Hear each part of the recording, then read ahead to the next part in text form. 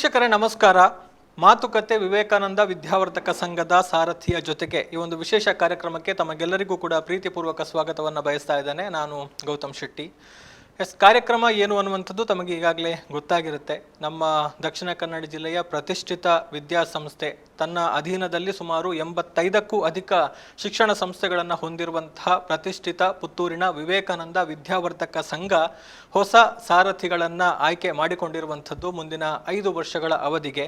ಈ ಒಂದು ವಿವೇಕಾನಂದ ವಿದ್ಯಾವರ್ಧಕ ಸಂಘದ ಸಾರಥಿಯಾಗಿ BJPಯ ಅನುಭವಿ ಧುರೀಣ ಸರಳ ನಾಯಕ ಅಂತಾನೆ ಪ್ರಸಿದ್ಧಿಯನ್ನು ಪಡೆದಿರುವಂತಹ, ಜೊತೆಗೆ ಹಲವಾರು ಹುದ್ದೆಗಳನ್ನು ನಿಭಾಯಿಸಿ ಜಿಲ್ಲಾ ಪಂಚಾಯತ್ನ ಸದಸ್ಯರಾಗಿ, ಜೊತೆಗೆ APMCಯ ಮಾಜಿ ಅಧ್ಯಕ್ಷರಾಗಿ, ಮುಖ್ಯವಾಗಿ ಹಲವಾರು ಜವಾಬ್ದಾರಿಗಳನ್ನು ಸಂಘಟನೆಯಲ್ಲಿ ನಿರ್ವಹಣೆ ಮಾಡಿರುವಂತಹ ವ್ಯಕ್ತಿ ಕಡಬದ ಕೃಷ್ಣ ಶೆಟ್ಟಿಯವರು, ಕೃಷ್ಣಕುಮಾರ್ ಶೆಟ್ಟಿಯವರು. ಕೃಷ್ಣ ಶೆಟ್ಟಿ ಅಂತಾನೆ ಅವರು ಪ್ರಸಿದ್ಧರಾಗಿರುವಂಥದ್ದು. ಸೊ ಅವರಿಗೆ ಈ ಒಂದು ವಿವೇಕಾನಂದ ವಿದ್ಯಾವರ್ಧಕ ಸಂಘದ ಸಾರಥ್ಯ ಲಭಿಸಿರುವಂಥದ್ದು. ಸೊ ಈ ಒಂದು ಸಂದರ್ಭದಲ್ಲಿ ಅವರ ಬಗ್ಗೆ ಒಂದಷ್ಟು ತಿಳಿದುಕೊಳ್ಳುವ ಜೊತೆಗೆ ಅವರಿಗೆ ಲಭಿಸಿರುವಂಥ ಈ ಒಂದು ಹೊಸ ಜವಾಬ್ದಾರಿ ಹೇಗನಿಸ್ತಾ ಇದೆ, ಅಥವಾ ಇಂತಹ ಒಂದು ಮಹತ್ತರ ಜವಾಬ್ದಾರಿಯನ್ನು ಹೊಂದಿಕೊಂಡಂತಹ ಸಂದರ್ಭದಲ್ಲಿ ಅವರ ಕನಸುಗಳು ಏನಿದೆ, ಯುವ ನಾಯಕನ ಚಿಂತನೆಗಳು ಏನಿದೆ ಅನ್ನುವಂಥದ್ದನ್ನು ತಿಳಿದುಕೊಳ್ಳುವಂತಹ ಪ್ರಯತ್ನ ಈ ಒಂದು ಕಾರ್ಯಕ್ರಮದ ಮೂಲಕ ಆಗತ್ತೆ ಅನ್ನುವಂಥದ್ದನ್ನು ಹೇಳ್ತಾ, ಮೊದಲನೆಯದಾಗಿ ನಾನು ಕೃಷ್ಣಕುಮಾರ್ ಶೆಟ್ಟಿ ಅವರನ್ನ ಪ್ರೀತಿಪೂರ್ವಕವಾಗಿ ಕಾರ್ಯಕ್ರಮಕ್ಕೆ ಸ್ವಾಗತಿಸ್ತಾ ಇದ್ದೇನೆ. ಸರ್, ಸ್ವಾಗತ. ಇನ್ನು ಕೃಷ್ಣಕುಮಾರ್ ಶೆಟ್ಟಿ ಅವರ ಒಂದು ಸಂಕ್ಷಿಪ್ತ ಪರಿಚಯವನ್ನ ನಾನು ಈಗ ನಿಮ್ಮ ಮುಂದೆ ಇಡೋದಕ್ಕೆ ಬಯಸುವಂಥದ್ದು. ಅದಕ್ಕೂ ಮುನ್ನ ಮುಖ್ಯವಾಗಿ ವಿವೇಕಾನಂದ ವಿದ್ಯಾವರ್ಧಕ ಸಂಘದ ಬಗ್ಗೆ ಹೇಳೋದಿದ್ರೆ, ಇದು 1915ರಲ್ಲಿ ಪುತ್ತೂರು ಎಜುಕೇಷನ್ ಸೊಸೈಟಿ ಎನ್ನುವ ಹೆಸರಿನಲ್ಲಿ ಆರಂಭಗೊಂಡು 2009ರಲ್ಲಿ ವಿವೇಕಾನಂದ ವಿದ್ಯಾವರ್ಧಕ ಸಂಘ ಎನ್ನುವಂತಹ ಒಂದು ಮರುನಾಮಕರಣವನ್ನು ಹೊಂದಿಕೊಂಡದ್ದು. ಪ್ರಸ್ತುತ ಈಗಾಗಲೇ ನಾನು ಹೇಳಿದ ಹಾಗೆ 85ಕ್ಕೂ ಅಧಿಕ ವಿದ್ಯಾಸಂಸ್ಥೆಗಳು ವಿದ್ಯಾವರ್ಧಕ ಸಂಘದ ಅಧೀನದಲ್ಲಿ ಕಾರ್ಯನಿರ್ವಹಣೆಯನ್ನು ಮಾಡ್ತಾ ಇದೆ. ಶಿಶು ಮಂದಿರ, ಪ್ರಾಥಮಿಕ, ಪ್ರೌಢ, ಪದವಿ ಪೂರ್ವ, ಪದವಿ, ಸ್ನಾತಕೋತ್ತರ, ತಾಂತ್ರಿಕ, ವೃತ್ತಿಪರ ಹಾಗೂ ವಸತಿ ಶಿಕ್ಷಣ ಸಂಸ್ಥೆಗಳವರೆಗೆ ವ್ಯಾಪಕವಾದ ಒಂದು ಶೈಕ್ಷಣಿಕ ಜಾಲವನ್ನು ಹೊಂದಿರುವಂತಹ ಬೃಹತ್ ಸಂಸ್ಥೆ ಇದು. ಕೇರಳ ರಾಜ್ಯದ ಪೆರ್ಲದಲ್ಲಿ ನಳಂದ ವಿದ್ಯಾಲಯ ಸೇರಿದಂತೆ ದಕ್ಷಿಣ ಕನ್ನಡ ಜಿಲ್ಲೆಯಲ್ಲಿ 28ಕ್ಕೂ ಹೆಚ್ಚು ಕ್ಯಾಂಪಸ್ಗಳನ್ನು ಹೊಂದಿಕೊಂಡಿದ್ದು ಸರಿಸುಮಾರು 21,000ಕ್ಕೂ ಅಧಿಕ ವಿದ್ಯಾರ್ಥಿಗಳು ವ್ಯಾಸಂಗವನ್ನು ಮಾಡ್ತಾ ಇದ್ದಾರೆ. ಈ ಒಂದು ವಿವೇಕಾನಂದ ವಿದ್ಯಾವರ್ಧಕ ಸಂಘದ ನೆರಳಿನಲ್ಲಿ ಸುಮಾರು 1400ಕ್ಕೂ ಹೆಚ್ಚು ಬೋಧಕ ಹಾಗೂ ಬೋಧಕೇತರ ಸಿಬ್ಬಂದಿ ಸೇವೆಯನ್ನು ಸಲ್ಲಿಕೆ ಮಾಡ್ತಾ ಇದ್ದಾರೆ ಅನ್ನುವಂಥದ್ದು. ಇನ್ನು ಕೃಷ್ಣಕುಮಾರ್ ಶೆಟ್ಟಿ ಅವರ ಒಂದು ಪರಿಚಯವನ್ನು ಮಾಡೋದಿದ್ರೆ, ಕೃಷ್ಣಕುಮಾರ್ ಶೆಟ್ಟಿಯವರು ಕಡಬ ತಾಲೂಕಿನ ಕುಟ್ರುಪಾಡಿ ಗ್ರಾಮದ ನಂದುಗುರಿಯವರು. 1996ರಲ್ಲಿ ಡಿಗ್ರಿ ಅಂದರೆ ಪದವಿಯನ್ನು ಮುಗಿಸಿ ಉದ್ಯಮಿಯಾಗಿದ್ದರು. 2003ರಲ್ಲಿ ಹಿಂದೂ ಜಾಗರಣ ವೇದಿಕೆ ಮೂಲಕ ಸಂಘಟನೆಯ ಕಾರ್ಯದಲ್ಲಿ ತಮ್ಮನ್ನು ತಾವು ತೊಡಗಿಸಿಕೊಂಡ್ರು. ಆ ಬಳಿಕ ಸ್ಥಳೀಯ ದೇವಸ್ಥಾನಗಳ ಜೀರ್ಣೋದ್ಧಾರ ಸಮಿತಿ ಅಧ್ಯಕ್ಷರಾಗಿ ಧಾರ್ಮಿಕ ಕ್ಷೇತ್ರದಲ್ಲಿ ಕೂಡ ಕೆಲಸವನ್ನು ಮಾಡಿದಂಥವರು.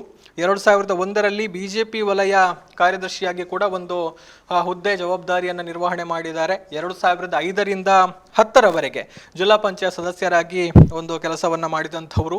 BJPಯ ಮಂಡಲ ಪ್ರಧಾನ ಕಾರ್ಯದರ್ಶಿ, BJP ಜಿಲ್ಲಾ ಪ್ರಶಿಕ್ಷಣ ಪ್ರಕೋಷ್ಠದ ಸಂಚಾಲಕರಾಗಿ ಕೂಡ ಕಾರ್ಯನಿರ್ವಹಣೆ ಮಾಡಿದಂಥವರು. ಒಂದು ಅವಧಿಗೆ ಪುತ್ತೂರು APMCಯ ಸದಸ್ಯರಾಗಿಯೂ ಕೂಡ ಆಯ್ಕೆಯಾಗಿದ್ದರು. 2004ರಲ್ಲಿ ಕಡಬದಲ್ಲಿ ವಿವೇಕಾನಂದ ವಿದ್ಯಾವರ್ಧಕ ಸಂಘದ ಅಧೀನದಲ್ಲಿ ವೆಂಕಟರಮಣರಾವ್ ಮಂಕುಡೆ ಅವರ ನೇತೃತ್ವದಲ್ಲಿ ಒಂದು ಶಿಶು ಮಂದಿರವನ್ನು ಆರಂಭ ಮಾಡೋದ್ರಲ್ಲಿ ಕೂಡ ಕೃಷ್ಣಕುಮಾರ್ ಶೆಟ್ಟಿ ಅವರ ಪಾತ್ರ ಬಹಳ ಪ್ರಮುಖದ್ದು. 10 ವರ್ಷ ಕಡಬ ಸರಸ್ವತಿ ವಿದ್ಯಾಲಯದ ಅಧ್ಯಕ್ಷರಾಗಿ ಕೂಡ ಕೆಲಸವನ್ನು ಮಾಡಿದಂತಹ ಕೃಷ್ಣ ಶೆಟ್ಟಿಯವರು ವಿವೇಕಾನಂದ ವಿದ್ಯಾವರ್ಧಕ ಸಂಘದಲ್ಲಿ ಜೊತೆ ಕಾರ್ಯದರ್ಶಿಯಾಗಿ 5 ವರ್ಷ ಸೇವೆಯನ್ನು ಸಲ್ಲಿಸಿ ಕಳೆದ 10 ವರ್ಷಗಳಿಂದ ಡೈರೆಕ್ಟರ್ ಆಗಿ ಅಂದರೆ ನಿರ್ದೇಶಕರಾಗಿ ಕೂಡ ಸೇವೆ ಸಲ್ಲಿಸ್ತಾ ಇದ್ರು. ಇದೀಗ ಅಧ್ಯಕ್ಷರಾಗಿ ಅವಿರೋಧವಾಗಿ ಆಯ್ಕೆಯಾಗಿರುವಂಥದ್ದು. ಕೃಷಿಕನಾಗಿ, ಉದ್ಯಮಿಯಾಗಿ, ಧಾರ್ಮಿಕ, ರಾಜಕೀಯ, ಶೈಕ್ಷಣಿಕ ಕ್ಷೇತ್ರದಲ್ಲಿ ಅನುಭವವನ್ನು ಹೊಂದಿರುವಂಥ ಇವರು ಇದೀಗ ಪ್ರಮುಖವಾದ ಜವಾಬ್ದಾರಿಯನ್ನು ವಹಿಸಿಕೊಂಡಿದ್ದಾರೆ. ಎಲ್ಲ ಕಡೆಯಿಂದ ಶುಭಾಶಯಗಳ ಮಹಾಪುರವೇ ಹರಿದು ಬಂದಿದೆ. ಸೊ ಈ ಸಂದರ್ಭದಲ್ಲಿ ನಾವು ಗಮನಿಸಿರಬಹುದು, ನಿರಂತರವಾಗಿ ಪತ್ರಿಕೆಗಳಲ್ಲಿ ಇವರಿಗೆ ಶುಭಾಶಯದ ಒಂದು ಮಹಾಪೂರವ ಹರಿದು ಬಂದಿದ್ದಂಥದ್ದನ್ನು ನಾವೆಲ್ಲರೂ ಕೂಡ ಗಮನಿಸಿದ್ದೇವೆ. ಸೊ ಹಾಗಿದ್ದಾಗ ಈ ಒಂದು ಸಂದರ್ಭದಲ್ಲಿ ಅವರ ಮನದಾಳದ ಮಾತುಗಳು ಏನು ಅನ್ನುವಂಥದ್ದನ್ನು ಕೇಳೋಣ ಅನ್ನುವಂಥದ್ದನ್ನು ಹೇಳ್ತಾ ಮತ್ತೊಮ್ಮೆ ಸ್ವಾಗತ ಕೃಷ್ಣ ಶೆಟ್ಟಿ ಸರ್. ಸೊ ಮಹತ್ತರ ಜವಾಬ್ದಾರಿ ಲಭಿಸಿದೆ, ಅಂದುಕೊಂಡಿದ್ರ ಸಿಗುತ್ತೆ ಅನ್ನುವಂಥದ್ದು, ಏನು ಹೇಳ್ತೀರಿ ನಿಮ್ಮ ಫಸ್ಟ್ ರಿಯಾಕ್ಷನ್ ಅಂತ? ಇಲ್ಲ, ನಾನು ವಿವೇಕಾನಂದ ವಿದ್ಯಾವರ್ಧಕ ಸಂಘದ ನಿರ್ದೇಶಕನಾಗಿ ಹಿರಿಯರ ಅಪೇಕ್ಷೆ ಪ್ರಕಾರ ಒಂದು ಕಳೆದ 10 ವರ್ಷದಿಂದ ಕೆಲಸ ಕಾರ್ಯವನ್ನು ಮಾಡ್ತಾ ಇದೆ. ಹೌದು. ಸಹಜವಾಗಿ ದೊಡ್ಡ ಸಂಸ್ಥೆಯಲ್ಲಿ ನಿರ್ದೇಶಕನಾಗಿ ಕೆಲಸ ಕಾರ್ಯ ಮಾಡೋದಕ್ಕೆ ಒಂದು ಅವಕಾಶವನ್ನು ಹಿರಿಯರು ಕೊಟ್ಟರು. ಅದರಲ್ಲಿ ವಿಶೇಷವಾಗಿ ಪ್ರಭಾಕರ ಭಟ್ರು, ಡಾಕ್ಟರ್ ಕೃಷ್ಣ ಭಟ್ ಕೊಂಕೋಡಿ ಅವರಂಥ ಹಿರಿಯರ ಜೊತೆಗೆ ನಿರ್ದೇಶಕನಾಗಿ, ಕೋಶಾಧಿಕಾರಿ, ಜತೆ ಕಾರ್ಯದರ್ಶಿಯಾಗಿ ಒಂದಷ್ಟು ಕೆಲಸ ಕಾರ್ಯ ಮಾಡೋದಕ್ಕೆ ಅವಕಾಶ ಮಾಡಿಕೊಟ್ಟಿದ್ರು. ಸಹಜವಾಗಿ ಬೇರೆ ಬೇರೆ ಸಾಮಾಜಿಕವಾಗಿ ಭಾರತೀಯ ಜನತಾ ಪಾರ್ಟಿ ಇರ್ಬೋದು, ಧಾರ್ಮಿಕವಾಗಿ ಕೆಲಸ ಕಾರ್ಯ ಮಾಡೋ ಸಂದರ್ಭದಲ್ಲಿ 10 ವರ್ಷ ವಿವೇಕಾನಂದದಲ್ಲಿ ಕೆಲಸ ಕಾರ್ಯ ಮಾಡಿದ್ದು ನನಗೆ ತೃಪ್ತಿ ತಂದಿತ್ತು. ಆ ಕಾರಣಕ್ಕೋಸ್ಕರ ಈ ಸಾರಿ ಸಹಜವಾಗಿ 1-2 ಟರ್ಮು ನಿರ್ದೇಶಕರಾಗಿ ಅಥವಾ ಪದಾಧಿಕಾರಿಗಳಾಗಿ ಆಗುವುದಕ್ಕೆ ಬೈಲಾದಲ್ಲಿ ಅವಕಾಶ ಇರುವಂಥದ್ದು. ನಂತರ ಸಹಜವಾಗಿ ಹೊಸಬ್ರನ್ನ ತರುವಂಥದ್ದು ಇದರಲ್ಲಿ ಇರತಕ್ಕಂಥ ರಾಷ್ಟ್ರೀಯ ಸ್ವಯಂ ಸೇವಕ ಸಂಘದ ವಿದ್ಯಾವರ್ಧಕ ಸಂಘದ ಹಿರಿಯರ ಯೋಚನೆ ಮತ್ತು ಬೈಲಾ ಅದೇ ರೀತಿ ಇರುವಂಥದ್ದು. ಆ ಕಾರಣಕ್ಕೋಸ್ಕರ ಈ ಸಾರಿ ನಾವೆಲ್ಲರೂ ಹೊಸಬ್ರನ್ನು ತರಬೇಕು ಅಂತ ಇರುವಂಥ ಅಪೇಕ್ಷೆಗಳನ್ನ ವ್ಯಕ್ತಪಡಿಸಿದ್ದೆವು. ನಾನು ನಿರೀಕ್ಷೆನೇ ಮಾಡಿರಲಿಲ್ಲ. ನಾನು ನಿರ್ದೇಶಕನಾಗಿ 10 ವರ್ಷ ಸೇವೆ ಮುಗಿಸ್ಕೊಂಡು ಸಂಸ್ಥೆಯಿಂದ ಹೊರಗೆ ಹೋಗೋದಕ್ಕೆ ನಾನು ಯೋಚನೆ ಮಾಡಿರೋನು. ಹೊರಗೆ ಅಲ್ಲ, ಒಟ್ಟು ಇತರ ಸಂಸ್ಥೆಗಳಲ್ಲಿ ವಿವೇಕಾನಂದವನ್ನು ಬೆಳೆಸುವುದಕ್ಕೆ ಗಟ್ಟಿಯಾಗಿ ನಿಲ್ಲುವಂಥದ್ದು.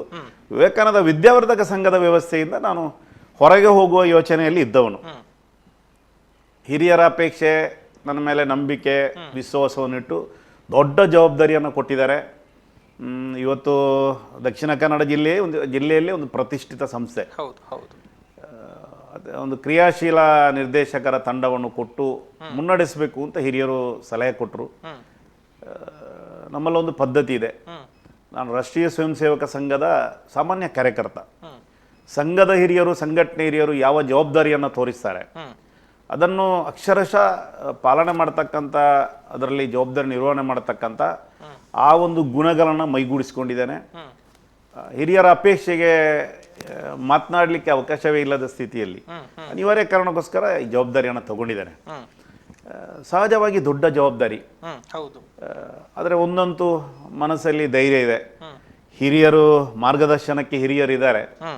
ಜೊತೆಗೆ ಒಂದು ತಂಡ, ನಿರ್ದೇಶಕರ ತಂಡ, ಅನುಭವಿ ನಿರ್ದೇಶಕರೆಲ್ಲ ಕ್ರಿಯಾಶೀಲ ಆಗಿರತಕ್ಕಂಥ ತಂಡವನ್ನು ಕೊಟ್ಟಿದ್ದಾರೆ. ಮುನ್ನಡೆಸುವುದಕ್ಕೆ ಸ್ವಲ್ಪ ಸವಾಲುಗಳಿದೆ, ಮುನ್ನಡೆಸ್ಬೋದು ಅನ್ನುವಂಥ ವಿಶ್ವಾಸ ಇದೆ. ಆದ ಕಾರಣ ಒಟ್ಟು ವಿವೇಕಾನಂದವನ್ನು ಇನ್ನೂ ಎತ್ತರಕ್ಕೆ ಏರಿಸಬೇಕು ಅನ್ನುವಂಥ ನಿರೀಕ್ಷೆ ಇದೆ. ಹಿರಿಯರ ಅಪೇಕ್ಷೆಗೆ ಪೂರಕವಾಗಿ, ನಂಬಿಕೆಗೆ ಚ್ಯುತಿಯಾಗದ ರೀತಿಯಲ್ಲಿ ಈ ಜವಾಬ್ದಾರಿ ನಿರ್ವಹಣೆ ಮಾಡಬೇಕು. ಮಾಡುವಂಥ ವಿಶ್ವಾಸವನ್ನು ಇಟ್ಕೊಂಡು ಕೆಲಸ ಕಾರ್ಯ ಮಾಡ್ತಾ ಇದ್ದಾನೆ. ಓಕೆ, ಅಂದ್ರೆ ಬಹುಶಃ ಹಿರಿಯರ ಅಪೇಕ್ಷೆಯನ್ನು ಒಪ್ಪಿಕೊಂಡು ಈ ಜವಾಬ್ದಾರಿಯನ್ನು, ಹಿರಿಯರ ಅಪೇಕ್ಷೆಯನ್ನು ಒಪ್ಪಿಕೊಂಡು ಜವಾಬ್ದಾರಿ ನಿರ್ವಹಣೆ ಮಾಡೋದಕ್ಕೆ ಒಪ್ಪಿಕೊಂಡಿದ್ದಾರೆ, ಜವಾಬ್ದಾರಿಯನ್ನು ಸ್ವೀಕಾರ ಮಾಡಿದ್ದಾರೆ ಅನ್ನುವಂಥದ್ದು. ಎಸ್, ಅದರ ಜೊತೆಗೆ ಇವರಿಗೆ ಸಾಥನ್ನ ಕೊಡೋದಿಕ್ಕೆ ಕಾರ್ಯದರ್ಶಿಯಾಗಿ ನ್ಯಾಯವಾದಿಗಳಾಗಿರುವಂತಹ, ಜೊತೆಗೆ ವಿವೇಕಾನಂದ ಕಾನೂನು ಮಹಾವಿದ್ಯಾಲಯದ ಸಂಚಾಲಕರು ಆಗಿದ್ದಂತಹ ವಿಜಯನಾರಾಯಣ KM ಕುಂಬಾಡಿ ಅವರು ಆಯ್ಕೆಯಾಗಿರುವಂಥದ್ದು. ಅದೇ ರೀತಿ ಉಪಾಧ್ಯಕ್ಷರಾಗಿ ಪರ್ಲಡ್ಕ STP ರೆಮಿಡೀಸ್ ಮತ್ತು ರಿಸರ್ಚ್ ಸೆಂಟರ್ನ ನಿರ್ದೇಶಕರು, ನರೇಂದ್ರ ಪದವಿ ಪೂರ್ವ ಕಾಲೇಜಿನ ಮಾಜಿ ಅಧ್ಯಕ್ಷರು ರೂಪಲೇಖ ಪರ್ಲಡ್ಕ ಅವರು, ಜೊತೆ ಕಾರ್ಯದರ್ಶಿಯಾಗಿ ದರ್ಬೆ ಲಕ್ಷ್ಮಿ ಇಂಜಿನಿಯರಿಂಗ್ ಇಂಡಸ್ಟ್ರೀಸ್ನ ಮಾಲಕರು, ವಿವೇಕಾನಂದ ಸೆಂಟ್ರಲ್ ಸ್ಕೂಲ್ನ ಸಂಚಾಲಕರಾದಂತಹ ಭರತ್ ಪೈ, ಖಜಾಂಚಿಯಾಗಿ ನರೇಂದ್ರ ಪದವಿ ಪೂರ್ವ ಕಾಲೇಜಿನ ಸಂಚಾಲಕರು ಆಗಿರುವಂತಹ ಸಂತೋಷ್ ಬೋನಂತಾಯ್ ಅವರು ಆಯ್ಕೆಯಾಗಿರುವಂಥದ್ದು. ಅದೇ ರೀತಿ ನಿರ್ದೇಶಕರುಗಳಾಗಿ ಕಲ್ಲಡ್ಕ ಶ್ರೀರಾಮ ವಿದ್ಯಾಕೇಂದ್ರದ ನಿವೃತ್ತ ಪ್ರಾಂಶುಪಾಲರು, ಸಂಚಾಲಕರಾಗಿರುವಂತಹ ವಸಂತ ಮಾಧವ ಮುಲಾರು ಅವರು, ವಿವೇಕಾನಂದ ಪದವಿ ಪೂರ್ವ ಕಾಲೇಜಿನ ಅಧ್ಯಕ್ಷರಾಗಿರುವಂತಹ ದಕ್ಷ ಕನ್ಸ್ಟ್ರಕ್ಷನ್ಸ್ನ ರವೀಂದ್ರ P ಅವರು, ಉಪ್ಪಿನಂಗಡಿ ಇಂದ್ರಪ್ರಸ್ಥ ವಿದ್ಯಾಲಯದ ಅಧ್ಯಕ್ಷರು, ಸಹಸ್ರಲಿಂಗೇಶ್ವರ ದೇವಸ್ಥಾನದ ವ್ಯವಸ್ಥಾಪನಾ ಸಮಿತಿ ಮಾಜಿ ಅಧ್ಯಕ್ಷರಾದಂತಹ ಉದ್ಯಮಿ ಕರುಣಾಕರ ಸುವರ್ಣ ಅವರು, ಅದೇ ರೀತಿ ವಿವೇಕಾನಂದ ಪದವಿ ಕಾಲೇಜಿನ ಆಡಳಿತ ಮಂಡಳಿ ಅಧ್ಯಕ್ಷ ಶ್ರೀಪತಿ ಕಲ್ಲೂರಾಯ, ತೆಂಕಿಲ ವಿವೇಕಾನಂದ ಕನ್ನಡ ಮಾಧ್ಯಮ ಶಾಲಾ ಕ್ಯಾಂಪಸ್ ಅಧ್ಯಕ್ಷ ರಮೇಶ್ ಚಂದ್ರ ಕಾವು ಮುಂಡ ಕೊಚ್ಚಿ, ವಿವೇಕಾನಂದ ಕಾನೂನು ಕಾಲೇಜಿನ ಆಡಳಿತ ಮಂಡಳಿ ಸದಸ್ಯರಾದಂತಹ ಮಂಗಳ ಎಂಟರ್ಪ್ರೈಸಸ್ ಮಾಲಕಿ ಮಹಾಲಕ್ಷ್ಮಿ K ಇವರು ಆಯ್ಕೆಯಾಗಿರುವಂಥದ್ದು. ಬಹುಶಃ ಉತ್ತಮವಾದ ಭಾರತೀಯ ಜೊತೆಗೆ ಸಾಥಿಗಳನ್ನು ಕೂಡ ಆಯ್ಕೆ ಮಾಡಿರುವಂಥದ್ದು. ಬಹುಶಃ ಇವರೆಲ್ಲರೂ ಕೂಡ ತಮಗೆ ಒಂದು ಬಲ ತುಂಬುವಂತ ಕೆಲಸವನ್ನ ಮಾಡ್ತಾರೆ ಅನ್ನುವಂಥದ್ದು. ತಮ್ಮ ಈ ಒಂದು ತಂಡದ ಬಗ್ಗೆ ಏನ್ ಹೇಳ್ತೀರಿ? ಈಗ ಒಂದಂತೂ ಹಿರಿಯರು ಈ ಸಾರಿ ಯೋಚನೆ ಮಾಡಿ, ಇತ್ತೀಚಿನ ದಿನಗಳಲ್ಲಿ ಸಂಘಟನೆ ಹಿರಿಯರು ಮಾತನಾಡೋಕೆ ಉಲ್ಲೇಖ ಮಾಡಿದರು. ಒಂದಷ್ಟು ಯುವಕರನ್ನ ತರಬೇಕು. ಇವತ್ತು ಇಡೀ ದೇಶ AI ಟೆಕ್ನಾಲಜಿಗೆ ಕಡೆಗೆ ಓಡ್ತಾ ಇದೆ. ಈ ಸಂದರ್ಭದಲ್ಲಿ ಹೊಸತನವನ್ನ ತರಬೇಕು. ನಮ್ಮ ವಿಚಾರಧಾರೆಗಳನ್ನ ಉಳಿಸಿಕೊಂಡು ಸಂಸ್ಥೆಯ ಸಂಸ್ಥೆಯ ಗುರಿ ಏನಿದೆ ಆ ಗುರಿ ತಲುಪುವುದಕ್ಕೋಸ್ಕರ ಒಂದು ಯುವ ತಂಡ ಬರಬೇಕು ಅಂತ ಹಿರಿಯರ ಅಪೇಕ್ಷೆ ಪಟ್ಟ ಕಾರಣಕ್ಕೋಸ್ಕರ ಇವತ್ತು ಉತ್ತಮವಾಗಿರ್ತಕ್ಕಂಥ ಒಂದು ನಿರ್ದೇಶಕರು ಸಮಾಜದಲ್ಲಿ ಬೇರೆ ಬೇರೆ ಕ್ಷೇತ್ರದಲ್ಲಿ ಕೆಲಸ ಮಾಡಿ ಅನುಭವಿಗಳು ಮತ್ತು ಹೊಸತನಕ್ಕೆ ಹೆಜ್ಜೆ ಹಾಕತಕ್ಕಂಥ ಯೋಚನೆ ಮಾಡತಕ್ಕಂಥ ಪ್ರಮುಖರನ್ನ ಈ ತಂಡದಲ್ಲಿ ನಮಗೆ ಈ ಸಾರಿ ತಂಡ ರಚನೆ ಮಾಡಿದ್ದಾರೆ ಅತ್ಯಂತ ಖುಷಿ ಅನಿಸಿದೆ. ಒಂದು 3-4 ಜನ ಅಂತೂ ಸಕ್ರಿಯವಾಗಿ ವಿವೇಕಾನಂದ ವಿದ್ಯಾವರ್ಧಕ ಸಂಘ ಮತ್ತು ಅದರಲ್ಲಿರತಕ್ಕಂಥ ಎಲ್ಲ ಸಂಸ್ಥೆಗಳನ್ನು ಗುಣಮಟ್ಟ ಮತ್ತು ಆ ಸಂಸ್ಥೆಯನ್ನು ಎತ್ತರಕ್ಕೇರಿಸುವುದಕ್ಕೆ ಪೂರ್ಣ ಪ್ರಮಾಣದಲ್ಲಿ ಸಮಯ ಕೊಡುವುದಕ್ಕೆ ಯೋಚನೆ ಮಾಡತಕ್ಕಂಥ ಒಂದು ತಂಡವನ್ನು ಈ ಸಾರಿ ಕೊಟ್ಟಿದ್ದಾರೆ. ಖುಷಿ ಅನಿಸಿದೆ. ಹಿರಿಯರು ಯೋಚನೆ ಮಾಡಿ ಅಳತೆ ಮಾಡಿ ಭವಿಷ್ಯತ್ತಿನ ಬಗ್ಗೆ ದೂರಗಾಮಿ ಚಿಂತನೆಯನ್ನು ಇಟ್ಕೊಂಡು ಕೊಟ್ಟಿದ್ದಾರೆ ಅಂತ ಅನಿಸ್ತಾ ಇದೆ. ಉತ್ತಮ ಆಗಿರತಕ್ಕಂಥ ತಂಡ, ಉತ್ತಮ ತಂಡ ಅನ್ನುವಂಥದ್ದು ಬಹುಶಃ ಅದು ತಮ್ಮ ವಿಶ್ವಾಸವನ್ನು ಇನ್ನಷ್ಟು ಹೆಚ್ಚು ಮಾಡಿದೆ ಅನ್ನುವಂಥದ್ದು. ಅವರ ಜೊತೆ ತುಂಬಾ ವಿಶ್ವಾಸವನ್ನು ಹೆಚ್ಚು ಮಾಡಿದೆ. ಮತ್ತೆ ಈ ಜವಾಬ್ದಾರಿಯನ್ನು ನಿರ್ವಹಣೆ ಮಾಡತಕ್ಕಂಥ ಆ ಧೈರ್ಯವನ್ನ ಆ ತಂಡ ತುಂಬಿದೆ. ಜೊತೆಗೆ ಆ ತಂಡದಲ್ಲಿರ್ತಕ್ಕಂಥ ಎಲ್ಲರೂ ಸಮನ್ವಯತೆಯಿಂದ ಅತ್ಯಂತ ಪ್ರೀತಿಯಿಂದ ಸಮನ್ವಯತೆಯಿಂದ ಕೆಲಸ ಕಾರ್ಯ ಮಾಡತಕ್ಕಂಥ ತಂಡ, ಅದು ಖುಷಿ ಅನಿಸಿದೆ. ಸೊ ಆ ನಿಟ್ಟಿನಲ್ಲಿ ಜವಾಬ್ದಾರಿ ನಿರ್ವಹಣೆ ಒಂದಷ್ಟು ಸುಲಭ ಆಗಬಹುದು ಅನ್ನುವಂಥ ನಿರೀಕ್ಷೆ. ಖಂಡಿತ ಈ ರೀತಿಯ ಕ್ರಿಯಾಶೀಲ ನಿರ್ದೇಶಕರಿದ್ದಾಗ ಯಾವುದೇ ಜವಾಬ್ದಾರಿ ನಿರ್ವಹಣೆ ಮಾಡೋದಕ್ಕೆ ಯಾವ ಸಮಸ್ಯೆಗಳಿದ್ರು ನಿರ್ವಹಣೆ ಮಾಡಬಹುದು ಅನ್ನೋದು ವಿಶ್ವಾಸ ಇದೆ. ಎಸ್, ಅದರ ಜೊತೆಗೆ ಈಗಾಗಲೇ ಹೇಳಿದ್ರಿ ಜವಾಬ್ದಾರಿ ದೊಡ್ಡದು ಅನ್ನುವಂಥದ್ದು. ಅಂದ್ರೆ 1915ರಲ್ಲಿ ಆರಂಭ ಆದಂತಹ ಸಂಸ್ಥೆ ಶತಮಾನಗಳನ್ನ ಕಂಡಿರುವಂಥದ್ದು. ಸೊ ಈಗ ಬಹಳ ದೊಡ್ಡ ಹೆಮ್ಮರವಾಗಿ 85ಕ್ಕೂ ಅಧಿಕ ವಿದ್ಯಾಸಂಸ್ಥೆಗಳನ್ನ ಹೊಂದಿಕೊಂಡಿರುವಂಥದ್ದು. ಸೊ ಆ ನಿಟ್ಟಿನಲ್ಲಿ ನೋಡಿದಾಗ ತಮ್ಮ ಮುಂದೆ ಎಷ್ಟು ದೊಡ್ಡ ಸವಾಲಿದೆ ಅನ್ನುವಂಥದ್ದು ಅನಿಸ್ತದೆ. ಎಷ್ಟು ದೊಡ್ಡದಿದೆ ಜವಾಬ್ದಾರಿ ಅಂತ?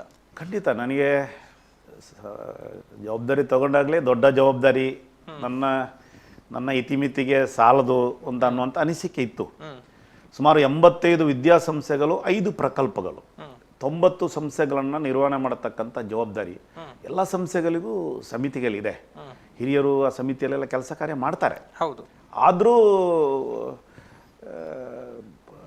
ಭಾರಿ ದೊಡ್ಡ ಜವಾಬ್ದಾರಿ ನಿರ್ವಹಣೆ ಮಾಡತಕ್ಕಂಥ ಸಂದರ್ಭದಲ್ಲಿ ಪ್ರತಿ ಹಂತದಲ್ಲಿ ಯೋಚನೆ ಮಾಡಿ ಹೆಜ್ಜೆ ಇಡತಕ್ಕಂಥ ಮಾತನಾಡತಕ್ಕಂಥ ಒಂದು ಜವಾಬ್ದಾರಿ. ಯಾವುದೇ ಸಂದರ್ಭದಲ್ಲಿಯೂ ನಾವು ಇಷ್ಟು ದೊಡ್ಡ ಸಂಸ್ಥೆಯನ್ನು ಇನ್ನು ಬೆಳೆಸಬೇಕು ಮತ್ತು ಯಾವುದೇ ತೊಂದರೆ ಆಗದ ರೀತಿಯಲ್ಲಿ ಸಾಕಷ್ಟು 1500 ಶಿಕ್ಷಕರು, ಶಿಕ್ಷಕರೇತರ ಸಿಬ್ಬಂದಿಗಳು ನಮ್ಮ ಜೊತೆಗಿದ್ದಾರೆ. ಹತ್ರ ಸುಮಾರು 560-600 ಸಮಿತಿ ಸದಸ್ಯರುಗಳಿದ್ದಾರೆ. ಎಲ್ಲ ಅಲ್ಲಲ್ಲಿ ಸಂಸ್ಥೆಗಳಿಗೆ ಒಂದು ಸಮಿತಿ ಇದೆ. ಆ ಸಮಿತಿಯ ಹಿರಿಯರಿದ್ದಾರೆ, ಅದರಲ್ಲಿ ಆಡಳಿತ ಮಂಡಳಿ ಇದೆ. ಅವರೆಲ್ಲರನ್ನ ವಿಶ್ವಾಸ ತಗೊಳ್ಬೇಕು, ಆ ಸಂಸ್ಥೆಯ ಚಟುವಟಿಕೆಯಲ್ಲೂ ಭಾಗವಹಿಸಬೇಕು. ಒಟ್ಟು ವ್ಯವಸ್ಥೆಗಳನ್ನು ನಮಗೆ ಪೂರಕವಾಗಿ ಸಂಸ್ಥೆ ಹಿರಿಯರ ಅಪೇಕ್ಷೆ ಏನಿದೆ, ಸಂಘಟನೆ ಹಿರಿಯರ ಅಪೇಕ್ಷೆ ಏನಿದೆ, ಅಪೇಕ್ಷೆಗೆ ಪೂರಕವಾಗಿ ಬೆಳೆಸಬೇಕಾಗಿದೆ. ಆ ನಿಟ್ಟಿನಲ್ಲಿ ಜವಾಬ್ದಾರಿ ಸ್ವಲ್ಪ ದೊಡ್ಡದೇ. ಓಕೆ. ಅದರ ಜೊತೆಗೆ ಈಗ ವಿವೇಕಾನಂದ ವಿದ್ಯಾವರ್ಧಕ ಸಂಘದ ಜೊತೆಗೆ ತಮ್ಮ ಒಂದು ಒಡನಾಟ ಯಾವಾಗ ಆರಂಭ ಆಯಿತು ಅನ್ನುವಂಥದ್ದನ್ನು ನಾನು ಕೇಳಬೇಕು. ಅದಕ್ಕೂ ಮುನ್ನ ತಮ್ಮ ಈ ಒಂದು ಜೀವನದ ಬಗ್ಗೆ, ವೈಯಕ್ತಿಕ ಜೀವನದ ಬಗ್ಗೆ ಒಂದಷ್ಟು ಮಾತನಾಡೋದಿದ್ರೆ, 96ರಲ್ಲಿ ಪದವಿ ಶಿಕ್ಷಣವನ್ನು ಮುಗಿಸಿದ್ರಿ, ಆ ಬಳಿಕ ಉದ್ಯಮಿಯಾಗಿದ್ರಿ. ಈ ಒಂದು ಸಾಮಾಜಿಕ ಬದುಕು ಹೇಗೆ ಆರಂಭ ಆಯಿತು ಅನ್ನುವಂಥದ್ದು, ತಮ್ಮ ಆರಂಭಿಕ ದಿನಗಳ ಬಗ್ಗೆ ಸ್ವಲ್ಪ ನೆನಪು ಮಾಡಿಕೊಳ್ಳೋದಿದ್ರೆ. ಈಗ ನನ್ನ ಜೀವನವೇ ಒಂದು ಸವಾಲಿನ, ಬಾಲ್ಯದಿಂದಲೇ ನನ್ನ ಜೀವನದ ಸವಾಲಿನ ಬದುಕು. ನಾನು 9ನೇ ತರಗತಿಯಲ್ಲಿದ್ದಾಗ ನನ್ನ ತಂದೆಯನ್ನು ಕಳ್ಕೊಂಡೆ. 6 ಜನ ಹೆಣ್ಮಕ್ಳ ಮಧ್ಯೆ ನಾನು 3 ಜನ ಅಕ್ಕಂದಿರು, 3 ಜನ ತಂಗಿಯಂದರು, ಕೊನೆಯೋ ಇನ್ನೊಬ್ಬ ತಮ್ಮ. ಇವರ ಮಧ್ಯೆ, ಬಡತನದ ಮಧ್ಯೆ ಬದುಕನ್ನು, ಸವಾಲನ್ನು ಸ್ವೀಕಾರ ಮಾಡಿದವನು. ನಮ್ಮ ಬಂಟ ಸಮುದಾಯದಲ್ಲಿ ಆ ಸಂದರ್ಭದಲ್ಲಿ ಗೊತ್ತಿದೆ, ಡೌರಿ ಪದ್ಧತಿ, 3 ಜನ ಅಕ್ಕಂದಿರನ್ನು ಮದುವೆ ಮಾಡಬೇಕು. ಇದರ ಮಧ್ಯೆ, ಸವಾಲಿನ ಮಧ್ಯೆ ಹಿರಿಯರು ಕೊಟ್ಟಿರ್ತಕ್ಕಂಥ ಜಮೀನಿತ್ತು, ಸುಮಾರು ಒಂದು 20 ಎಕರೆ ಜಮೀನಿತ್ತು, ಖಾಲಿ ಭೂಮಿ, ಸ್ವಲ್ಪ ಕೃಷಿ ಇತ್ತು. ಅದೆಲ್ಲವನ್ನ ಕೃಷಿ ಮಾಡಿಕೊಂಡು ಆ ಸವಾಲಿನ ಮಧ್ಯೆ ಆ ಸಂದರ್ಭದ ಆ ಸಾಮಾಜಿಕ ಪಿಡುಗಿನ ವಿರುದ್ಧ 6 ಜನ ಹೆಣ್ಮಕ್ಳನ್ನ ಮದುವೆ ಮಾಡಿ ಕೊನೆಗೆ ನಾನು ಇವತ್ತು 2010ನೇ ಇಸವಿಯಲ್ಲಿ ಸಾಂಸಾರಿಕ ಬದುಕನ್ನು ಸ್ವೀಕಾರ ಮಾಡಿದ್ದೇನೆ. ಒಂದು ರೀತಿಯಲ್ಲಿ ಬದುಕಿನಲ್ಲಿಯೂ ಸವಾಲು. ಕಾಲೇಜು ದಿನಗಳನ್ನು ಮುಗಿಸಿದ ನಂತರ ಏನಾದರೂ ವ್ಯಾಪಾರ ಮಾಡಬೇಕು, ಉದ್ಯಮ ಪ್ರಾರಂಭ ಮಾಡಬೇಕು ಅಂತ ಬೇರೆ ಬೇರೆ ರೀತಿಯಲ್ಲಿ ಚಟುವಟಿಕೆಗಳನ್ನು ಪ್ರಾರಂಭ ಮಾಡಿದೆ. ನಂತರ ಸಂಘಟನೆ, ಸಮಾಜ, ಇದರ ಮಧ್ಯೆ ಧಾರ್ಮಿಕ, ಇದರ ಮಧ್ಯೆ ಓಡಾಟ ಮಾಡತಕ್ಕಂಥ, ಕೆಲಸ ಮಾಡತಕ್ಕಂಥ ನನ್ನ ಸಾರ್ವಜನಿಕ ಬದುಕು ಪ್ರಾರಂಭ ಆಯಿತು. ಓಕೆ, ಅಂದ್ರೆ ವಿದ್ಯಾಭ್ಯಾಸ ಎಲ್ಲ ಹೇಗಿತ್ತು? ಅದಕ್ಕೇನಾದ್ರೂ ಸವಾಲುಗಳಿತ್ತ ತಾವು ಕಲಿಯುವಂತ ಖಂಡಿತ ಆ ಸಂದರ್ಭದಲ್ಲಿ ಬಡತನದ ಮಧ್ಯೆ ವಿದ್ಯಾಭ್ಯಾಸ ಮಾಡಿರುವಂಥದ್ದು. ಮನೆಯಲ್ಲಿ ಕೃಷಿ ಚಟುವಟಿಕೆಯನ್ನು ಮಾಡಿ ಡಿಗ್ರಿಯನ್ನು ಮಾಡಬೇಕಿದ್ರೆ ನಮ್ಮ ಸುಬ್ರಹ್ಮಣ್ಯಕ್ಕೆ ಹೋಗಬೇಕಾಗಿತ್ತು. ಇಲ್ಲಿ ಡಿಗ್ರಿ ಕಾಲೇಜ್ ಇರಲಿಲ್ಲ. ಹೌದು ಹೌದು. ಆ ಸಂದರ್ಭದಲ್ಲಿ ಮನೆಯಲ್ಲಿ ಬೆಳಗ್ಗಿನ ಚಟುವಟಿಕೆ ಮುಗಿಸ್ಕೊಂಡು ಮನೆಯ ಜವಾಬ್ದಾರಿಯನ್ನು ನಿರ್ವಹಣೆ ಮಾಡಿಕೊಂಡು ಕೃಷಿ ಚಟುವಟಿಕೆಯ ಜವಾಬ್ದಾರಿಯನ್ನು ಹೊತ್ತುಕೊಂಡು ನನ್ನ ಶಿಕ್ಷಣವನ್ನು ಮುಗಿಸಬೇಕಾಗಿತ್ತು. KSS ಕಾಲೇಜಿನಲ್ಲಿ PUC SLC ತನಕ, SLCಯೂ ನಾನು ಸುಬ್ರಹ್ಮಣ್ಯದಲ್ಲೇ ಮಾಡಿರುವಂಥದ್ದು. ಕಡಬದ ಜೂನಿಯರ್ ಕಾಲೇಜ ಸಂದರ್ಭದಲ್ಲಿ ಶಿಕ್ಷಕರ ಕಿತ್ತಾಟದಿಂದ ಚೆನ್ನಾಗಿರಲಿಲ್ಲ. ಆ ಕಾರಣಕ್ಕೋಸ್ಕರ ಸುಬ್ರಹ್ಮಣ್ಯಕ್ಕೆ ಹೈಸ್ಕೂಲು PU ಡಿಗ್ರಿ ಸುಬ್ರಹ್ಮಣ್ಯದಲ್ಲಿ ಮುಗಿಸುವಂಥ ಅನಿವಾರ್ಯತೆ ಆಯಿತು. ಅದರ ಜೊತೆಗೆ ಸಂಜೆಯ ಶಿಕ್ಷಣದ ಅವಧಿಯನ್ನು ಮುಗ್ದ ನಂತರ ಮತ್ತೆ ಕೃಷಿ ಚಟುವಟಿಕೆಯಲ್ಲಿ ತೊಡಗಿಸಿಕೊಳ್ಳುವಂಥದ್ದು. ಅದರ ಜೊತೆಗೆ ನನ್ನ ಸಹೋದರಿಯರನ್ನು ಸೇರಿಸಿಕೊಂಡು ಎಲ್ಲರೂ ಒಟ್ಟಾಗಿ ಕೆಲಸ ಕಾರ್ಯ ಮಾಡಿದ ಪರಿಣಾಮ ನಮ್ಮಲ್ಲಿ ಹಿರಿಯರು ಕೊಟ್ಟಿರ್ತಕ್ಕಂಥ ಸುಮಾರು 20-22 ಎಕರೆ ಜಮೀನಿತ್ತು. ಆ ಜಮೀನಿನಲ್ಲಿ ಪೂರ್ಣ ಪ್ರಮಾಣದಲ್ಲಿ ಕೃಷಿ ಮಾಡತಕ್ಕಂಥ ಕೆಲಸವನ್ನು ಪ್ರಾರಂಭದಲ್ಲಿ ಮಾಡಿದ್ದೇವೆ. ಅದರಲ್ಲಿ ಬರುವಂಥ ಆದಾಯ ಇರ್ಬೋದು ಅಥವಾ ಸಾರ್ವಜನಿಕ ನನ್ನ ಡಿಗ್ರಿಯನ್ನು ಮುಗಿಸಿದ ನಂತರ ನಾನು ಮಾಡಿರತಕ್ಕಂಥ ಸಣ್ಣ ಪುಟ್ಟ ವ್ಯಾಪಾರ ಇರ್ಬೋದು, ಇದರಲ್ಲಿ ಸಿಕ್ಕಿರ್ತಕ್ಕಂಥ ಕಿಂಚಿತ್ತು ಸಂಪಾದನೆಯನ್ನು ಕುಟುಂಬದ ಸಮಸ್ಯೆಯ ನಿರ್ವಹಣೆಗೆ ನಾನು ವಿನಿಯೋಗಿಸಿದ ಪರಿಣಾಮ 6 ಜನ ಹೆಣ್ಮಕ್ಳನ್ನು ಆ ಸಂದರ್ಭದ ಡೌರಿ ಪದ್ಧತಿಯಲ್ಲಿ ಡೌರಿ ಕೊಟ್ಟೆ ಮದುವೆ ಮಾಡತಕ್ಕಂಥ ಅನಿವಾರ್ಯತೆ ನನಗೆ ಒದಗಿತ್ತು. ಅದನ್ನು ನಿಭಾಯಿಸ್ತಕ್ಕಂಥ ಪ್ರಯತ್ನವನ್ನು ಆ ಸಂದರ್ಭದಲ್ಲಿ ಹಿರಿಯರ ಮಾರ್ಗದರ್ಶನದಲ್ಲಿ ಮಾಡಿದ್ದೇನೆ. ನಂತರದ ದಿನಗಳು ಸಾರ್ವಜನಿಕ ಬದುಕಿಗೆ ಬಂದ ನಂತರ ಸಹಜವಾಗಿ ಜಾಗರಣ ವೇದಿಕೆಯ ಜವಾಬ್ದಾರಿಯನ್ನು ತಗೊಳ್ಬೇಕು ಅಂತ ಹಿರಿಯರ ಅಪೇಕ್ಷೆ ಪಟ್ಟರು. ಜಾಗರಣ ವೇದಿಕೆ ಜವಾಬ್ದಾರಿಯನ್ನು ತಗೊಂಡೆ. ಪ್ರತ್ಯೇಕ ಘಟನೆಗಳೇನಾದ್ರೂ ಇದೆಯಾ ಕಾರಣ ಆಗಿರುವಂತದ್ದು? ಅಂದ್ರೆ ಸಂಘಟನೆ ಜವಾಬ್ದಾರಿಗೆ ಬರುವಂತದ್ದಕ್ಕೆ ಅಂತದ್ದೇನಾದ್ರೆ ಅಥವಾ ಕಾರಣ ಏನು ಅನ್ನುವಂಥದ್ದು ಈಗ ಸಾಮಾಜಿಕ ಕಾರಣ ಇದೆ, ಅದನ್ನು ಹಂಚಿಕೊಳ್ಳಬೇಕಾ ಇಲ್ವ ಅನ್ನುವಂಥದ್ದು ಮನಸ್ಸಲ್ಲಿತ್ತು. 96ನೇ ಇಸವಿಯಲ್ಲಿ ನಾನು ಡಿಗ್ರಿಯನ್ನು ಮುಗಿಸಿದ ನಂತರ ನಮ್ಮ ಹಿರಿಯರ ಜಮೀನು ಬಲ್ಯದಲ್ಲಿ ಜಮೀನಿತ್ತು. ಆ ಜಮೀನಲ್ಲಿ ಕೃಷಿ ಚಟುವಟಿಕೆ ಮಾಡೋ ಸಂದರ್ಭದಲ್ಲಿ ಅಲ್ಲೇ ಹತ್ತಿರದ 1 ಕಿಲೋಮೀಟರ್ 2 ಕಿಲೋಮೀಟರ್ ಆ ಕಡೆ ಒಂದು ಹಿಂದೂ ಕುಟುಂಬಕ್ಕೆ ಹತ್ತಿರದ ಒಂದು ಮುಸಲ್ಮಾನ್ ಕುಟುಂಬದಿಂದ ಅನ್ಯಾಯ ಆಗಿದೆ. ಅವರ ಕೃಷಿ ಭೂಮಿಯನ್ನು ನಾಶ ಮಾಡಿ ಅವರ ಆರೋಗ್ಯ ಸರಿ ಇರಲಿಲ್ಲ, ಅಲ್ಲಿಯ ಹಿಂದೂ ಮಹಿಳೆಯ ಗಂಡಂದು ಅವರಿಗೆ ಕಿರುಕುಳ ಆಗ್ತಾ ಇದೆ ಅನ್ನುವಂಥ ಒಂದು ವಿಚಾರ ಬಂದಾಗ ನಾವು ಅದನ್ನು ಪ್ರಶ್ನಿಸ್ತಕ್ಕಂಥ ಪ್ರಯತ್ನ ಹೋದೆವು. ಆ ಸಂದರ್ಭದಲ್ಲಿ ನಮ್ಮ ಮೇಲೆ ಬೇರೆ ಬೇರೆ ರೀತಿಯ ಕೇಸುಗಳನ್ನು ಪ್ರಕರಣಗಳನ್ನು ದಾಖಲಿಸ್ತಕ್ಕಂಥ ಪ್ರಯತ್ನ ನೆಲ್ಲಿಯಾಡಿ ಉಪ್ಪಿನಂಗಡಿ ಸ್ಟೇಷನ್ಲಿ ಆಯಿತು. ಆ ಸಂದರ್ಭದಲ್ಲಿ ನಮ್ಮ ಸಂಘಟನೆಯ ಭಾರತೀಯ ಜನತಾ ಪಾರ್ಟಿ ಹಿರಿಯರ ಗಮನಕ್ಕೆ ತಂದೆವು, ನಮಗೆ ಈ ರೀತಿ ಅನ್ಯಾಯ ಆಗಿದೆ, ಅದನ್ನು ಕೇಳಬೇಕು ಅಂತ. ಆ ಸಂದರ್ಭದಲ್ಲಿ ಯಾವ ನಾಯಕರು ಕೇಳಲಿಕ್ಕೆ ಬರಲಿಲ್ಲ. ಆ ಸಂದರ್ಭದಲ್ಲಿ ನಮಗೆ ಆಗಿರುವಂಥದ್ದು, ನಮಗೆ ಒಂದು ಸಂಘಟನೆ ಬೇಕು. ಆ ಸಂದರ್ಭದಲ್ಲಿ ಜಾಗರಣ ವೇದಿಕೆ, ಬಜರಂಗ ದಳ ಈ ಭಾಗದಲ್ಲಿ ಇರಲಿಲ್ಲ. ವಿಶ್ವ ಹಿಂದೂ ಪರಿಷತ್ ಇತ್ತು, ರಾಷ್ಟ್ರೀಯ ಸ್ವಯಂ ಸೇವಕ ಸಂಘ ಇತ್ತು. ರಾಷ್ಟ್ರೀಯ ಸ್ವಯಂ ಸೇವಕ ಸಂಘದಲ್ಲಿ ಕೆಲಸ ಕಾರ್ಯ ಮಾಡ್ತಾ ಇದ್ದೆವು. ಆದರೆ ಆ ಸಂದರ್ಭದಲ್ಲಿ ತರುಣರ ಒತ್ತಡ ಮತ್ತು ಆ ಸ್ಪೀಡ್, ಅದಕ್ಕೆ ಯುವಕರ ಒಂದು ಸಂಘಟನೆ ಬೇಕು.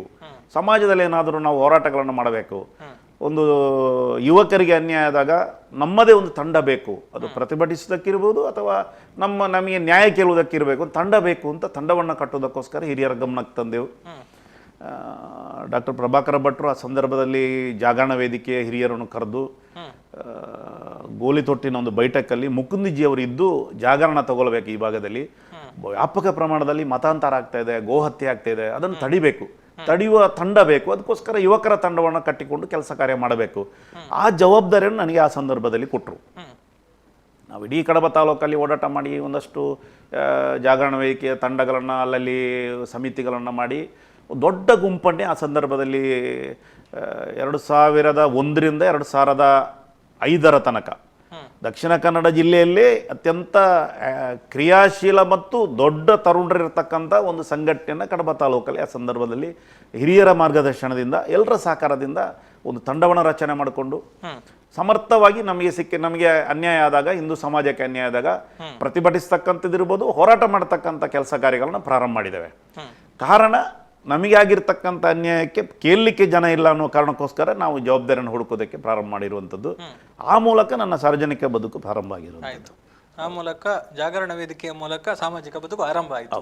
ಮತ್ತೆ ಮುಂದಕ್ಕೆ ಅದರಲ್ಲಿ ಬೆಳೆದು ಬಂದಿರುವಂತದ್ದು ಜವಾಬ್ದಾರಿಗಳನ್ನ, ಹುದ್ದೆಗಳನ್ನ, ಅದು ಹೇಗೆ ಸಾಧ್ಯ ಆಯಿತು ಅಂತ ಆ ಬೆಳವಣಿಗೆಯ ಬಗ್ಗೆ ಸ್ವಲ್ಪ. ಆ ಸಂದರ್ಭದಲ್ಲಿ ಜಾಗರಣ ವೇದಿಕೆಯ ಜವಾಬ್ದಾರಿ ತಗೊಂಡ ನಂತರ ನಾವು ಯಾವುದೇ ಸಣ್ಣ ಪುಟ್ಟ ಸಮಸ್ಯೆ ಆದರೂ ಅಲ್ಲಿ ತರುಣರಿಗೆ, ಯುವಕರಿಗೆ ನ್ಯಾಯ ಕೊಡುವಂಥದ್ದು, ಹಿಂದೂ ಸಮಾಜಕ್ಕೆ ಅನ್ಯಾಯ ಇರ್ಬೋದು, ಆ ಸಂದರ್ಭ ಪ್ರತಿಭಟಿಸ್ತಕ್ಕಂಥದ್ದು, ಆ ಸಂದರ್ಭದಲ್ಲಿ ಇಡೀ ತಾಲೂಕಲ್ಲಿ ಓಡಾಟ ಮಾಡ್ತಕ್ಕಂಥ ಪ್ರಕ್ರಿಯೆಗಳು ಪ್ರಾರಂಭ ಆಯಿತು. ಆ ಸಂದರ್ಭದಲ್ಲಿ ಸಂಘಟನೆಯ ಭಾರತೀಯ ಜನತಾ ಪಾರ್ಟಿಗೆ ಕಡಬ ಭಾಗದಲ್ಲಿ ಸವಾಲುಗಳಿತ್ತು. ಕ್ರಿಯಾಶೀಲ ಕೆಲಸ ಮಾಡತಕ್ಕಂಥ ತಂಡ ಇರಲಿಲ್ಲ. ಆ ಸಂದರ್ಭದಲ್ಲಿ ಹಿರಿಯರು ಗಮನಕ್ಕೆ ತಂದು ಭಾರತೀಯ ಜನತಾ ಪಾರ್ಟಿಯ ಜವಾಬ್ದಾರಿಯನ್ನು ಇದನ್ನು ತಗೊಳ್ಳಿ ಇದು ಸೂಚನೆ ಕೊಟ್ಟರು. ಆ ಸಂದರ್ಭದಲ್ಲಿ ಕಡಬ ವಲಯ, ಕೊಯ್ಲಾ ಟು ಕೈಕಂಬ ತನಕ ಒಂದು ಕಡಬ ವಲಯ ಇತ್ತು. ನೆಲ್ಯಾಡಿ ಈ ಭಾಗ ಸುಳ್ಯ ವಿಧಾನಸಭಾ ಕ್ಷೇತ್ರಕ್ಕೆ ಸೇರಿರಲಿಲ್ಲ. ಆ ಕಾರಣಕ್ಕೋಸ್ಕರ ವಲಯ ಕಾರ್ಯದರ್ಶಿಯಾಗಿ ನಮ್ಮ ಹಿರಿಯರಾಗಿ ಸಿದ್ದರಾಮಗೌಡರ ಜೊತೆಗೆ ಕೆಲಸ ಕಾರ್ಯ ಪ್ರಾರಂಭ ಮಾಡಿದೆ. ಯಾಕಂದರೆ ದೊಡ್ಡ ಯುವಕರ ತಂಡ ಇತ್ತು, ಬಿಜೆಪಿಯನ್ನು ಬೆಳೆಸಬಹುದು ಕಾರಣಕ್ಕೋಸ್ಕರ ಜವಾಬ್ದಾರಿಯನ್ನು ಕೊಟ್ಟರು. 2005ರಲ್ಲಿ ಜಿಲ್ಲಾ ಪಂಚಾಯತ್ ಚುನಾವಣೆ ಘೋಷಣೆ ಆಯಿತು. ಜಿಲ್ಲಾ ಪಂಚಾಯತ್ ಚುನಾವಣೆ ಘೋಷಣೆ ಆದಾಗ ನನಗೆ ಜಿಲ್ಲಾ ಪಂಚಾಯತ್ಗೆ ಸ್ಪರ್ಧೆ ಮಾಡೋದಕ್ಕೆ ನನಗೆ ಉತ್ಸಾಹ ಇರಲಿಲ್ಲ.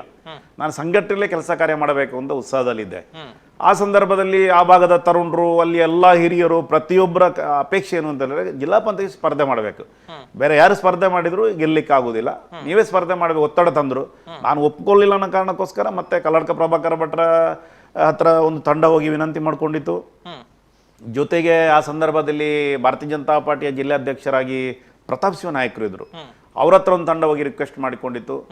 ಕೊನೆಗೆ ಜಾಗರಣ ವೇದಿಕೆಯ ಸಂದರ್ಭದಲ್ಲಿ ಜಗದೀಶ್ ಕಾರಂತರು ಜವಾಬ್ದಾರಿ ತಗೊಂಡಿದ್ರು, ಅವರು ಬಿಟ್ಟು ಕೊಡಲಿಕ್ಕೆ ಒಪ್ಪಲೇ ಇಲ್ಲ. ಕೊನೆಗೆ ಕಲ್ಲಡ್ಕದಲ್ಲಿ ಆ ಸಂದರ್ಭದಲ್ಲಿ ಎಲ್ಲ ವಿಚಾರಗಳು ಮತ್ತೊಂದು ಪರಿವಾರ ಸಂಘಟನೆ ಹಿರಿಯರೇನು ಯೋಚನೆ ಮಾಡಿದ ಕಾರಣ ಅಲ್ಲಿಂದ ಕೊನೆಗೆ ನಿಶ್ಚಯ ಮಾಡಿ ಭಾರತೀಯ ಜನತಾ ಪಾರ್ಟಿ ಸ್ಪರ್ಧೆ ಮಾಡಬೇಕು, BJPಗೆ ಸಂಘಟನೆಯಿಂದ ಬಿಟ್ಟು ಕೊಡುವಂಥ ಕೆಲಸ ಕಾರ್ಯ ಆಯಿತು. ನನಗೆ BJPಯಲ್ಲಿ ಕೆಲಸ ಮಾಡಬೇಕು ಅಂತ ಸೂಚನೆ ಬಂತು. ನಂತರ ಜಿಲ್ಲಾ ಪಂಚಾಯತಿಗೆ ಸ್ಪರ್ಧೆ ಮಾಡಿದೆವು. ಜಿಲ್ಲಾ ಪಂಚಾಯತಲ್ಲಿ ಆ ಸಂದರ್ಭದಲ್ಲಿ ಒಂದು ರೀತಿಯಲ್ಲಿ ಇಡೀ ರಾಜ್ಯದಲ್ಲಿ ಕನಿಷ್ಠ ಖರ್ಚಲ್ಲಿ ಗೆದ್ದಿರತಕ್ಕಂಥ ಒಂದು ಜಿಲ್ಲಾ ಪಂಚಾಯತ್ ಕ್ಷೇತ್ರ ಅಂದರೆ ಕಡಬ. 16,000 ರೂಪಾಯಿಯಲ್ಲಿ ಇಡೀ ಜಿಲ್ಲಾ ಪಂಚಾಯತ್ ಕ್ಷೇತ್ರದ ಚುನಾವಣಾ ಪ್ರಕ್ರಿಯೆ ಮುಗಿದಿದೆ. ಕೇವಲ 16,000 ರೂಪಾಯಿ. ನನ್ನ ಓಡಾಟಕ್ಕೂ ನನ್ನ ಆ ಸಂದರ್ಭದಲ್ಲಿ ವಾಹನ ಇರಲಿಲ್ಲ, ನಾನು 2 ವೀಲರ್ ಬೈಕಲ್ಲೇ ಓಡಾಟ ಮಾಡ್ತಾ ಇದ್ದದ್ದು. ಆ ಸಂದರ್ಭದಲ್ಲಿ ತರುಣರೇ ಖರ್ಚು ಮಾಡಿರುವಂಥದ್ದು, ಅವರೇ ಆಮಂತ್ರಣ, ನಮ್ಮ ಕರಪತ್ರ ಮುದ್ರಣ ಮಾಡಿರುವಂಥದ್ದು, ಎಲ್ಲ ವ್ಯವಸ್ಥೆಗಳನ್ನ ತರುಣರೇ ಮಾಡಿರುವಂಥದ್ದು. ರಾಜ್ಯದಲ್ಲಿ ನಮ್ಮ ಜಿಲ್ಲಾ ಪಂಚಾಯತ್ ಸದಸ್ಯರಿಗೆಲ್ಲ ಗುಂಪು ಯೋಚನೆ ಮಾಡಿದಾಗ, ಬೇರೆ ಬೇರೆ ಒಟ್ಟು ಸೇರಿದಾಗ ಆ ಸಂದರ್ಭದಲ್ಲಿ ಒಬ್ಬೊಬ್ಬರು ಜಿಲ್ಲಾ ಪಂಚಾಯತ್ ಸದಸ್ಯರುಗಳು 60 ಲಕ್ಷ, 30 ಲಕ್ಷ, 20 ಲಕ್ಷ ಖರ್ಚು ಮಾಡಿದ್ದಾರೆ ಅಂತ ಹೇಳುವಾಗ ದಕ್ಷಿಣ ಕನ್ನಡ ಜಿಲ್ಲೆಯಲ್ಲಿ ಸಂಘಟನೆ ಹಿರಿಯರು ಕೊಟ್ಟಿರತಕ್ಕಂಥ ಮಾರ್ಗದರ್ಶನದ ಕಾರ್ಯಕರ್ತರು ಇರತಕ್ಕಂಥ ಜಿಲ್ಲೆಯಲ್ಲಿ ಅದರಲ್ಲಿಯೂ ಕನಿಷ್ಠ 16,000 ರೂಪಾಯಿಯ ವೆಚ್ಚದಲ್ಲಿ ಒಂದು ಜಿಲ್ಲಾ ಪಂಚಾಯತ್ ಗೆಲ್ಲಲಿಕ್ಕೆ ಆಗಿದೆ ಅಂತ ಹೇಳಿದ್ರೆ ಆ ಸಂದರ್ಭದಲ್ಲಿರತಕ್ಕಂಥ ಜಾಗರಣದ ತರುಣರು ಮತ್ತೆ ಆ ಸಂದರ್ಭದ ಹಿರಿಯರು ಅವರು ಕೊಟ್ಟಿರತಕ್ಕಂಥ ಮಾರ್ಗದರ್ಶನದ ಫಲ ಗೆಲ್ಲುವುದಕ್ಕೆ ಸಾಧ್ಯ ಆಯಿತು. ಓಕೆ, ಅಂದ್ರೆ ಬಹುಶಃ ತಾವು ಕೂಡ ಇದು ಆಸೆ ಪಟ್ಟು ಈ ಒಂದು ಇದಕ್ಕೆ ಇಲ್ಲ, ನನ್ನ ಜೀವನದುದ್ದಕ್ಕೂ ನಾನು ಯಾವುದನ್ನು ಅಪೇಕ್ಷೆ ಪಡಲಿಲ್ಲ. ಕೆಲಸ ಕಾರ್ಯ ಮಾಡುವ ಜಯಮಾನ, ಹಿರಿಯರು ಏನು ಸೂಚನೆ ಕೊಡ್ತಾರೆ ಆ ಕೆಲಸ ಕಾರ್ಯ ಮಾಡುವಂಥದ್ದು. ಕೆಲಸ ಕಾರ್ಯದಲ್ಲಿ ಅಪೇಕ್ಷೆ ವ್ಯಕ್ತಪಡಿಸಲಿಕ್ಕಿಲ್ಲ. ನಾನು ಜೀವನದುದ್ದಕ್ಕೂ ಅದನ್ನು ರೂಢಿಯಾಗಿ ಮಾಡ್ಕೊಂಡಿದ್ದೇನೆ. ಯಾವುದೇ ಅಪೇಕ್ಷೆ ಇಟ್ಕೊಂಡು ಕೆಲಸ ಕಾರ್ಯ ಮಾಡಬಾರದು ಅನ್ನುವಂಥ ಒಂದು ಸಂಘಟನೆಯ ಕಾರ್ಯಕರ್ತ ನಾನು. ರಾಷ್ಟ್ರೀಯ ಸ್ವಯಂ ಸೇವಕ ಸಂಘದ ಸಾಮಾನ್ಯ ಕಾರ್ಯಕರ್ತನಿಗೆ ಹಿರಿಯರು ಮತ್ತು ಆ ಸಂಘಟನೆ ಕಲಿಸಿಕೊಡುವಂಥದ್ದೇ ರಾಷ್ಟ್ರೀಯತೆ ಮತ್ತು ದೇಶಭಕ್ತಿ ಮತ್ತು ಹಿಂದುತ್ವ. ರಾಷ್ಟ್ರಕ್ಕಾಗಿ ಕೆಲಸ ಮಾಡಬೇಕು.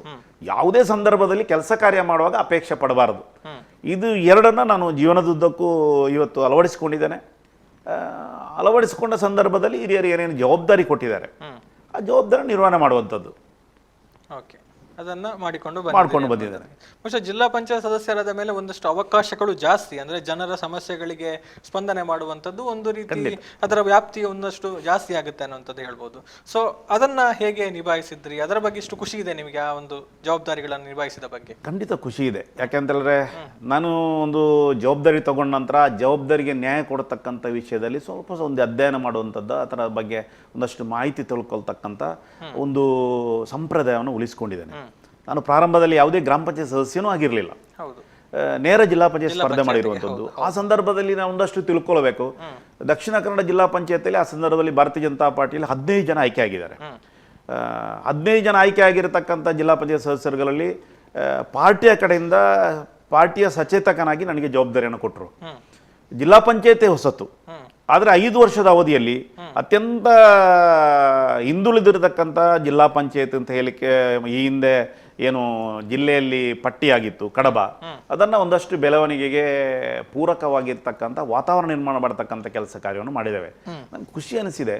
30 ವರ್ಷದಲ್ಲಿ ಯಾವುದೇ ಒಂದು ರಸ್ತೆಗೆ ಅನುದಾನ ಬರದೇ ಇರುವಂಥ ಉಪ್ಪಿನಂಗಡಿ ಸುಬ್ರಹ್ಮಣ್ಯ ರಸ್ತೆಗೆ ನೇರ ನಾನು ಅಲ್ಲದೇ ಇದ್ದರೂ ನಾನು ಜಿಲ್ಲಾ ಪಂಚಾಯತ್ ಸದಸ್ಯನಾಗಿ ಅದನ್ನು ಅನುದಾನ ತರಿಸುವಲ್ಲಿ ಆ ಸಂದರ್ಭದ ನಮ್ಮ ಶಾಸಕರಾಗಿರ್ತ ಅಂಗರ್ರ ಮೂಲಕ ಯಡಿಯೂರಪ್ಪರು ಸರ್ಕಾರ ಬಂದಾಗ ಒತ್ತಡ ತರತಕ್ಕಂಥದ್ದು, ತಾಲೂಕು ಘೋಷಣೆ ಸಂದರ್ಭದಲ್ಲಿ ತಾಲೂಕು ಘೋಷಣೆ ಆಗಬೇಕು ಕಾರಣಕ್ಕೋಸ್ಕರ ತಾಲೂಕು ಹೋರಾಟದ ಸಂಚಾಲಕನಾಗಿ ಬೇರೆ ಬೇರೆ ಸಂದರ್ಭದಲ್ಲಿ ಕಡಬ ತಾಲೂಕಿಗೆ ನ್ಯಾಯ ಕೊಡುವ ನಿಟ್ಟಿನಲ್ಲಿ ರಾಜಕೀಯ ಜವಾಬ್ದಾರಿಗಳನ್ನ ಬದಿಗಿಟ್ಟು ಹೋರಾಟ ಮಾಡಿರ್ತಕ್ಕಂಥದ್ದು ಇರ್ಬೋದು, ಅಥವಾ ಕೆಲಸ ಕಾರ್ಯ ಮಾಡಿರುವಂಥದ್ದು ಇರ್ಬೋದು, ಅಥವಾ ನಮ್ಮ ವಿರೋಧಿಗಳ ಜೊತೆಗೂ ಭಾರತೀಯ ಜನತಾ ಪಾರ್ಟಿಯ ಕಾರ್ಯಕರ್ತರನ್ನು ಜೊತೆಗಿಟ್ಕೊಂಡು ಅಲ್ಲಿ ಎಲ್ಲ ರಾಜಕೀಯ ಪಕ್ಷಗಳನ್ನು ಜೊತೆ ಸೇರಿಸಿಕೊಂಡು ಕಡಬಕ್ಕೆ ಅಭಿವೃದ್ಧಿಯ ವಿಷಯದಲ್ಲಿ ನಾವು ರಾಜಕಾರಣ ಮಾಡಲಿಲ್ಲ. ತಾಲೂಕು ರಚನೆ ಸಂದರ್ಭದಲ್ಲಿಯೂ ಎಲ್ಲರನ್ನು ವಿಶ್ವಾಸ ತಗೊಂಡಿದ್ದೇವೆ. ಒಂದು ಹಂತದಲ್ಲಿ ತಾಲೂಕು ರಚನೆ ಆಗುವುದಿಲ್ಲ ಸಂದರ್ಭದಲ್ಲಿ ಜವಾಬ್ದಾರಿಯಿಂದಲೂ ವಿಮುಖರಾಗಿ ಹೊರಟಾಗ ಮತ್ತೆ ನಮ್ಮ ಕರ್ನಾಟಕದಲ್ಲಿ ತಾಲೂಕು ಘೋಷಣೆ ಆಗುವಾಗ ನಮ್ಮ ಕಡಬ ತಾಲೂಕು ಸಮಿತಿಯ ವರದಿಯಲ್ಲಿ ಬಿಟ್ಟು ಹೋಗಿದ್ರು ಅದನ್ನು ಮತ್ತೆ ಸೇರಿಸ್ತಕ್ಕಂಥ ಪ್ರಯತ್ನಕ್ಕೆ ಪ್ರಾಮಾಣಿಕ ಪ್ರಯತ್ನವನ್ನು ಆ ಸಂದರ್ಭದಲ್ಲಿ ಇರತಕ್ಕಂಥ ಈಗಲೂ ನಮ್ಮ ಜೊತೆಗಿರತಕ್ಕಂಥ ಆ ಸಂದರ್ಭದಲ್ಲಿ ಸಿದ್ದರಾಮಗೌಡರಿದ್ದರು, ಕೋಡಿಮಲ ಸಿದ್ದರಾಮಗೌಡರು, NK ನಾರಾಯಣರಿಗಳು, ಉಮೇಶ್ ರೈಗಳು, ಪುಲಶ್ಶೇರಿಗಳು, ಆಶಾ ತಿಮ್ಮಪ್ಪ ಇವರೆಲ್ಲರನ್ನ ನಾವು ಜೊತೆಗೆ ಸೇರಿಸಿಕೊಂಡು, ಜೊತೆಗೆ CC ಫಿಲಿಪುರ್ ಇದ್ರು, ಎಲ್ಲರನ್ನು ಸೇರಿಸಿಕೊಂಡು ಮಾಡಿದ್ದೇವೆ. ಆ ಕಾರಣಕ್ಕೋಸ್ಕರ ನಾನು ಜಿಲ್ಲಾ ಪಂಚಾಯತ್ ಸದಸ್ಯನಾಗುವ ತನಕ ನನ್ನ ಕೆಲಸ ಕಾರ್ಯಗಳು ಒಂದು ಇತಿಮಿತಿ ಇತ್ತು. ಒಂದು ಸಂಘಟನೆ ಇತಿಮಿತಿ, ಹಿಂದುತ್ವ, ಹೋರಾಟ, ರಾಷ್ಟ್ರೀಯತೆ, ಮತ್ತೆ ಗೋಹತ್ಯೆ, ಇದು ಒಂದು ಇತಿಮಿತಿ ಒಳಗಡೆ ಇತ್ತು. ಜಿಲ್ಲಾ ಆ ಸಂದರ್ಭದಲ್ಲಿ ನಾನು ಚುನಾವಣೆಗೆ ಸ್ಪರ್ಧೆ ಮಾಡಿದಾಗಲೂ ನಾನು ಬಹಿರಂಗವಾಗಿ ಸವಾಲುಗಳ ಮಧ್ಯೆ ಉತ್ತರ ಕೊಟ್ಟಿದ್ದೇನೆ. ಯಾವುದೇ ಅಲ್ಪಸಂಖ್ಯಾತನ ಮತದಿಂದ ನಾನು ಗೆಲ್ಲುವ ಅಂತ ಅಭಿಪ್ರಾಯವಿಲ್ಲ. ಯಾವುದೇ ಅಲ್ಪಸಂಖ್ಯಾತನ ನಾನು ಮತ ಯಾಚನೆ ಮಾಡೋದಿಲ್ಲ. ಹಿಂದುತ್ವದ ಆಧಾರದ ಮೇಲೆ ನಾನು ಗೆಲ್ಲಬೇಕು, ಗೆದ್ದರೆ ಮಾತ್ರ ಸಾರ್ವಜನಿಕ ಕ್ಷೇತ್ರ ಕೆಲಸ ಕಾರ್ಯ ಮಾಡುವಂಥದ್ದು ಅಂತ ಆ ಸಂದರ್ಭದಲ್ಲಿ ಸವಾಲನ್ನು ಸ್ವೀಕಾರ ಮಾಡಿಕೊಂಡಿದೆ. ಆ ಭಾಗದ ಎಲ್ಲ ಮತದಾರರು ಗೆಲ್ಲಿಸಿಕೊಡ್ತಕ್ಕಂಥ ಕೆಲಸ ಕಾರ್ಯವನ್ನು ಮಾಡಿದರು. ರಾಜಕೀಯಕ್ಕೆ ಬಂದ ನಂತರ ನಾನು ಎಲ್ಲರನ್ನ ಒಂದೇ ದೃಷ್ಟಿಯಲ್ಲಿ ನೋಡಬೇಕು. ಆ ಕಾರಣಕ್ಕೋಸ್ಕರ ಸಮಾಜದಲ್ಲಿರ್ತಕ್ಕಂಥ ಎಲ್ಲ ವರ್ಗದ ಜನರನ್ನ ಭಾರತೀಯ ಜನತಾ ಪಾರ್ಟಿಯ ಆಂದೋಲನಕ್ಕೆ ತೊಡಗಿಸ್ತಕ್ಕಂಥ ಪ್ರಯತ್ನ ಮಾಡಿದ್ದೇನೆ. ಅಲ್ಪಸಂಖ್ಯಾತರು ದೊಡ್ಡ ಪ್ರಮಾಣದಲ್ಲಿ ಭಾರತೀಯ ಜನತಾ ಪಾರ್ಟಿಯಲ್ಲಿ ಗ್ರಾಮ ಪಂಚಾಯತ್ ಸದಸ್ಯರು ಇರ್ಬೋದು, ಬೇರೆ ಬೇರೆ ಕ್ಷೇತ್ರ ಕೆಲಸ ಕಾರ್ಯವನ್ನು ಮಾಡಿದ್ದಾರೆ, ಈಗಲೂ ಮಾಡ್ತಾ ಇದ್ದಾರೆ. ಆದರೆ ನಮ್ಮ ವಿಚಾರದಲ್ಲಿ ರಾಜಿ ಇಲ್ಲ. ಹಿಂದುತ್ವ ರಾಷ್ಟ್ರೀಯತೆಯನ್ನು ಬಿಟ್ಟು ನಾವು ಯಾವುದೇ ರಾಜಕಾರಣ ಮಾಡಿದವರೆಲ್ಲ ಮಾಡುವಂಥದ್ದಿಲ್ಲ ಮುಂದಿನ ದಿನಗಳಲ್ಲಿ. ಇದಿಷ್ಟು ತೃಪ್ತಿ ತಂದಿದೆ. ಜೊತೆಗೆ ಆ ಸಂದರ್ಭದಲ್ಲಿ TB ಶೆಟ್ಟರು ಅಂತ ಉಡುಪಿಯವರಿದ್ದರು. ಅವರು ಪಂಚಾಯತ್ ರಾಜ್ ವ್ಯವಸ್ಥೆಯ ಬಗ್ಗೆ ಭಾರಿ ದೊಡ್ಡ ಮಾರ್ಗದರ್ಶಕರು. ಅವರ ಜೊತೆಗೆ ಏನೇನು ಮಾಡಬೇಕು ಅಂತ ನಾನು ಕೇಳಿಕೊಂಡು ಸದನದಲ್ಲಿ ಯಾವ ರೀತಿ ಮಾತಾಡಬೇಕು, ಎಲ್ಲಿ ತನಕ ವ್ಯವಸ್ಥೆ ತಲುಪಿತು ಅಂತ ಹೇಳಿದ್ರೆ 5 ವರ್ಷದ ಅವಧಿಯಲ್ಲಿ 30 ವರ್ಷದಲ್ಲಿ ಆಗದಿರತಕ್ಕಂಥ ಕಾಂಗ್ರೆಸ್ನ ಅಧ್ಯಕ್ಷರ ವಿರುದ್ಧ ಅವಿಶ್ವಾಸ ಗೊತ್ತುವಳಿ ಮಂಡನೆತಕ್ಕಂಥ ಆ ಒಂದು ಅವಕಾಶ ನನಗೆ ಹಿರಿಯರು ಕೊಟ್ಟರು. ಅವಿಶ್ವಾಸ ಗೊತ್ತುವಳಿಯಲ್ಲಿ ಆ ಸಂದರ್ಭದಲ್ಲಿ ಮಮತಾ ಗಟ್ಟಿ ಅಧ್ಯಕ್ಷತೆಯನ್ನು ಕಳ್ಕೊಂಡ್ರು. ಜೊತೆಗೆ ಉಪಾಧ್ಯಕ್ಷರ ವಿರುದ್ಧವೂ ಅವಿಶ್ವಾಸ ಗೊತ್ತುವಳಿ ತಂದು ಧರಣೇಂದ್ರ ಜೈನ್ ಅಂತ ಹೇಳುವಂಥ ಕುಮಾರ್ ಅಂತ ಹೇಳೋರು ಬೆಳ್ತಂಗಡಿ ಅವರನ್ನು ಇಳಿಸ್ತಕ್ಕಂಥ ಪ್ರಯತ್ನವನ್ನು ಮಾಡಿದ್ದೇವೆ. ಒಂದು ರೀತಿಯಲ್ಲಿ ದೊಡ್ಡ ಪ್ರಮಾಣದಲ್ಲಿ ನನ್ನ ಕಾರ್ಯವನ್ನು, ನನ್ನ ಜವಾಬ್ದಾರಿಯನ್ನು ವಿಸ್ತರಣೆ ಮಾಡತಕ್ಕಂಥ ಜವಾಬ್ದಾರಿಯನ್ನು ಹಿರಿಯರ ಸಂದರ್ಭದಲ್ಲಿ ಮಾಡಿದರು. ಮಂಡಲದ ಪ್ರಧಾನ ಕಾರ್ಯದರ್ಶಿಯಾಗಿ ಕೆಲಸ ಕಾರ್ಯ ಮಾಡೋದಕ್ಕೆ ಜವಾಬ್ದಾರಿಯನ್ನು ಕೊಟ್ಟರು. ಜಿಲ್ಲೆ ಭಾರತೀಯ ಜನತಾ ಪಾರ್ಟಿಯ ಜಿಲ್ಲಾ ಪಂಚಾಯತ್ ಸದಸ್ಯರ ಸಚೇತಕನ ಕೆಲಸ ಕಾರ್ಯ ಮಾಡೋದಕ್ಕೆ ಅವಕಾಶ ಕೊಟ್ಟರು. ಕೃಷಿ ಶಾಹಿ ಸಮಿತಿಯ ಒಬ್ಬ ಸಮಿತಿಯ ಅಧ್ಯಕ್ಷನಾಗಿ ಕೆಲಸ ಕಾರ್ಯ ಮಾಡೋದಕ್ಕೆ ಅವಕಾಶ ಕೊಟ್ಟರು. ಇದೆಲ್ಲವನ್ನ ಸಮರ್ಥವಾಗಿ ಆ ಸಂದರ್ಭದಲ್ಲಿ ಎಲ್ಲರನ್ನೂ ವಿಶ್ವಾಸ ತಗೊಂಡು ಮಾಡಿದ್ದೇವೆ. ಆ ಕಾರಣಕ್ಕೋಸ್ಕರ ಈಗಲೂ ಪಾರ್ಟಿಯ ಹಿರಿಯರಿಗೆ ಗೌರವ ಇದೆ, ವಿಶ್ವಾಸ ಇದೆ. ಯಾವುದೇ ಜವಾಬ್ದಾರಿ ಕೊಟ್ಟರು ಮಾಡ್ತಾರೆ ಅನ್ನೋಂಥ ವಿಶ್ವಾಸ ಇದೆ. ಆ ಕಾರಣಕ್ಕೋಸ್ಕರ ಭಾರತೀಯ ಜನತಾ ಪಾರ್ಟಿಯ 5 ವರ್ಷದ ಜಿಲ್ಲಾ ಪಂಚಾಯತ್ ಅವಧಿಯಲ್ಲಿ ತುಂಬ ಅನುಭವಗಳನ್ನು, ತುಂಬ ಮಾರ್ಗದರ್ಶನವನ್ನು, ತುಂಬ ಕೆಲಸ ಕಾರ್ಯವನ್ನು ಮಾಡೋದಕ್ಕೆ ನನಗೆ ಅವಕಾಶವನ್ನು ಸಿಕ್ಕಿದೆ. ಯಾವತ್ತೂ ನಾನು ಮರೆಯುವಂಥದ್ದಲ್ಲ. ಈಗಲೂ ಕಡಬ ಭಾಗದಲ್ಲಿ ಕೆಲಸ ಕಾರ್ಯ ಮಾಡೋದಕ್ಕೆ ಅಭಿವೃದ್ಧಿಯ ಪ್ರತಿ ಗ್ರಾಮದ ಪ್ರತಿ ರಸ್ತೆಗಳು ನಮಗೆ ಈಗಲೂ ನೆನಪಿದೆ, ಬಾಯಿಪಾಠ ಇದೆ. ಯಾವ ರಸ್ತೆಗೆ ಅನುದಾನ ತರಬೇಕು ಅಂತ ಹೇಳುವಂಥದ್ದನ್ನು ಅಂಗರ ಜೊತೆಗೆ 20 ವರ್ಷ ಕೆಲಸ ಮಾಡಿ ಅನುಭವ ಇದೆ. ಕಡಬ ತಾಲೂಕಿನ ಯಾವುದೇ ಒಂದು ಗ್ರಾಮದಲ್ಲಿ ಸಣ್ಣ ವ್ಯತ್ಯಾಸ ಆದರೂ ನಾವು ಆ ಸಂಪರ್ಕವನ್ನು ಈಗಲೂ ಉಳಿಸ್ಕೊಂಡಿದ್ದೇವೆ. ಸಾರ್ವಜನಿಕರ ಬದುಕು, ಸಾರ್ವಜನಿಕರ ಮಧ್ಯೆ ಓಡಾಟ ಮಾಡ್ತಕ್ಕಂಥ ಆ ಕೆಲಸ ಕಾರ್ಯ ನನಗೆ ಭಾರಿ ತೃಪ್ತಿಯನ್ನೇ ನೀಡಿದೆ. ಖುಷಿ ಪಟ್ಕೊಂಡಿದ್ದೇನೆ. ಖಾಸಗಿ ಬದುಕಿಗೆ ಒತ್ತು ಕೊಡ್ಲಿಕ್ಕೆ ಆಗದೇ ಇದ್ರು ಸಾರ್ವಜನಿಕ ಕ್ಷೇತ್ರದಲ್ಲಿ ಸಾರ್ವಜನಿಕರ ಪ್ರೀತಿ, ಗೌರವ, ಅವರು ಈಗಲೂ ನಮ್ಮ ಮೇಲೆ ಇರತಕ್ಕಂಥ ವಿಶ್ವಾಸ, ಇದಕ್ಕಿಂತ ದೊಡ್ಡ ಮನ್ನಣೆ, ಗೌರವ ಅವಶ್ಯಕತೆ ಇಲ್ಲ. ಇದೇ ದೊಡ್ಡ ಗೌರವ ಸಮಾಜದಲ್ಲಿ. ಓಕೆ, ಅಂದ್ರೆ ಎಲ್ಲವೂ ಕೂಡ ತಾವು ತಮಗೆ ಆ ಸಂದರ್ಭದಲ್ಲಿ ಹೆಚ್ಚುವರಿಯಾಗಿ ಲಭಿಸಿದಂತ ಜವಾಬ್ದಾರಿಗಳೆಲ್ಲವೂ ಕೂಡ ತಮ್ಮ ಒಂದು ದಕ್ಷತೆ ಕಾರ್ಯಕ್ಷಮತೆಯನ್ನು ನೋಡಿ ಹಿರಿಯರು ಕೊಟ್ಟಿರುವಂತದ್ದು ಅನ್ನುವಂಥದ್ದು. ಕೊಟ್ಟಿರ್ಬೋದು ಅಂತ ಅನಿಸಿಕೆ. ಯಾಕಂದರೆ ನಾವು ಜವಾಬ್ದಾರಿ ಕೊಟ್ಟದ್ದನ್ನು ನಾವು ಮಾಡಿದ್ದೇವೆ. ಜೊತೆಗೆ ಇತ್ತೀಚೆಗೆ ಹಿಂದಿನ 5 ವರ್ಷಗಳ ಮೊದಲು ಪುತ್ತೂರು ಮಂಡಲದ ಚುನಾವಣೆಯ ಜವಾಬ್ದಾರಿಯನ್ನು ಕೊಟ್ಟರು. ರಾಜ್ಯದಿಂದ ನಿಯುಕ್ತಿಯಾಗಿರುವಂಥದ್ದು ಸಂಜಯ್ ಮಠಂದೂರು ಪ್ರಾರಂಭದ ಅವಧಿಯಲ್ಲಿ ಸೋತಿದ್ರು. ಅವರು ಗೆದ್ದ ಸಂದರ್ಭದಲ್ಲಿ ಚುನಾವಣೆ ನಿರ್ವಹಣೆಯ ಜವಾಬ್ದಾರಿ ಪುತ್ತೂರು ವಿಧಾನಸಭಾ ಕ್ಷೇತ್ರದ್ದು ಉಸ್ತುವಾರಿ ನಾನು ತಗೊಂಡಿದ್ದೆ. 8 ತಿಂಗಳು ಕೆಲಸ ಕಾರ್ಯ ಮಾಡಿದ್ದೇನೆ. ಪುತ್ತೂರಿನ ಕ್ಷೇತ್ರದ ಎಲ್ಲ ಗ್ರಾಮಗಳಲ್ಲಿ ಓಡಾಟ ಮಾಡಿದ್ದೇನೆ. ಒಂದಷ್ಟು ಸಂಘಟನಾತ್ಮಕ ಕೆಲಸ ಕಾರ್ಯ ಮಾಡಿದ್ದೇವೆ. ನಾವು ಗೆದ್ದಿದ್ದೇವೆ ಕ್ಷೇತ್ರದಲ್ಲಿ. ಕಳೆದ ಸಾರಿ ಮಂಗಳೂರು ಉತ್ತರದ ನಮ್ಮ ಭರತ್ ಶೆಟ್ಟರ ಚುನಾವಣೆಯಲ್ಲಿ ಕೆಲಸ ಕಾರ್ಯ ಮಾಡೋದಕ್ಕೆ ಜವಾಬ್ದಾರಿಯನ್ನು ಕೊಟ್ಟರು. ಇತ್ತೀಚೆಗೂ ಈಗಲೂ ಮೂಡುಬಿದಿರೆ ವಿಧಾನಸಭಾ ಕ್ಷೇತ್ರದ SIRನ ಜವಾಬ್ದಾರಿ ರಾಜ್ಯದಿಂದ ನಿಯುಕ್ತಿ ಮಾಡಿದ್ದಾರೆ. ಕೆಲಸ ಕಾರ್ಯ ಮಾಡ್ತಾ ಇದ್ದೇನೆ. ಓಕೆ, ಅದರ ಜೊತೆಗೆ ಈಗ APMC ಬಹುಶಃ ತಾವು ಕೃಷಿಕರು, ಅಂದರೆ ಆರಂಭದಿಂದಲೇ ಬಾಲ್ಯದಿಂದಲೇ ಕೃಷಿಯಲ್ಲಿ ತೊಡಗಿಸಿಕೊಂಡ್ರಿ, ಅದಕ್ಕೆ ಪ್ರಯತ್ನವನ್ನು ಕೂಡ ಮಾಡಿದ್ರಿ. ಸೊ APMCಯ ಜೊತೆಗಿನ ಒಂದು ಪ್ರಯಾಣ ಹೇಗೆ ಆರಂಭ ಆಯಿತು ಅನ್ನುವಂಥದ್ದು, ಅದರಲ್ಲಿ ಮಾಡಿರುವಂಥ ಒಂದು ಪ್ರಮುಖ ಕೆಲಸಗಳು? ನಾನು 2005ರಿಂದ 10ರ ತನಕ ಕಡಬದ ಜಿಲ್ಲಾ ಪಂಚಾಯತ್ ಕ್ಷೇತ್ರದಲ್ಲಿ ಕೆಲಸ ಮಾಡಿರ್ತಕ್ಕಂಥ ಆ ಒಂದು ಚಟುವಟಿಕೆಯನ್ನು ಗಮನಿಸಿ ಪುತ್ತೂರಿನ ಹಿರಿಯರು APMCಗೆ ಸ್ಪರ್ಧೆ ಮಾಡಬೇಕು ಅಂತ, ಆ ಸಂದರ್ಭದಲ್ಲಿ ಕಡಬ ತಾಲೂಕು ಒಂದೇ ತಾಲೂಕು ಕೆಲಸ ಮಾಡಬೇಕು ಅಂತ ಅಪೇಕ್ಷೆ ಪಟ್ಟರು. ಸಂಜಯ್ ಮಠಂದೂರಿರ್ಬೋದು, ಅಪ್ಪಯ್ಯ ಮನಿಯನ್ ಇರ್ಬೋದು, ಆ ಸಂದರ್ಭದ ಚನ್ನಲ ತಿಮ್ಮಪ್ಪ ಶೆಟ್ಟರ್ ಇರ್ಬೋದು, ಕೆಲಸ ಮಾಡಬೇಕು ಅಂತ, ಚುನಾವಣೆ ನಿಲ್ಲಬೇಕು ಅಂತ ಹೇಳಿದ್ರು. ಯಾಕಂದರೆ ಅಲ್ಲಿ ನಮ್ಮಲ್ಲಿ 2010ರಲ್ಲಿ ರಿಸರ್ವೇಷನ್ ಬದಲಾವಣೆ ಆಯಿತು. ಜಿಲ್ಲಾ ಪಂಚಾಯತ್ ಸ್ಪರ್ಧೆ ಮಾಡಲಿಕ್ಕೆ ಅವಕಾಶ ಸಿಗಲಿಲ್ಲ. ನೀವು APMCಗೆ ಸ್ಪರ್ಧೆ ಮಾಡಬೇಕು ಅಂತ ನಾನು ಒಪ್ಕೊಳ್ಳಿಲ್ಲ. ಕೊನೆಗೆ APMC ಸಣ್ಣದಾಯ್ತಾ ಅಂತ ಕೇಳೋದಕ್ಕೆ ಸಣ್ಣದು ಅಂತ ಅಲ್ಲ, ಯಾರಿಗೋ ಇನ್ನೊಬ್ಬನ ಕಾರ್ಯಕರ್ತನಿಗೆ ಅವಕಾಶ ಸಿಗ್ತದೆ ಅನ್ನೋ ವಿನಂತಿಯನ್ನು ಮಾಡಿಕೊಂಡೆ. ಆ ಸಂದರ್ಭದಲ್ಲಿ ನಿಲ್ಲೇಬೇಕು ಅಂತ ವಿನಂತಿ ಮಾಡಿಕೊಂಡ್ರು. ಸ್ಪರ್ಧೆ ಮಾಡಿದ್ದೇವೆ. ಸ್ಪರ್ಧೆಯಲ್ಲಿ ರೈತ ವರ್ಗದವರ ಮತದಾನದಿಂದ ಗೆದ್ದು APMCಯಲ್ಲಿ ಪ್ರಾರಂಭದಲ್ಲಿ 20 ತಿಂಗಳ ಅವಧಿಗೆ ಅಧ್ಯಕ್ಷನಾಗಿ ಜವಾಬ್ದಾರಿಯನ್ನು ಕೊಟ್ಟರು.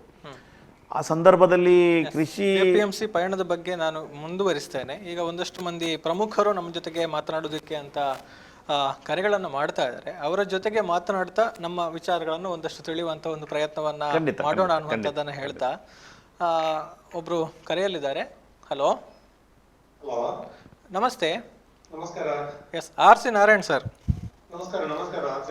ನಮಸ್ತೆ ಸರ್. ನಾವು ಆರಾಮ. ನಮ್ಮ ಜೊತೆಗೆ ಈಗ ವಿವೇಕಾನಂದ ವಿದ್ಯಾವರ್ಧಕ ಸಂಘದ ಹೊಸ ಸಾರಥಿ ಇದ್ದಾರೆ, ಕೃಷ್ಣ ಶೆಟ್ಟಿ ಕಡಬ. ಏನ್ ಹೇಳಿ? ನಮಸ್ತೆ RC ನಾರಾಯಣರೇ. ಏನ್ ಹೇಳ್ತೀರಿ ಸರ್ ಈ ಸಂದರ್ಭದಲ್ಲಿ? ಹೊಸ ಜವಾಬ್ದಾರಿಯನ್ನು ತೆಗೆದುಕೊಂಡಿದ್ದಾರೆ ಹಿರಿಯರಾಗಿ. ನನಗೆ ಸಂಘದ ಒಂದು ಗೀತೆ ನೆನಪಾಯ್ತು. ಸಂಘದ ಸಸಿಯೊಂದು ಹೆಮ್ಮರವಾಗಿದೆ, ಕೇಶವ ನೀನೆ ನೋಡಲು ಬಾ ಅನ್ನುವಂಥದ್ದು. ಓಕೆ. ಅದರ ಜೊತೆ ತರುಣ ಬಲದ ಜಲದಿ ಬರದಿ ಬೋರ್ಗೆರೆದಿದೆ, ಭರತ ಭೂಮಿಯ ಭಾಗ್ಯದ್ವಾರವೆಂದು ತೆರೆದಿದೆ ಅನ್ನುವಂತ ಮಾತಿದೆ ಅಲ್ಲ. ಅಕ್ಷರಶಃ ವಿವೇಕಾನಂದ ವಿದ್ಯಾವರ್ಧಕ ಸಂಸ್ಥೆ ಆಡಳಿತ ಮಂಡಳಿ ಒಂದು ಹೊಸ ನಿರ್ಣಯವನ್ನು ತೆಗೆದುಕೊಂಡು ಒಂದು ಇತಿಹಾಸ ನಿರ್ಮಾಣ ಮಾಡ್ಲಿಕ್ಕೆ ಹೊರಟಿದೆ. ಯುವಕರಿಗೆ ಅವಕಾಶ ಆಗಿದೆ ಅಂತ ಹೇಳಿದ್ರೆ ತಪ್ಪಾಗಲಾರದು. ಅದಕ್ಕೋಸ್ಕರ ಪ್ರಥಮವಾಗಿ ನಾನು ಕೃಷ್ಣ ಶೆಟ್ಟಿ ಕಡಬ ಅವರಿಗೆ ಹೃತ್ಪೂರ್ವಕವಾದ ಅಭಿನಂದನೆ. ಮತ್ತು ನಿಮ್ಮಲ್ಲಿ ತುಂಬಾ ಉತ್ಸಾಹ ಇದೆ ಮತ್ತು ವಿಶೇಷವಾಗಿ ನೀವು ಸಾರ್ವಜನಿಕ ಬದುಕಿನಲ್ಲಿ ಅತ್ಯಂತ ಸ್ವಚ್ಛ ಮತ್ತು ನಿಗರ್ವಿ, ಅತ್ಯಂತ ಸ್ನೇಹಚಾರದಲ್ಲಿ ಇರ್ತಕ್ಕಂಥ ಒಬ್ಬ ರಾಜಕಾರಣ ಬಿಟ್ಟು ಸಹಕಾರಿಯಲ್ಲಿ ದುಡಿಯುವರು. ಅದರ ಜೊತೆ ಇವತ್ತು ವಿದ್ಯಾಸಂಸ್ಥೆಯಲ್ಲಿ ಎಲ್ಲರನ್ನ ಜೋಡಿಸಿಕೊಂಡು ಹೋಗುವಂತ ಒಂದು ದೊಡ್ಡದಾದ ಜವಾಬ್ದಾರಿ ಇದ್ದೀರಿ. ಅದಕ್ಕೋಸ್ಕರ ಅಭಿನಂದನೆ. ಎಸ್ ಸರ್, ಏನಾದ್ರು ಸಲಹೆಗಳು? ಖಂಡಿತ ನಮ್ಮ ಜಿಲ್ಲೆಯ ಶಿಕ್ಷಣ ವ್ಯವಸ್ಥೆಯಲ್ಲಿ ಅತ್ಯಂತ ದೊಡ್ಡ ಹೆಸರು ಯಾವ್ದಂತ ಹೇಳಿದ್ರೆ ವಿದ್ಯಾವರ್ಧಕ ಸಂಘ. ವಿವೇಕಾನಂದ ವಿದ್ಯಾವರ್ಧಕ ಸಂಘದ ಮುಖಾಂತರ ಮತ್ತು ಜಿಲ್ಲೆ ಮತ್ತು ಇತರ ನಮ್ಮ ಕೇರಳದ ಗಡಿ ಭಾಗದಲ್ಲಿ ಕೂಡ ಶಿಕ್ಷಣ ಸಂಸ್ಥೆ ತೆರೆಯುವ ಮುಖಾಂತರ ಒಂದು ಶಿಕ್ಷಣ ವ್ಯವಸ್ಥೆಯಲ್ಲಿ ವ್ಯಾಪಕವಾಗಿ ಒಂದು ಬದಲಾವಣೆಯನ್ನು ತಂದಿದ್ದೀರಿ. ನನ್ನ ಅಪೇಕ್ಷೆ ಇರುವಂತದ್ದು ಇವತ್ತಿನ ಯುವಜನತೆ, ಇವತ್ತಿನ ಯಾವ ಜನರಿಗಳಿದ್ದಾರೆ ಅವರನ್ನ ಸಂಸ್ಕಾರಭರಿತವಾಗಿ ಗಟ್ಟಿಗೊಳಿಸುವಂತ ಕೆಲಸವನ್ನ ಶಿಕ್ಷಣ ಸಂಸ್ಥೆ ಮಾಡಿದೆ. ಅದರ ಜೊತೆಯಲ್ಲಿ ಇವತ್ತು ಕಾಂಪಿಟೇಟಿವ್ ಎಕ್ಸಾಮ್ಗಳು ND ಇರ್ಬೋದು ಅಥವಾ NEET ಇರ್ಬೋದು, JEE ಇರ್ಬೋದು, ಇದಕ್ಕೋಸ್ಕರ ಒಂದಷ್ಟು ತಯಾರಿಗಳನ್ನ ಅಧ್ಯಕ್ಷರು ಹೆಚ್ಚು ಒತ್ತು ಕೊಟ್ಟು ಈಗಾಗಲೇ ಇರುವಂತ ವ್ಯವಸ್ಥೆಗಳು ಬಲಪಡಿಸುವ ಅಗತ್ಯತೆ ಇದೆ. ಅದನ್ನ ಅಧ್ಯಕ್ಷರು ಸ್ವಲ್ಪ ಜಾಗರೂಕತೆಯಲ್ಲಿ ಹ್ಯಾಂಡ್ ಮಾಡಿ ಪುತ್ತೂರಿನ ಯುವಜನರಿಗೆ ಅಥವಾ ನಮ್ಮ ಸಂಸ್ಥೆ ಇರತಕ್ಕಂಥ ಯುವಜನರಿಗೆ ಒಂದು ವಿವೇಕಾನಂದ ವಿದ್ಯಾಸಂಸ್ಥೆ ಯಾವಾಗಲೂ ಕೂಡ ಆರ್ಥಿಕವಾಗಿ ಸಬಲೀಕರಣ ಇದ್ದಂತ ಮಂಗಳೂರಿನಲ್ಲಿ ಹೋಗಿ ವಿದ್ಯಾಸಂಸ್ಥೆ ಮಾಡಲಿಲ್ಲ. ನಮ್ಮಂತ ಗ್ರಾಮಾಂತರ ಪ್ರದೇಶದಲ್ಲಿ ಮಾಡಿರೋದ್ರಿಂದ ಆ ಮಕ್ಕಳಿಗೆ ಕೂಡ ಸ್ಪರ್ಧಾತ್ಮಕ ಪರೀಕ್ಷೆಗಳಿಗೆ ಏನು ಅವಕಾಶ ತೆರೆದಿರ್ತದೆ ಅಂತ ನನ್ನ ಪ್ರಶ್ನೆ. ನರಸಿಂಹನಾರಾಯಣರಿಗೆ ಧನ್ಯವಾದಗಳು. ಒಟ್ಟು ನಿಮ್ಮ ಅಪೇಕ್ಷೆ ಏನಿದೆ, ಪುತ್ತೂರಿನಲ್ಲಿ ಈ ರೀತಿಯ ಟ್ರೈನಿಂಗ್ ಆಗಬೇಕು ಅನ್ನುವಂಥದ್ದನ್ನು ಖಂಡಿತ ಸ್ವೀಕಾರಾರ್ಹ. ಹಿರಿಯರ ಅಪೇಕ್ಷೆಗಳಿದೆ. ಯೋಚನೆ ಮಾಡಿಕೊಂಡು ಏನು ಪುತ್ತೂರಿಗೆ ಅವಶ್ಯಕತೆ ಇದೆ ಅದನ್ನು ನಮ್ಮ ಸಂಸ್ಥೆಯ ಮೂಲಕ ಏನು ಬೆಳೆಸ್ಬೋದು ಯೋಚನೆಗಳನ್ನ ಖಂಡಿತ ಮಾಡ್ತೇವೆ. ನಿಮ್ಮಂಥ ಸಮಾಜಮುಖಿ ಯೋಚನೆ ಮಾಡತಕ್ಕಂಥ ಹಿರಿಯರ ಮಾರ್ಗದರ್ಶನ ಬೇಕು ನಮಗೆ ನಿರಂತರ. ವಿಶೇಷವಾಗಿ ಮತ್ತೊಂದು ಪ್ರಶ್ನೆ ಇದೆ. ನಮ್ಮ ಲಾ ಕಾಲೇಜ್ ಇವತ್ತು ನ್ಯಾಯಾಧಾರವನ್ನು ನಡೆಸ್ತಾ ಇದೆ. ಅಲ್ಲಿ ಇರ್ತಕ್ಕಂತ ಕ್ಲಾಸ್ ಮಾಕ್ ಟೆಸ್ಟಿಂಗ್ ಅನ್ನ ಮಾಡುವಂತ ಕೆಲಸಗಳನ್ನ ಒಂದು LLB ಅಲ್ಲಿ ಮಾಡ್ತಿರುವಂತ ಸಂದರ್ಭದಲ್ಲಿ ಇವತ್ತು ರಾಜ್ಯದ ನನಗೆ ಗೊತ್ತಿರುವ ಒಂದು ಮಾಹಿತಿ ಪ್ರಕಾರ 4 ಜನ ಜಡ್ಜಿಗಳು ನಮ್ಮ ಕಡೆಯಿಂದ, ನಮ್ಮ ವಿವೇಕಾನಂದ ವಿದ್ಯಾಸಂಸ್ಥೆಯಲ್ಲಿ ಕಲಿತವರು ಜಡ್ಜಿಗಳಾಗಿದ್ದಾರೆ. ಆ ಕುರಿತು ಮಾಹಿತಿ ಸರಿಯಾದ್ರು ಅಧ್ಯಕ್ಷರೇ? ಹೌದೌದು, ಖಂಡಿತ. ಈ ಸಾರಿ 4 ಜನ ಜಡ್ಜ್ ಆಗಿ ನಮ್ಮ ವಿವೇಕಾನಂದದಿಂದ ನಮ್ಮ ಲಾ ಕಾಲೇಜಿನಿಂದ ಶಿಕ್ಷಣ ಪಡೆದಿರತಕ್ಕಂಥ 4 ಜನ ಜಡ್ಜಿಗಳಾಗಿ ಆಯ್ಕೆ ಆಗಿದ್ದಾರೆ. ನ್ಯಾಯಾಧಾರ ಅನ್ನುವಂಥದ್ದು ಹಿರಿಯರು ಪ್ರಾರಂಭ ಮಾಡಿರುವಂಥದ್ದೇ ಈ ರೀತಿ ನ್ಯಾಯಾಲಯದಲ್ಲಿ ಜಡ್ಜಿಗಳನ್ನು ಆಯ್ಕೆ ಮಾಡತಕ್ಕಂಥ ಸಂದರ್ಭದಲ್ಲಿ ನಮ್ಮ ವಿಚಾರವನ್ನು ಇಟ್ಕೊಂಡು, ರಾಷ್ಟ್ರೀಯ ವಿಚಾರವನ್ನು ಇಟ್ಕೊಂಡಿರ್ತಕ್ಕಂಥ ಜಡ್ಜಿಗಳು ಬರಬೇಕು ಅಂತ ಕನಸಿಟ್ಕೊಂಡು ನ್ಯಾಯಾಧಾರ ಪ್ರಾರಂಭ ಮಾಡಿರುವಂಥದ್ದು. ಅದರ ಫಲವಾಗಿ ಈ ಸಾರಿ 4 ಜನ ಜಡ್ಜಿಗಳಾಗಿ ಮೊನ್ನೆ ಆಯ್ಕೆ ಆಗಿದ್ದಾರೆ. ಈ ರೀತಿಯ ಯೋಚನೆಗಳು ಮುಂದುವರಿಸ್ತಕ್ಕಂಥ ಪ್ರಯತ್ನ, ಇದಕ್ಕೆ ಇನ್ನೂ ಒತ್ತು ಕೊಡತಕ್ಕಂಥ ಕೆಲಸ ಕಾರ್ಯಕ್ಕೆ ಯೋಚನೆಗಳಿದೆ. 4-5 ಪ್ರಕಲ್ಪಗಳನ್ನು ಪ್ರಾರಂಭ ಮಾಡಿದ್ದಾರೆ. ಅದು ನ್ಯಾಯಾಧಾರ ಇರ್ಬೋದು, ಯಶಸ್ಸು ಇರ್ಬೋದು, ಅದೇ ರೀತಿ ರೇಡಿಯೋ ಪಾಂಚಜನ್ಯ ಇರ್ಬೋದು, ಭವಿಷ್ಯ ಇರ್ಬೋದು. ಭವಿಷ್ಯ ಅಂತಲೇ ನಮ್ಗೆ ಗೊತ್ತಿದೆ, ಇವತ್ತು ಶಿಕ್ಷಕರ ಪಾತ್ರ ಸಮಾಜದಲ್ಲಿ ಭಾರಿ ದೊಡ್ಡದು. ಇವತ್ತು ಶಿಕ್ಷಕರಾಗಿ ಆಯ್ಕೆ ಆಗುವ ಪ್ರಕ್ರಿಯೆಯಲ್ಲಿ ತುಂಬ ಯುವಕರು ಇವತ್ತು ಇಂಜಿನಿಯರಿಂಗ್ ಅಥವಾ ಈ ರೀತಿಯ ಡಾಕ್ಟ್ರು ಇದಕ್ಕೆ ಓಡ್ತಾ ಇದ್ದಾರೆ. ಸಮಾಜದಲ್ಲಿ ಪರಿವರ್ತನೆ ಮಾಡಲಿಕ್ಕೆ ಏನಾದರೂ ಸಾಧ್ಯ ಇದ್ದರೆ ಅದು ಶಿಕ್ಷಕರಿಂದ ಮಾತ್ರ. ಇವತ್ತು ಶಿಕ್ಷಕರಿಂದಲೇ ಈ ಸಮಾಜ, ಈ ದೇಶ ಒಂದು ದಿಕ್ಕಿನ ಕಡೆಗೆ, ಅಭಿವೃದ್ಧಿ ಕಡೆಗೆ ಹೋಗಲಿಕ್ಕೆ ಸಾಧ್ಯ ಇದೆ. ದೇಶದ ಬಗ್ಗೆ ಯೋಚನೆ ಮಾಡ್ತಕ್ಕಂಥ ವ್ಯಕ್ತಿ ನಿರ್ಮಾಣ ಮಾಡಲಿಕ್ಕೆ ಸಾಧ್ಯ ಇದೆ. ಅದಕ್ಕೋಸ್ಕರ ಯಶಸ್ಸು ಅನ್ನುವಂಥ ಪ್ರಾರಂಭ ಮಾಡಿ ಶಿಕ್ಷಕರನ್ನು ಸಮಾಜಕ್ಕೆ ಕೊಡತಕ್ಕಂಥ ಪ್ರಯತ್ನ, ನ್ಯಾಯಾಧಾರದ ಮೂಲಕ ನ್ಯಾಯಾಧೀಶರುಗಳನ್ನು ಅಥವಾ ವಕೀಲರನ್ನು ಕೊಡುವಂಥ ಕೆಲಸ ಕಾರ್ಯ, ಈ ರೀತಿ ಯೋಚನೆಗಳು ಇದಕ್ಕೆಲ್ಲ ಒತ್ತು ಕೊಡಬೇಕು ಅನ್ನುವಂಥದ್ದಿದೆ. ಅದೇ ರೀತಿ ಯಶಸ್ಸಿನ ಮೂಲಕ IAS IPSಗೆ ಒಂದಷ್ಟು ನಮ್ಮವರು ಅದರ ಒಳಗಡೆ ಬರತಕ್ಕಂಥ ಆಯ್ಕೆ ಆಗತಕ್ಕಂಥ ಪ್ರಕ್ರಿಯೆಗೆ ಒತ್ತು ಕೊಡತಕ್ಕಂಥ ಕೆಲಸ ಕಾರ್ಯ ಹಿಂದೆ ಪ್ರಾರಂಭ ಆಗಿದೆ. ಇನ್ನೂ ಅದನ್ನು ಗಟ್ಟಿಗೊಳಿಸಬೇಕು. ಒಂದಷ್ಟು ಟ್ರೈನರ್ಗಳ ಅವಶ್ಯಕತೆ ಇದೆ. ನಿವೃತ್ತ IFS IASಗಳು ನಮಗೆ ಸ್ವಲ್ಪ ಅವಶ್ಯಕತೆ ಇದೆ. ಆ ನಿಟ್ಟಿನಲ್ಲಿ ಯೋಚನೆಗಳಾಗ್ತಾ ಇದೆ.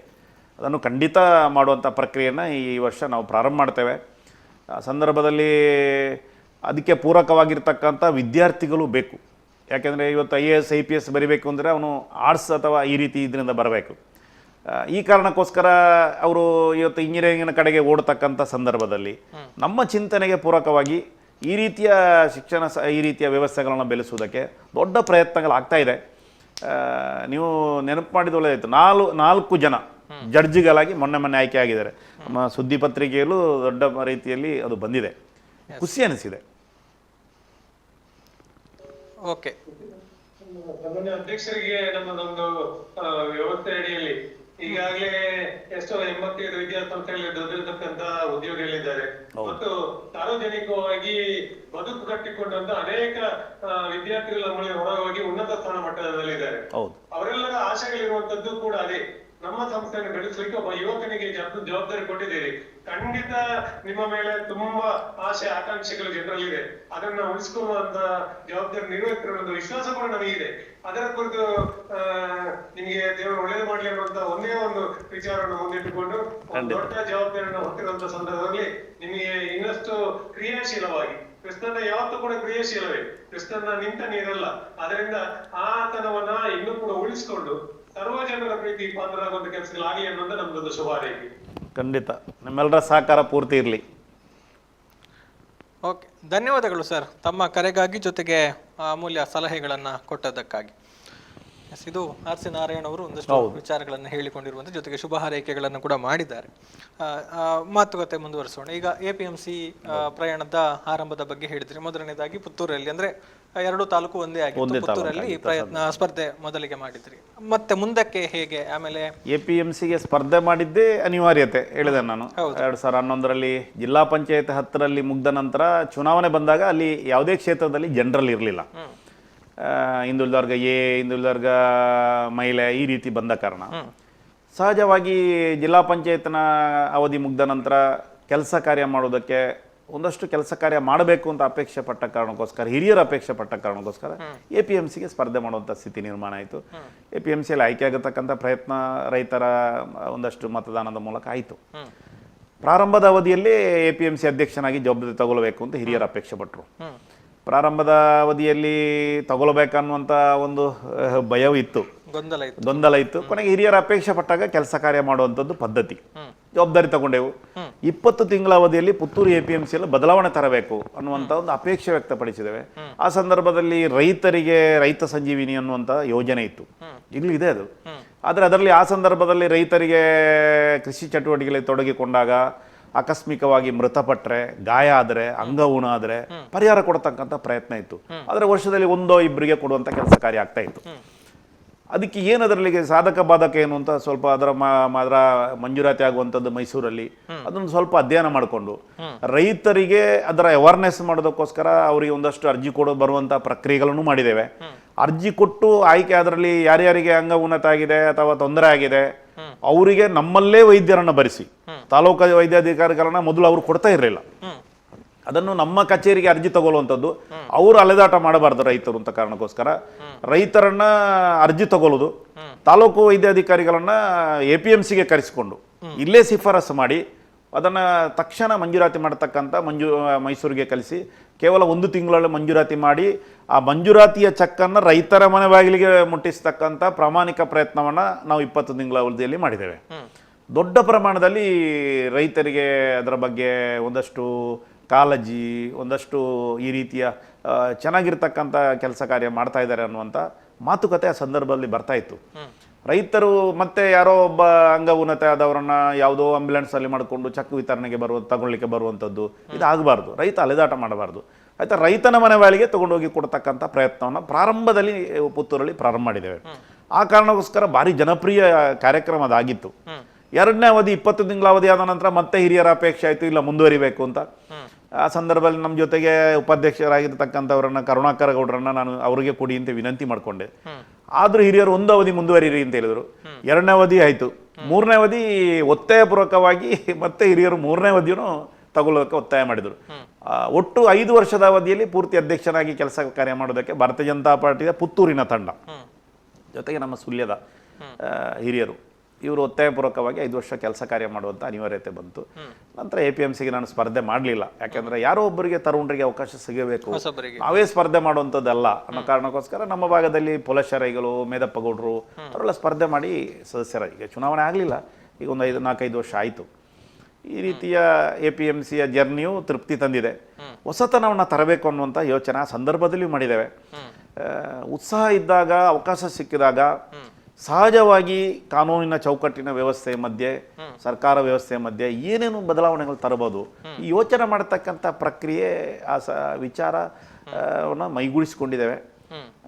ಬೇರೆ ಬೇರೆ ಸಂದರ್ಭದಲ್ಲಿ ಹಿರಿಯರಿಂದ ಸಿಕ್ಕಿರತಕ್ಕಂಥ ಅನುಭವದ ಆಧಾರದ ಮೇರೆಗೆ ಮಾಡ್ತಾ ಇದ್ದೇವೆ, ಅದನ್ನು ಮಾಡಿದ್ದೇವೆ, ತೃಪ್ತಿ ತಂದಿದೆ. ಓಕೆ, ಅಂದರೆ ಇರುವಂತಹ ಅವಕಾಶವನ್ನು ಎಷ್ಟರ ಮಟ್ಟಿಗೆ ಮ್ಯಾಕ್ಸಿಮಮ್ ಆಗಿ ಬಳಕೆ ಮಾಡಿಕೊಳ್ಬಹುದು ಅನ್ನುವಂಥದ್ದಕ್ಕೆ ತಮ್ಮ ಪ್ರಯತ್ನ ಇತ್ತು. ಮಾಡಿದ್ದೇವೆ. ಓಕೆ, ಮಾತಾಡೋಣ. ಇನ್ನೊಬ್ಬರು ಕರೆಯಲ್ಲಿ ಜಾಯ್ನ್ ಆಗಿದ್ದಾರೆ. ಹಲೋ, ನಮಸ್ತೆ. ಶಿವಪ್ರಸಾದ್ ಅವರು ಕಡಬದಿಂದ. ಎಸ್, ನಮಸ್ತೆ ಸರ್. ನಮಸ್ತೆ. ನಮ್ಮ ಜೊತೆಗೆ ವಿವೇಕಾನಂದ ವಿದ್ಯಾವರ್ಧಕ ಸಂಘದ ಅಧ್ಯಕ್ಷರಾಗಿರುವಂತಹ ಕೃಷ್ಣ ಶೆಟ್ಟಿ ಕಡಬ ಇದ್ದಾರೆ. ನಮಸ್ತೆ. ಹೇಳಿ ಸರ್, ಏನು ಹೇಳೋದಕ್ಕೆ ಇಷ್ಟಪಡ್ತೀರಿ ಈ ಸಂದರ್ಭದಲ್ಲಿ?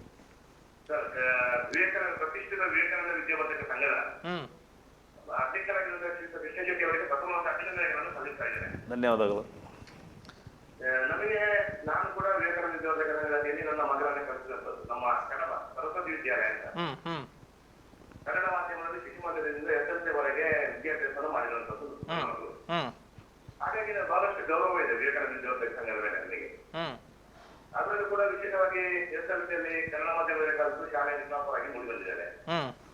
ಅದಕ್ಕೆ ನಂತರ ನನ್ನ PUC ವಿದ್ಯಾಭ್ಯಾಸವನ್ನು ಕುಮಾರಸ್ವಾಮಿ ಸುಬ್ರಹ್ಮಣ್ಯದಲ್ಲಿ ಮಾಡಿರುವಂತದ್ದು. ಅಲ್ಲಿ ಕೂಡ ಸೈನ್ಸ್ BCSE ಮಾಡಿ 97% ಅಂಕವನ್ನು ಪಡ್ಕೊಂಡಿದ್ದಾರೆ.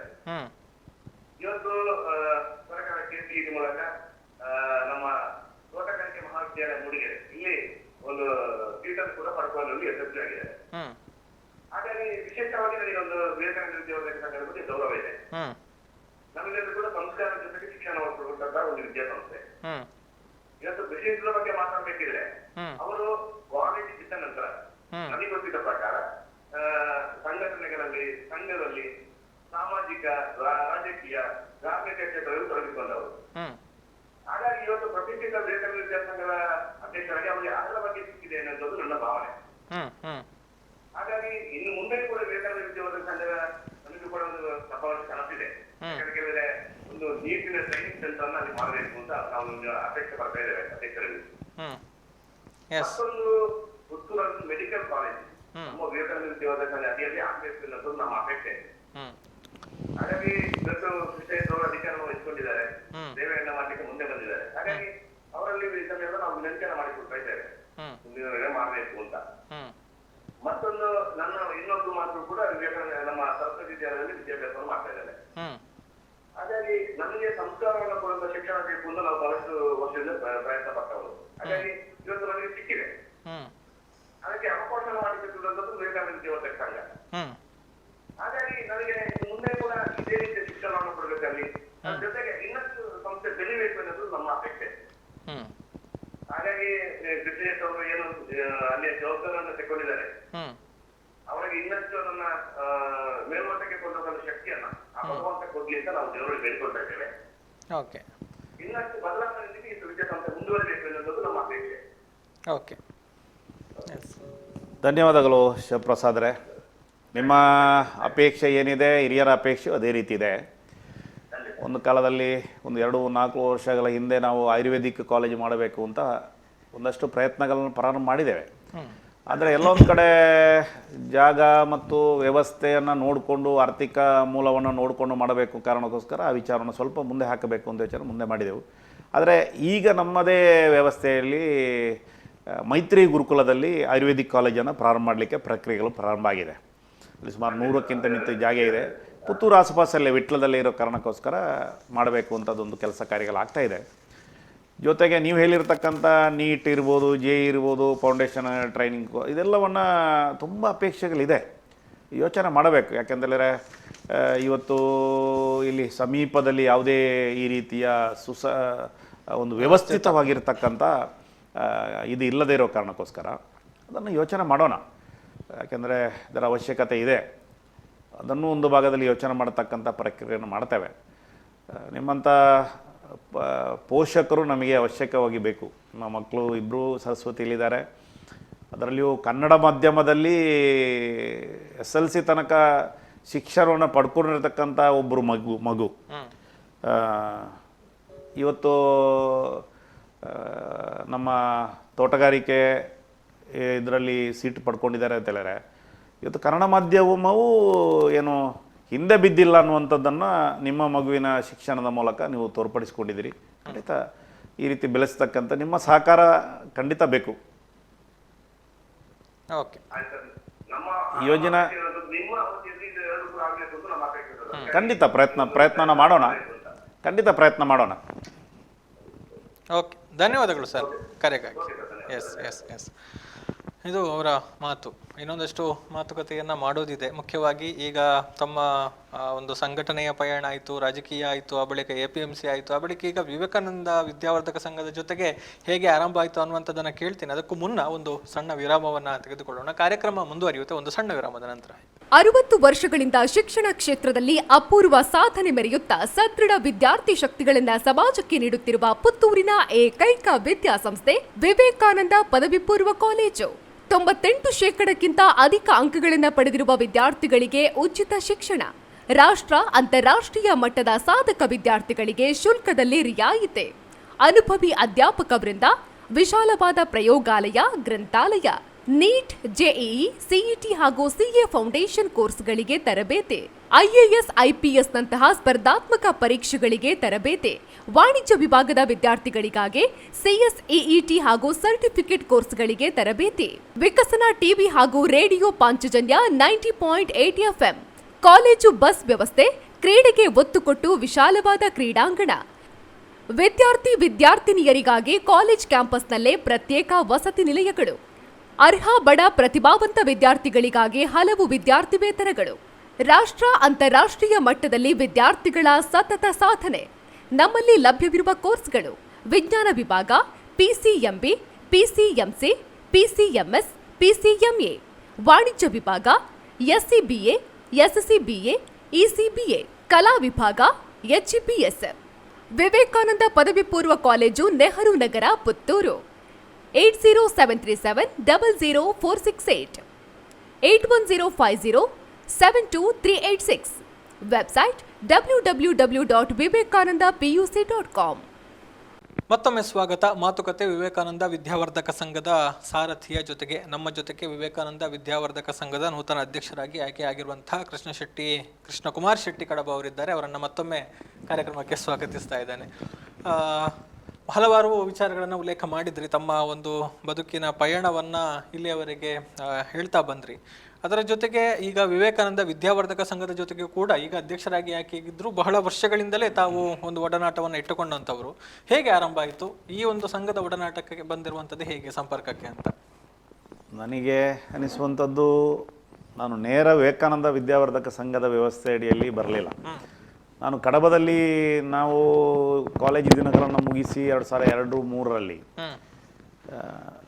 ರಾಷ್ಟ್ರೀಯ ಚಿಂತನೆಯ ಶಿಕ್ಷಣ ಸಂಸ್ಥೆಗಳು ಬೇಕು, ಬೇರೆ ಬೇರೆ ಕಲ್ಲಡ್ಕಕ್ಕೆ ಡಾಕ್ಟರ್ ಪ್ರಭಾಕರ ಭಟ್ರು ನಡೆಸ್ತಕ್ಕಂಥ ಸಂಸ್ಥೆಗೆ ಹೋದಾಗ ನಮಗೂ ಕಡಬದಲ್ಲಿ ಏನೋ ಹೊಸತನ ತರಬೇಕು, ಕಡಬದಲ್ಲಿ ಈ ರೀತಿಯ ಶಿಕ್ಷಣ ಸಂಸ್ಥೆ ಅವಶ್ಯಕತೆ ಇತ್ತು. ಆ ಸಂದರ್ಭದಲ್ಲಿ ಪುತ್ತೂರಿನ ವಿವೇಕಾನಂದ ವಿದ್ಯಾವರ್ಧಕ ಸಂಘ ಆರಂಭ ಆಗುವುದಕ್ಕೂ ಒಂದು ವಿಶೇಷತೆ ಇದೆ. ಶಿಕ್ಷಣದ ಮೂಲಕ ಹಿಂದೂ ಧಾರ್ಮಿಕ ನಂಬಿಕೆಗಳ ಮೇಲೆ ಏನು ಆಕ್ರಮಣ ಮಾಡಲಿಕ್ಕೆ ಸಂಸ್ಥೆಗಳನ್ನ ಬಳಸ್ತಾ ಇದ್ರು.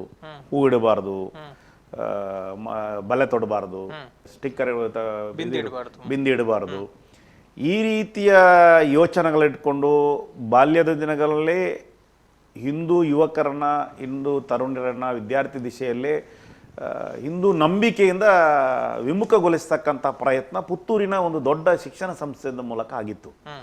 ಅದರ ವಿರುದ್ಧ ದೊಡ್ಡ ಪ್ರತಿಭಟನೆ ಆಗಿದೆ. ಪ್ರತಿಭಟನೆ ಆದ ನಂತರ ಮುಂದೆ ಏನು ಅಂತ ಕಾರಣಕ್ಕೋಸ್ಕರ ಹಿರಿಯರು ಯೋಚನೆ ಮಾಡಿರುವಂಥದ್ದು, ನಾವು ಯಾಕೆ ಕಾಲೇಜು ಪ್ರಾರಂಭ ಮಾಡಬಾರದು, ಇದಕ್ಕೆ ಪರಿಹಾರ ನಾವು ಯಾವುದೋ ಹೋರಾಟ ಅಲ್ಲ, ನಾವು ಏನಾದರೂ ಪರಿಹಾರ ಇದಕ್ಕೆ ಪ್ರತ್ಯೇಕವಾಗಿರ್ತಕ್ಕಂಥ ಶಿಕ್ಷಣದ ವ್ಯವಸ್ಥೆ ಮಾಡಬೇಕು ಅನ್ನೋ ಕಾರಣಕ್ಕೋಸ್ಕರ ಪುತ್ತೂರು ವಿವೇಕಾನಂದ ವಿದ್ಯಾವರ್ಧಕ ಸಂಘ ಮತ್ತು ಶಿಕ್ಷಣ ಸಂಸ್ಥೆಗಳು ಪ್ರಾರಂಭ ಆಗಿರುವಂಥದ್ದು. ಅದರ ಪ್ರೇರಿತವಾಗಿ ಕಲ್ಲಡ್ಕದಲ್ಲಿ ಹಿರಿಯರ ಯೋಚನೆ ಪ್ರಕಾರ ಆರಂಭ ಆಗಿದೆ. ನಾವು ಆಗಾಗ ಕಾಲೇಜು ದಿನಗಳನ್ನು ಮುಗಿಸಿ ಈ ರೀತಿ ಸಮಾಜಮುಖಿ ಕೆಲಸ ಕಾರ್ಯ ಮಾಡುವಾಗ, ಸಂಘಟನೆಯಲ್ಲಿ ಜವಾಬ್ದಾರಿ ತಗೊಂಡಾಗ, ಕಲ್ಲಡ್ಕಕ್ಕೆ ಹೋದಾಗ ಕಲ್ಲಡ್ಕದ ಶಿಕ್ಷಣದ ವ್ಯವಸ್ಥೆ, ಅಲ್ಲಿ ಸಂಸ್ಕಾರ ಕೊಡುವಂಥ ವ್ಯವಸ್ಥೆ, ಇದೆಲ್ಲವನ್ನು ಮನಗಂಡಾಗ ನಮ್ಮೂರಲ್ಲದು ಸಂಸ್ಥೆ ಮಾಡಬೇಕು ಅನ್ನೋಂಥ ಯೋಚನೆ, ಒಂದು ಕನಸು ಮನಸ್ಸಲ್ಲಿ ಆರಂಭ ಆಯಿತು. ಅದನ್ನು ಹಿರಿಯರ ಜೊತೆಗೆ ಹಂಚಿಕೊಳ್ಳತಕ್ಕಂಥ ಪ್ರಯತ್ನವನ್ನು ಮಾಡಿದೆವು. ಆ ಸಂದರ್ಭದಲ್ಲಿ ನಮ್ಮ ವೆಂಕಟರಮಣ ಭಟ್ ಮಂಕುಡೆ ಇವರು ಉಪ್ಪಿನಂಗಡಿಯಿಂದ ಹಾರ್ಡ್ವೇರ್ ಅಂಗಡಿಯಲ್ಲಿ ಕೆಲಸ ಕಾರ್ಯ ಮಾಡ್ತಾ ಇದ್ರು. ಕಡಬದಲ್ಲಿ ಒಂದು ಉದ್ಯಮ ಪ್ರಾರಂಭ ಮಾಡಿದರು. ರಾಷ್ಟ್ರೀಯ ಸ್ವಯಂ ಸೇವಕ ಸಂಘದ ಸಂಪರ್ಕದಲ್ಲಿ ಕೆಲಸ ಕಾರ್ಯ ಮಾಡ್ತಾ ಇದ್ರು. ಅವರು ನಾವು ಒಟ್ಟಾಗಿ ದಿನನಿತ್ಯ ಒಟ್ಟಾಗಿ ಕೆಲಸ ಕಾರ್ಯ ಮಾಡುವವರು. ಅವರು ಮತ್ತೆ ನಾವು ಕೂತು ಯೋಚನೆಗಳನ್ನ ಮಾಡಿ ನಾವೇನಾದರೂ ಒಂದು ಸಂಸ್ಥೆ ಪ್ರಾರಂಭ ಮಾಡಿದ್ರೇನು, ಹಿರಿಯರ ಗಮನಕ್ಕೆ ತಂದೆವು. ಹಿರಿಯರ ಗಮನಕ್ಕೆ ತಂದಾಗ, ಶಿಕ್ಷಣ ಸಂಸ್ಥೆ ಕೆಲವು ಪ್ರಮುಖರ ಗಮನಕ್ಕೆ ತಂದಾಗ, ಸವಾಲಿನ ಕಾರ್ಯ, ಅಷ್ಟು ಸುಲಭದ ಕಾರ್ಯ ಅಲ್ಲ. ಶಿಕ್ಷಣ ಸಂಸ್ಥೆ ಆರಂಭ ಆಗುವಂಥದ್ದು ಅದು ಮಕ್ಕಳಾಟಿಕೆ ಅಲ್ಲ ಅನ್ನುವಂಥದ್ದನ್ನು ಗಮನಕ್ಕೆ ತಂದರು. ಆದರೂ ಹಠಕ್ಕೆ ಬಿದ್ದು ನಾವು ಮಾಡಬೇಕು. ಆ ಸಂದರ್ಭದಲ್ಲಿ ಕಲ್ಲಡ್ಕ ಪ್ರಭಾಕರ್ ಭಟ್ರು ನಮ್ಮ ಬೆನ್ನು ತಟ್ಟಿ ಮಾಡಬೇಕು, ನಿಮಗೆ ಮಾಡಲಿಕ್ಕೆ ತಾಕತ್ತಿದೆ, ಕಡಬದಲ್ಲಿ ಅವಶ್ಯಕತೆ ಇದೆ, ನೀವು ಮಾಡಿ ಅಂತ ನಮಗೆ ಒತ್ತಾಯ ಮಾಡಿದರು. ಪ್ರಾರಂಭದಲ್ಲಿ ಒಂದು ಶಿಶು ಮಂದಿರವನ್ನು ಪ್ರಾರಂಭ ಮಾಡಿದೆವು. ಶಿಶು ಮಂದಿರ ನಡೆಸುವುದಕ್ಕೂ ಆ ಸಂದರ್ಭದಲ್ಲಿ ನಮ್ಮ ಮಾತಾಜಿಗಳನ್ನು ಇದರಿಂದ ಕೊಡ್ತಾ ಇದ್ರು. ಸಣ್ಣ ಗೌರವಧನ ಕೊಡಬೇಕಾಗಿತ್ತು. ಆ ಕಟ್ಟಡಕ್ಕೆ ಬಾಡಿಗೆ ಕೊಡಬೇಕು. ನಮ್ಮಲ್ಲೇ ದಿನನಿತ್ಯದ ಚಟುವಟಿಕೆಗೆ 50-100 ರೂಪಾಯಿ ಇಲ್ಲದೆ ಇರುವಂಥ ತರುಣರ ಗುಂಪು ಭವಿಷ್ಯತ್ತಿನ ಭಾರತವನ್ನು ಕಣ್ಮುಂದೆ ಇಟ್ಕೊಂಡು ಶಿಕ್ಷಣ ಸಂಸ್ಥೆ ಪ್ರಾರಂಭ ಮಾಡೋ ಕಾರಣಕ್ಕೋಸ್ಕರ ಶಿಶು ಮಂದಿರದಿಂದ ಆರಂಭ ಆಗಿರತಕ್ಕಂಥ ಆ ಒಂದು ಜರ್ನಿ, ಆ ಒಂದು ಪ್ರಾರಂಭ ಶಿಕ್ಷಣ ಸಂಸ್ಥೆದು ಶಿಶು ಮಂದಿರ 3 ವರ್ಷ ನಡೆಸಿದ ನಂತರ ಪೋಷಕರು ಮಾತಾಡ್ಲಿಕ್ಕೆ ಶುರು ಮಾಡಿದರು. ನಮ್ಮ ಮಗುವಿಗೆ ಸಂಸ್ಕಾರ ಕೊಟ್ಟಿದ್ದೀರಿ, ಭಾರಿ ಚೆನ್ನಾಗಿರ್ತಕ್ಕಂಥ ವ್ಯವಸ್ಥೆ, ಮುಂದೆ ಏನು ನಮ್ಮದು, ನಾವು ಎಲ್ಲಿ ಕಲಿಸಬೇಕು, ಮತ್ತೆ ನಾವು ಅದಕ್ಕೆ ಕಲಿಸಬೇಕು. ಆಗ ಏನು ಮಾಡಬೇಕು, ಪ್ರಾಥಮಿಕ ಶಾಲೆ ಪ್ರಾರಂಭ ಮಾಡುವ. ಅಲ್ಲಿ ಹತ್ತಿರದಲ್ಲಿ ಒಬ್ಬರು ಗೌಡರಿದ್ದರು, ಅವರಲ್ಲಿ ಹೋಗಿ ವಿನಂತಿ ಮಾಡಿಕೊಂಡು ಅವರ ಒಂದು ಸಣ್ಣ ಪುಟ್ಟ ನ್ಯಾಯಗಳನ್ನು ಮುಗಿಸ್ಕೊಂಡು ಅವರಿಂದ ಸ್ವಲ್ಪ ಒಂದು 50 ಸೆಂಟ್ ಜಾಗ ತಗೊಂಡು ಕಟ್ಟಡ ಪ್ರಾರಂಭ ಮಾಡಿದೆವು. ಕಟ್ಟಡ ಆಗಿ ಆ ಸಂದರ್ಭ ರಮೇಶ್ ಕಲ್ಪರೆ ಅನ್ನುವಂಥ ನಮ್ಮ ಕಡಬದ ಹಿರಿಯರು ನಮ್ಮ ಜೊತೆಗಿದ್ದರು. ಅವರ ನೇತೃತ್ವದಲ್ಲಿ ನಾವು ಕಟ್ಟಡಗಳನ್ನು ಪ್ರಾರಂಭ ಮಾಡಿದೆವು. ಶಿಕ್ಷಣ ಕಡಬದಲ್ಲಿ ಸರಸ್ವತಿ ವಿದ್ಯಾಲಯವನ್ನು ನಾವು ಪ್ರಾರಂಭ ಮಾಡಿದ್ದು ಆ ಸಂದರ್ಭದ ಸ್ಥಿತಿ ಹಾಗೆ. ಆ ಸಂದರ್ಭದಲ್ಲಿ ಅಲ್ಲೊಂದು ಸ್ವಲ್ಪ ಜಾಗ ಇತ್ತು, ವಿಶ್ವ ಹಿಂದೂ ಪರಿಷತ್ತಿಗೆ ಅಂತ ಕಾದಿರಿಸಿದ ಜಾಗ ಇತ್ತು. ಅಲ್ಲಿ ಶಿಶು ಮಂದಿರ ಕುಟೀರ ಮಾಡುವ ಅಂತೇಳಿ ಪ್ರಾರಂಭ ಮಾಡಿದೆವು. ಅದು ಹಿರಿಯರಾಗಿರ್ತಕ್ಕಂಥ ನಮ್ಮ ನಾರಾಯಣ ನಾಯ್ಕರು, ಅಲ್ಲಿ ಶಾರದಾ ಸದನದವರು, ಅವರು ಸ್ವಲ್ಪ ಎಲ್ಲರನ್ನ ಅದಕ್ಕೆ ದುರುಪಯೋಗ ಮಾಡದ ರೀತಿಯಲ್ಲಿ ತಡೆದು ಉಳಿಸಿರ್ತಕ್ಕಂಥ ಜಮೀನು. ಈಗ ನಮ್ಮ ಸತೀಶ್ ನಾಯ್ಕರಿದ್ದಾರೆ, ಅವರ ತಂದೆ. ಆ ಜಾಗದಲ್ಲಿ ಸಣ್ಣ ಕುಟೀರ ಮಾಡಿಕೊಂಡು ಪ್ರಾರಂಭ ಮಾಡಿದ್ದೇವೆ. ನಂತರ ಒಂದು ಕಟ್ಟಡಕ್ಕೆ ದಾನಿಗಳನ್ನು ಸಂಪರ್ಕ ಮಾಡೋದು, ಅಲ್ಲಿರತಕ್ಕಂಥ ಯಾರ್ಯಾರು ಜನಪ್ರತಿನಿಧಿಗಳಿದ್ದಾರೆ ಅವರ ಸಂಪರ್ಕದಲ್ಲಿದ್ದಂಥ ಯಾರ್ಯಾರು ಇದ್ದಾರೆ, ಕಾಂಟ್ರಾಕ್ಟ್ದಾರರು ಇರ್ಬೋದು, ದಾನಿಗಳಿರ್ಬೋದು, ಈ ರೀತಿ ಮಾಡಿ ಕಟ್ಟಡಗಳನ್ನು ಮಾಡುವಂಥ ಕೆಲಸ ಕಾರ್ಯ ಮಾಡಿದ್ದೇವೆ. ಈ ಸಂದರ್ಭದಲ್ಲಿ ಅಲ್ಲಿ ಕೆಲಸ ಕಾರ್ಯ ಮಾಡೋ ಸಂದರ್ಭದಲ್ಲಿ ಹಿರಿಯರು ಒಟ್ಟು ಅಪೇಕ್ಷೆ ಪಟ್ಟು ತಕ್ಷಣ ವಿವೇಕಾನಂದ ವಿದ್ಯಾವರ್ಧಕ ಸಂಘದ ಜವಾಬ್ದಾರಿ ತಗೊಳ್ಬೇಕು, ಸಂಘಕ್ಕೆ ಬರಬೇಕು ಅಂತ ಅಪೇಕ್ಷೆ ಪಟ್ಟರು.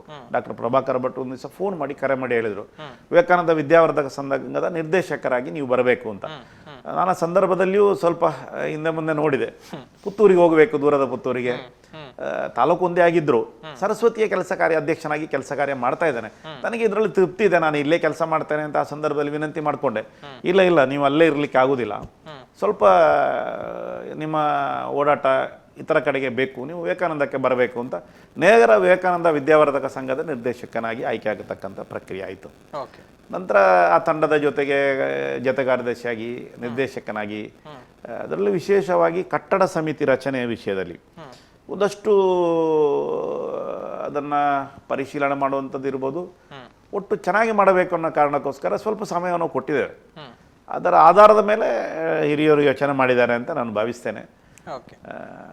ಒಟ್ಟು ವಿವೇಕಾನಂದಕ್ಕೆ ಬರುವುದಕ್ಕೆ ಮೊದಲು ಸರಸ್ವತಿಯಲ್ಲಿ ಒಂದು 10 ವರ್ಷ ಅಧ್ಯಕ್ಷನಾಗಿ ಕೆಲಸ ಕಾರ್ಯ ಮಾಡಿದ್ದಾರೆ. ಆ ಸಂಸ್ಥೆಯನ್ನು ಬೆಳೆಸ್ತಕ್ಕಂಥ ಪ್ರಾಮಾಣಿಕ ಪ್ರಯತ್ನ ಮಾಡಿ, ನನ್ನಿಂದ ಒಬ್ಬನಿಂದ ಬೆಳೆದದ್ದು ಅಂತ ಅಲ್ಲ.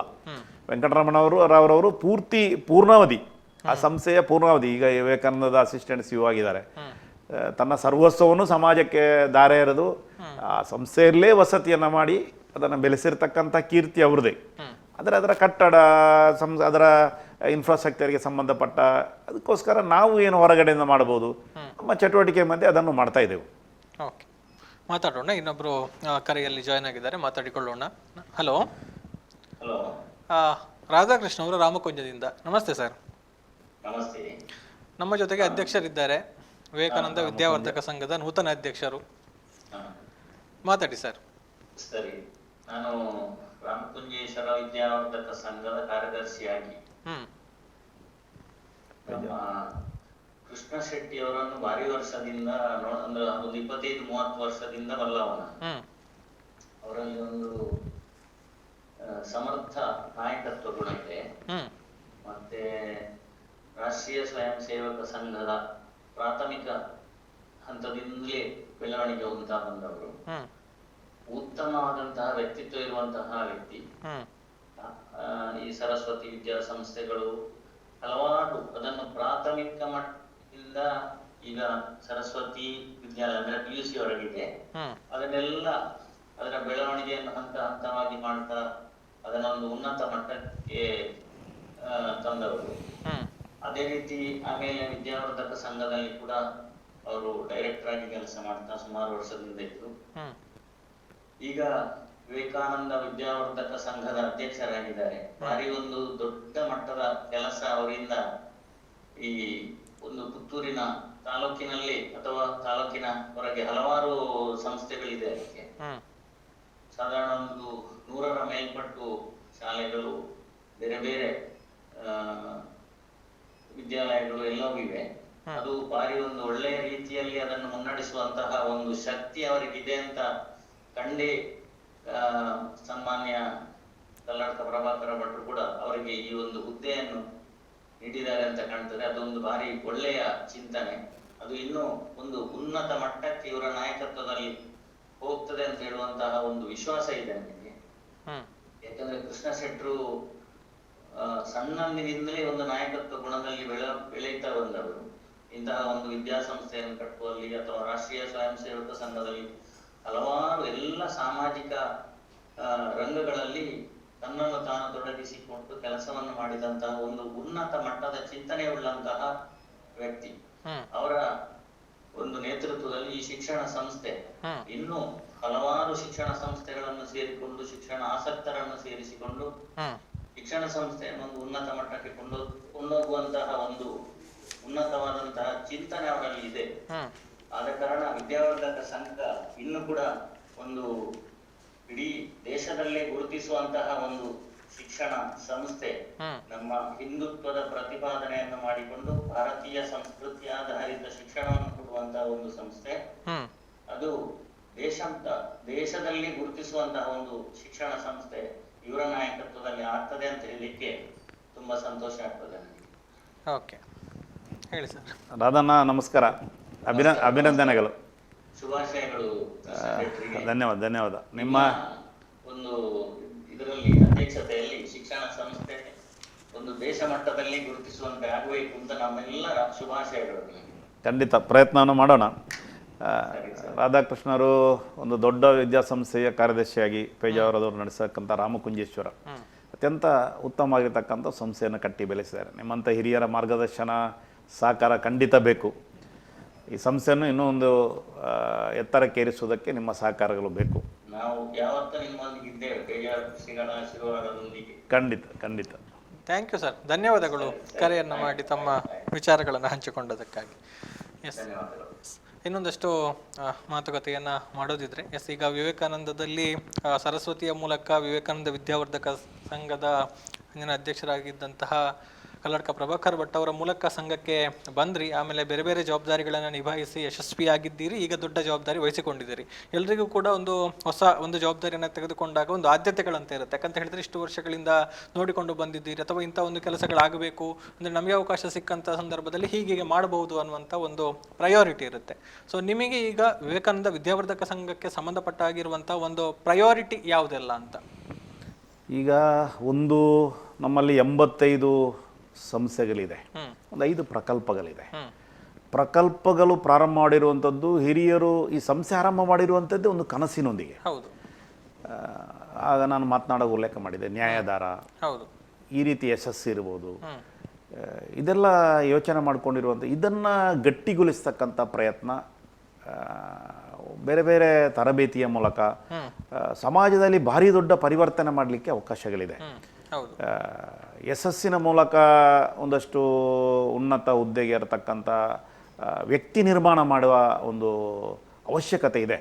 ಇತ್ತೀಚೆಗೆ ನೀವು IAS ಅಥವಾ IPS ಇದನ್ನು ಗಮನಿಸಿದರೆ ಪೂರ್ತಿ ಹೊರ ರಾಜ್ಯದ ಬಿಹಾರ, UP ಅವರೇ ಬಹುತೇಕ ಸ್ಥಾನವನ್ನು ಅಲಂಕರಿಸುವಂಥದ್ದು. ನಮ್ಮ ಜಿಲ್ಲೆಯವರು ಯಾಕೆ ಇದಕ್ಕೆ ಹೋಗ್ತಾ ಇಲ್ಲ ಅನ್ನುವಂಥದ್ದೇ ನಮ್ಮಲ್ಲಿ ಒಂದು ಭಾರಿ ದೊಡ್ಡ ಹಿರಿಯರ ಅಪೇಕ್ಷೆ, ಪ್ರಶ್ನೆ ಇರುವಂಥದ್ದು. ನಮ್ಮ ಜಿಲ್ಲೆಯವರು ಪೂರ್ತಿ ಓಡಾಟ ಮಾಡುವಂಥದ್ದೇ ಇಂಜಿನಿಯರ್ ಆಗುವುದಕ್ಕೆ, ಡಾಕ್ಟರ್ ಆಗುವುದಕ್ಕೆ, ಇದರ ಹಿಂದೆ ಓಡ್ತಾ ಇದ್ದಾರೆ. ಇವತ್ತು ಸಮಾಜದಲ್ಲಿ ಪರಿವರ್ತನೆ ತರತಕ್ಕಂಥ ಸಾಮಾಜಿಕ ವ್ಯವಸ್ಥೆಯಲ್ಲಿ, ಸರ್ಕಾರಿ ವ್ಯವಸ್ಥೆಯಲ್ಲಿ ಏನಾದರೂ ಪರಿವರ್ತನೆ ತರಬೇಕಾಗಿದ್ದರೆ ಇವತ್ತು ಈ ದೇಶದ ಅಪರೂಪದ ಪ್ರಧಾನಿ ಆಗಿರತಕ್ಕಂಥ ನರೇಂದ್ರ ಮೋದಿಜಿಯವರ ಕನಸೇನು ಅಂದರೆ ಭ್ರಷ್ಟಾಚಾರ ಮುಕ್ತ ದೇಶವನ್ನು ಕಾಣಬೇಕು. ಇದನ್ನು ಏನಾದರೂ ಸರಿ ಮಾಡಲಿಕ್ಕೆ ಸಾಧ್ಯತೆ ಇದ್ದರೆ ಈ ರೀತಿ ಆಯಕಟ್ಟಿನ ಜಾಗದಲ್ಲಿ ಸಂಸ್ಕಾರದ ಜೊತೆಯೊಂದಿಗೆ ಶಿಕ್ಷಣ ಪಡ್ಕೊಂಡಿರತಕ್ಕಂಥ ವ್ಯಕ್ತಿ ಬಂದಾಗ ಮಾತ್ರ ಸಾಧ್ಯ. ಈ ನಿಟ್ಟಿನಲ್ಲಿ ನಮ್ಮ ಪ್ರಯತ್ನಗಳು ಇನ್ನೂ ಆಗಬೇಕು ಅನ್ನುವಂಥ ಕನಸಿದೆ. ಅದಕ್ಕೆ ವಿಶೇಷ ಒತ್ತು ಕೊಡಬೇಕು. ಅದಕ್ಕೋಸ್ಕರ ಈ ರೀತಿ ಸ್ಥಾನಗಳನ್ನ ಪಡ್ಕೊಳ್ಳೋದಕ್ಕೆ ಇರತಕ್ಕಂಥ ಅರ್ಹತೆಗೆ ಇರತಕ್ಕಂಥ ವಿದ್ಯಾರ್ಥಿಗಳನ್ನ ಗುರುತಿಸಿ ಪ್ರತ್ಯೇಕ ತರಬೇತಿ ಕೊಡುವಂಥದ್ದು ಇರ್ಬೋದು. ಇದನ್ನು ಮಾಡತಕ್ಕಂಥ ಪ್ರಯತ್ನ ಒಂದು ಭಾಗದಲ್ಲಿ ಯೋಚನೆಗಳಾಗಬೇಕಾಗಿರೋದು. ಜೊತೆಗೆ ನಮ್ಮ ಶಿಕ್ಷಣ ಸಂಸ್ಥೆಗಳು ಇತ್ತೀಚೆಗೆ ಬಹುತೇಕ ಪೋಷಕರ ಮನೋಸ್ಥಿತಿ ವರ್ಷ ನಮ್ಮ ಸಂಸ್ಥೆಗಳ ಬಗ್ಗೆ, ನಮ್ಮ ಗುಣಮಟ್ಟದ ಬಗ್ಗೆ ದೊಡ್ಡ ಅಪೇಕ್ಷೆಗಳಿದೆ. ಗುಣಮಟ್ಟ ಚೆನ್ನಾಗಿದೆ, ಆದರೆ ಇತ್ತೀಚೆಗೆ ನೀವು ಯೋಚನೆ ಮಾಡಿದರೆ ಇವತ್ತು CBSE ಬೇಕು, ಈ ರೀತಿ ಅಪೇಕ್ಷೆಗಳು ಇಂಟರ್ನ್ಯಾಷನಲ್ ಶಿಕ್ಷಣ ಬೇಕು, ಈ ರೀತಿ ಅಪೇಕ್ಷೆಗಳೇ ಇರುವಂಥದ್ದು. ಈ ಸಂದರ್ಭದಲ್ಲಿ ನಮ್ಮ ಈಗಿರ್ತಕ್ಕಂಥ ಶಿಕ್ಷಣ ಸಂಸ್ಥೆಗಳಿದೆ, ಇದನ್ನು ಗುಣಮಟ್ಟವನ್ನು ಏರಿಸುವುದಕ್ಕೆ ಏನು ಮಾಡಬೇಕು? ಅದಕ್ಕೋಸ್ಕರ ಇತ್ತೀಚೆಗೆ ನಿಮ್ಗೆ ಗೊತ್ತಿದೆ, ಎಲ್ಲ ಕಡೆ ನೀಟ್, JEE ಟ್ರೈನಿಂಗ್ ಸೆಂಟರ್ಗಳು, ಒಂದು ರೀತಿಯಲ್ಲಿ ಹಣ ಸಂಗ್ರಹ ಮಾಡೋದಕ್ಕೆ ಯೋಚನೆ ಮಾಡತಕ್ಕಂಥ ವಿದ್ಯಾಸಂಸ್ಥೆಗಳು ಬೇರೆ, ಒಂದು ವಿಚಾರವನ್ನು ಕೊಟ್ಟು ರಾಷ್ಟ್ರೀಯ ವ್ಯಕ್ತಿಗಳನ್ನಾಗಿ ನಿರ್ಮಾಣ ಮಾಡೋದಕ್ಕೆ ಶಿಕ್ಷಣ ನಡೆಸ್ತಕ್ಕಂಥ ಸಂಸ್ಥೆ ಬೇರೆ.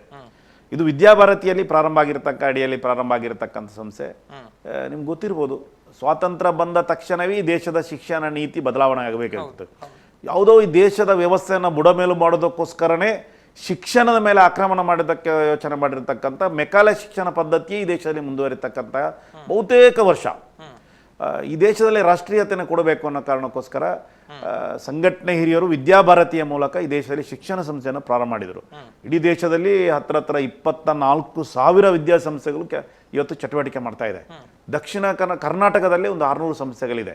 ವಿವೇಕಾನಂದದಲ್ಲಿ ಸುಮಾರು 85 ಸಂಸ್ಥೆಗಳಿದೆ. ಆದರೆ ಇತ್ತೀಚಿನ ಕಾಂಪಿಟೇಷನ್, ಇತ್ತೀಚಿನ ವ್ಯವಸ್ಥೆಗಳ ಬಗ್ಗೆ ಆ ಸಂಸ್ಥೆ ಅಂತರಕ್ಕೆ ಅಥವಾ ಈ ರೀತಿಯ ಪೈಪೋಟಿ ಕೊಡತಕ್ಕಂಥ ಖಾಸಗಿ ಸಂಸ್ಥೆಗಳಿಗೆ ಪೂರಕವಾಗಿರ್ತಕ್ಕಂಥ ಗುಣಮಟ್ಟವನ್ನು ಹೆಚ್ಚಿಸ್ತಕ್ಕಂಥ ಪ್ರಯತ್ನದ ಅವಶ್ಯಕತೆ ಇದೆ. ಈ ನಿಟ್ಟಿನಲ್ಲಿ ಈ ಸಾರಿ ನಾವು ಯೋಚನೆ ಮಾಡಿರುವಂಥದ್ದು, ನಮ್ಮ ಯಾವ್ಯಾವುದು ಶಿಕ್ಷಣ ಸಂಸ್ಥೆ ಇದೆ ಅಲ್ಲಿ ಗುಣಮಟ್ಟಕ್ಕೆ ಒತ್ತು ಕೊಡಬೇಕು, ಜೊತೆಗೆ ಸಂಸ್ಕಾರಕ್ಕೆ ಒತ್ತು ಕೊಡತಕ್ಕಂಥ ಪ್ರಯತ್ನ ಏನಿದೆ ಅದನ್ನು ಮುಂದುವರಿಸಬೇಕು. ಈ ಮೂಲಕ ನಮ್ಮ ಶಿಕ್ಷಣ ಸಂಸ್ಥೆಗಳು ಇತರ ಸಂಸ್ಥೆಗಳಿಂದ ನಾವು ವಿಭಿನ್ನ ಅನ್ನುವಂಥನ್ನು ತೋರಿಸ್ಕೊಡ್ಬೇಕು. ಇವತ್ತು ವಿಭಿನ್ನಾಗಿ ಕೆಲಸ ಕಾರ್ಯ ಮಾಡ್ತಾ ಇದೆ.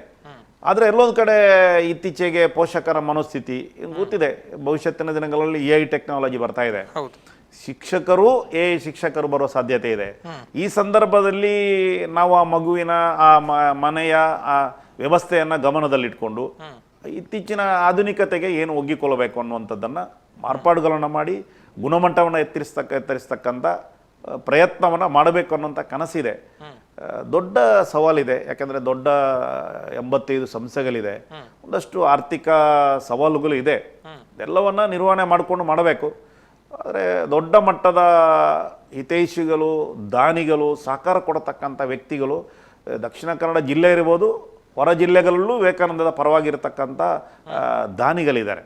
ಅವರೆಲ್ಲನ ಜೋಡಣೆ ಮಾಡಿಕೊಂಡು ಹಿರಿಯರನ್ನ ಮಾರ್ಗದರ್ಶನ ತಗೊಂಡು ಈ ರೀತಿ ಎತ್ತರಕ್ಕೇರಿಸೋದಕ್ಕೆ ಏನು ಯೋಚನೆ ಮಾಡಬೇಕು ಅನ್ನುವಂಥ ನಮ್ಮ ಇಡೀ ಆಡಳಿತ ಮಂಡಳಿಯನ್ನು ವಿಶ್ವಾಸ ತಗೊಂಡು ಯೋಚನೆ ಮಾಡಬೇಕು ಅನ್ನುವಂಥ ಒಂದು ಕನಸಿದೆ.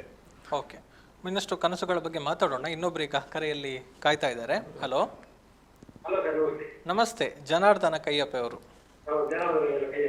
ಎಸ್ ಸರ್, ನಮಸ್ತೆ. ಅಧ್ಯಕ್ಷರಿದ್ದಾರೆ ವಿವೇಕಾನಂದ ವಿದ್ಯಾವರ್ಧಕ ಸಂಘದ ನೂತನ ಸಾರಥಿಗಳು ಕೃಷ್ಣ ಶೆಟ್ಟಿ ಕಡಬ ಅವರು. ಮಾತಾಡಿ ಸರ್. ಅವರಿಗೆ ಪೂರ್ವಕವಾದಂತಹ ಅಭಿನಂದನೆಗಳು. ಥ್ಯಾಂಕ್ ಯು, ಧನ್ಯವಾದಗಳು. ವಿದ್ಯಾವರ್ಧಕ ಸಂಘದ ಅಡಿಯಲ್ಲಿ ವಿದ್ಯಾಭಾರತಿಯ ಒಂದು ಅಡಿಯಲ್ಲಿ ನಡೆಯುವಂತಹ ಶಾಲೆಗಳ ಸಮೂಹಕ್ಕೆ ನೀವು ಅಧ್ಯಕ್ಷರಾಗಿದ್ದೀರಿ, ತುಂಬಾ ಸಂತೋಷ. ಅದರೊಟ್ಟಿಗೆ ಒಂದು ಸಂಸ್ಕಾರಯುತವಾದಂತಹ ವಿದ್ಯಾಭ್ಯಾಸವನ್ನು ಪ್ರತಿಯೊಬ್ಬರಿಗೂ ನಮ್ಮ ರಾಷ್ಟ್ರೀಯತೆಯ ಇದರಲ್ಲಿ ಕೊಡ್ಬೇಕಂತ ಹೇಳಿ ತೀರ್ಮಾನ ಮಾಡಿ ಆರಂಭವಾದಂತ ಒಂದು ಸಂಸ್ಥೆಗೆ ಬಹುದೊಡ್ಡ ಕನಸಿನ ಒಂದು ಸಂಸ್ಥೆ ಅದು. ಆ ಕನಸಿನ ಸಂಸ್ಥೆಗೆ ಇವತ್ತು ನೀವು ಅಧ್ಯಕ್ಷರಾಗಿ ಆಯ್ಕೆಯಾಗಿದ್ದೀರಿ. ಸಣ್ಣ ಪ್ರಾಯದಿಂದಲೇ ಸಂಘಟನೆಯಲ್ಲಿ ಒತ್ತು ಕೊಟ್ಟು ಬೆಳೆದು ಬಂದಂತಹ ನೀವು ನಿಮ್ಮೊಂದು ಸಂಘಟನೆಯಲ್ಲಿ ದೊಡ್ಡ ಜವಾಬ್ದಾರಿಯನ್ನು ಕೊಟ್ಟಿದ್ದಾರೆ. ಅದನ್ನು ನಿರ್ವಹಿಸುವಂತಹ ಪೂರ್ಣ ಶಕ್ತಿಯನ್ನು ಆ ದೇವರು ನೀಡಲಿ. ಹಾಗೆ ನಿಮ್ಮ ಒಂದು ಅಧ್ಯಕ್ಷ ಇದರಲ್ಲಿ ಒಳ್ಳೆಯ ರೀತಿಯಲ್ಲಿ ಆ ಒಂದು ಶಾಲೆ ಮತ್ತೆ ಎಲ್ಲಾ ವಿದ್ಯಾವರ್ಧಕ ಸಂಘದ ಅಡಿಯಲ್ಲಿರುವಂತಹ ಶಾಲೆಗಳು ಬೆಳಗಲಿ ಅಂತ ಶುಭ ಹಾರೈಸ್ತೇನೆ. ಧನ್ಯವಾದಗಳು sir. Yes, thank you sir, thank you ತಮ್ಮ ಶುಭ ಹಾರೈಕೆಗಳಿಗಾಗಿ. ಎಸ್, ಒಂದಷ್ಟು ಕನಸುಗಳ ಬಗ್ಗೆ ಹೇಳ್ತಾ ಇದ್ರಿ ಸರ್. ಅದರ ಜೊತೆಗೆ ಈಗ ಮುಖ್ಯವಾಗಿರುವಂತಹ ಸವಾಲು ಉದ್ಯೋಗಕ್ಕೆ ಸಂಬಂಧಪಟ್ಟ ಹಾಗೆ, ಉದ್ಯೋಗ ಇರ್ಬೋದು ಅಥವಾ ಈಗ AI ಟೆಕ್ನಾಲಜಿ ಅದಕ್ಕೆ ಪೂರಕವಾದ ವ್ಯವಸ್ಥೆಗಳನ್ನು ಮಾಡಿಕೊಳ್ಳುವಂಥದ್ದನ್ನು ತಾವೀಗ ಉಲ್ಲೇಖ ಮಾಡಿದ್ರಿ. ಈ ಉದ್ಯೋಗ ಪ್ಲೇಸ್ಮೆಂಟ್ಸ್ ಅನ್ನುವಂಥದ್ದು ಈಗ ದೊಡ್ಡ ಸವಾಲಾಗ್ತಾ ಇದೆ. ಬಹುಶಃ ವೃತ್ತಿಪರ ಶಿಕ್ಷಣ ಸಂಸ್ಥೆಗಳನ್ನು ಕೂಡ ವಿವೇಕಾನಂದ ಹೊಂದಿದೆ. ಆ ನಿಟ್ಟಿನಲ್ಲಿ ಈಗ ಏನಾದರೂ ವಿಶೇಷವಾದ ಚಿಂತನೆಗಳಿದೆಯಾ? ನಮ್ಮ 5 ಪ್ರಕಲ್ಪಗಳಲ್ಲಿ ಅದು ಒಂದು ಉದ್ಯೋಗ ಮಾಹಿತಿ ಕೇಂದ್ರ ಅನ್ನುವಂಥದ್ದು ವಿವೇಕಾನಂದದಲ್ಲಿ ಪ್ರಾರಂಭ ಮಾಡಿದ್ದೇವೆ. ಆ ಮಾಹಿತಿ ಕೇಂದ್ರದ ಉದ್ದೇಶವೇ ನಮ್ಮಲ್ಲಿ ವಿದ್ಯಾರ್ಜನೆ ಮಾಡತಕ್ಕಂಥ ವಿದ್ಯಾರ್ಥಿಗಳನ್ನ ಪ್ಲೇಸ್ಮೆಂಟ್ ಮಾಡುವಂಥದ್ದು ಒಂದು ಭಾಗ. ಜೊತೆಗೆ ಪುತ್ತೂರಿನ ಆಸುಪಾಸಿನ ವಿದ್ಯಾರ್ಥಿಗಳಿಗೆ ಅವರು ಶಿಕ್ಷಣವನ್ನು ಮುಗಿಸಿದ ನಂತರ ಅವರಿಗೆ ಉದ್ಯೋಗವನ್ನು ಲಭಿಸ್ತಕ್ಕಂಥ ಪ್ರಯತ್ನದ ಭಾಗವಾಗಿರ್ತಕ್ಕಂಥ ಒಂದು ಪ್ರಕಲ್ಪ. ಹಿಂದೆ ನಾವು ಉದ್ಯೋಗ ಮೇಳವನ್ನು ಮಾಡಿದ್ದೇವೆ. ಉದ್ಯೋಗ ಮೇಳದಲ್ಲಿ ಭಾರಿ ಪ್ರಮಾಣದಲ್ಲಿ ವಿದ್ಯಾರ್ಥಿಗಳು ಬಂದಿದ್ದಾರೆ, ಒಂದಷ್ಟು ಪ್ಲೇಸ್ಮೆಂಟ್ಗಳಾಗಿದೆ. ಈ ನಿಟ್ಟಿನಲ್ಲಿಯೂ ಪ್ರಯತ್ನಗಳಾಗಿದೆ.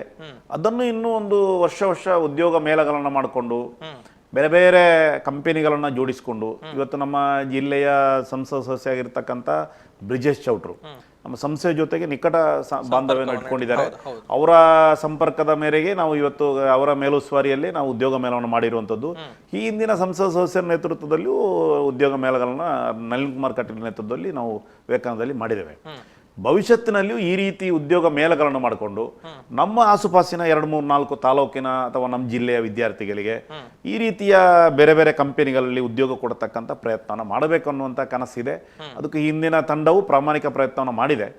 ಇನ್ನೂ ಅದನ್ನು ಸ್ವಲ್ಪ ಒತ್ತು ಕೊಟ್ಟು ಇನ್ನೂ ವ್ಯಾಪಕವಾಗಿ ಮಾಡಬೇಕು. ಹಿಂದಿನ ಸಾರಿ ನಮಗೆ 125 ಕಂಪನಿಗಳು ಬಂದಿದೆ. ಈ ಸಾರಿ ಅದನ್ನೊಂದು 200 ಕಂಪನಿಗಳನ್ನ ತರಿಸಿ ಏನಾದರೂ ಮಾಡಬಹುದಾ? ಕೇಂದ್ರದ ಸಚಿವರುಗಳನ್ನು ಸಂಪರ್ಕ ಮಾಡಿಕೊಂಡು ಅವರ ಮೂಲಕ ದೊಡ್ಡ ದೊಡ್ಡ ಕಂಪನಿಗಳನ್ನು ಏನಾದರೂ ಕಾರ್ಪೊರೇಟ್ ಕಂಪನಿಗಳನ್ನು ತರಿಸುವಂಥ ಪ್ರಯತ್ನ ಮಾಡಬಹುದಾ?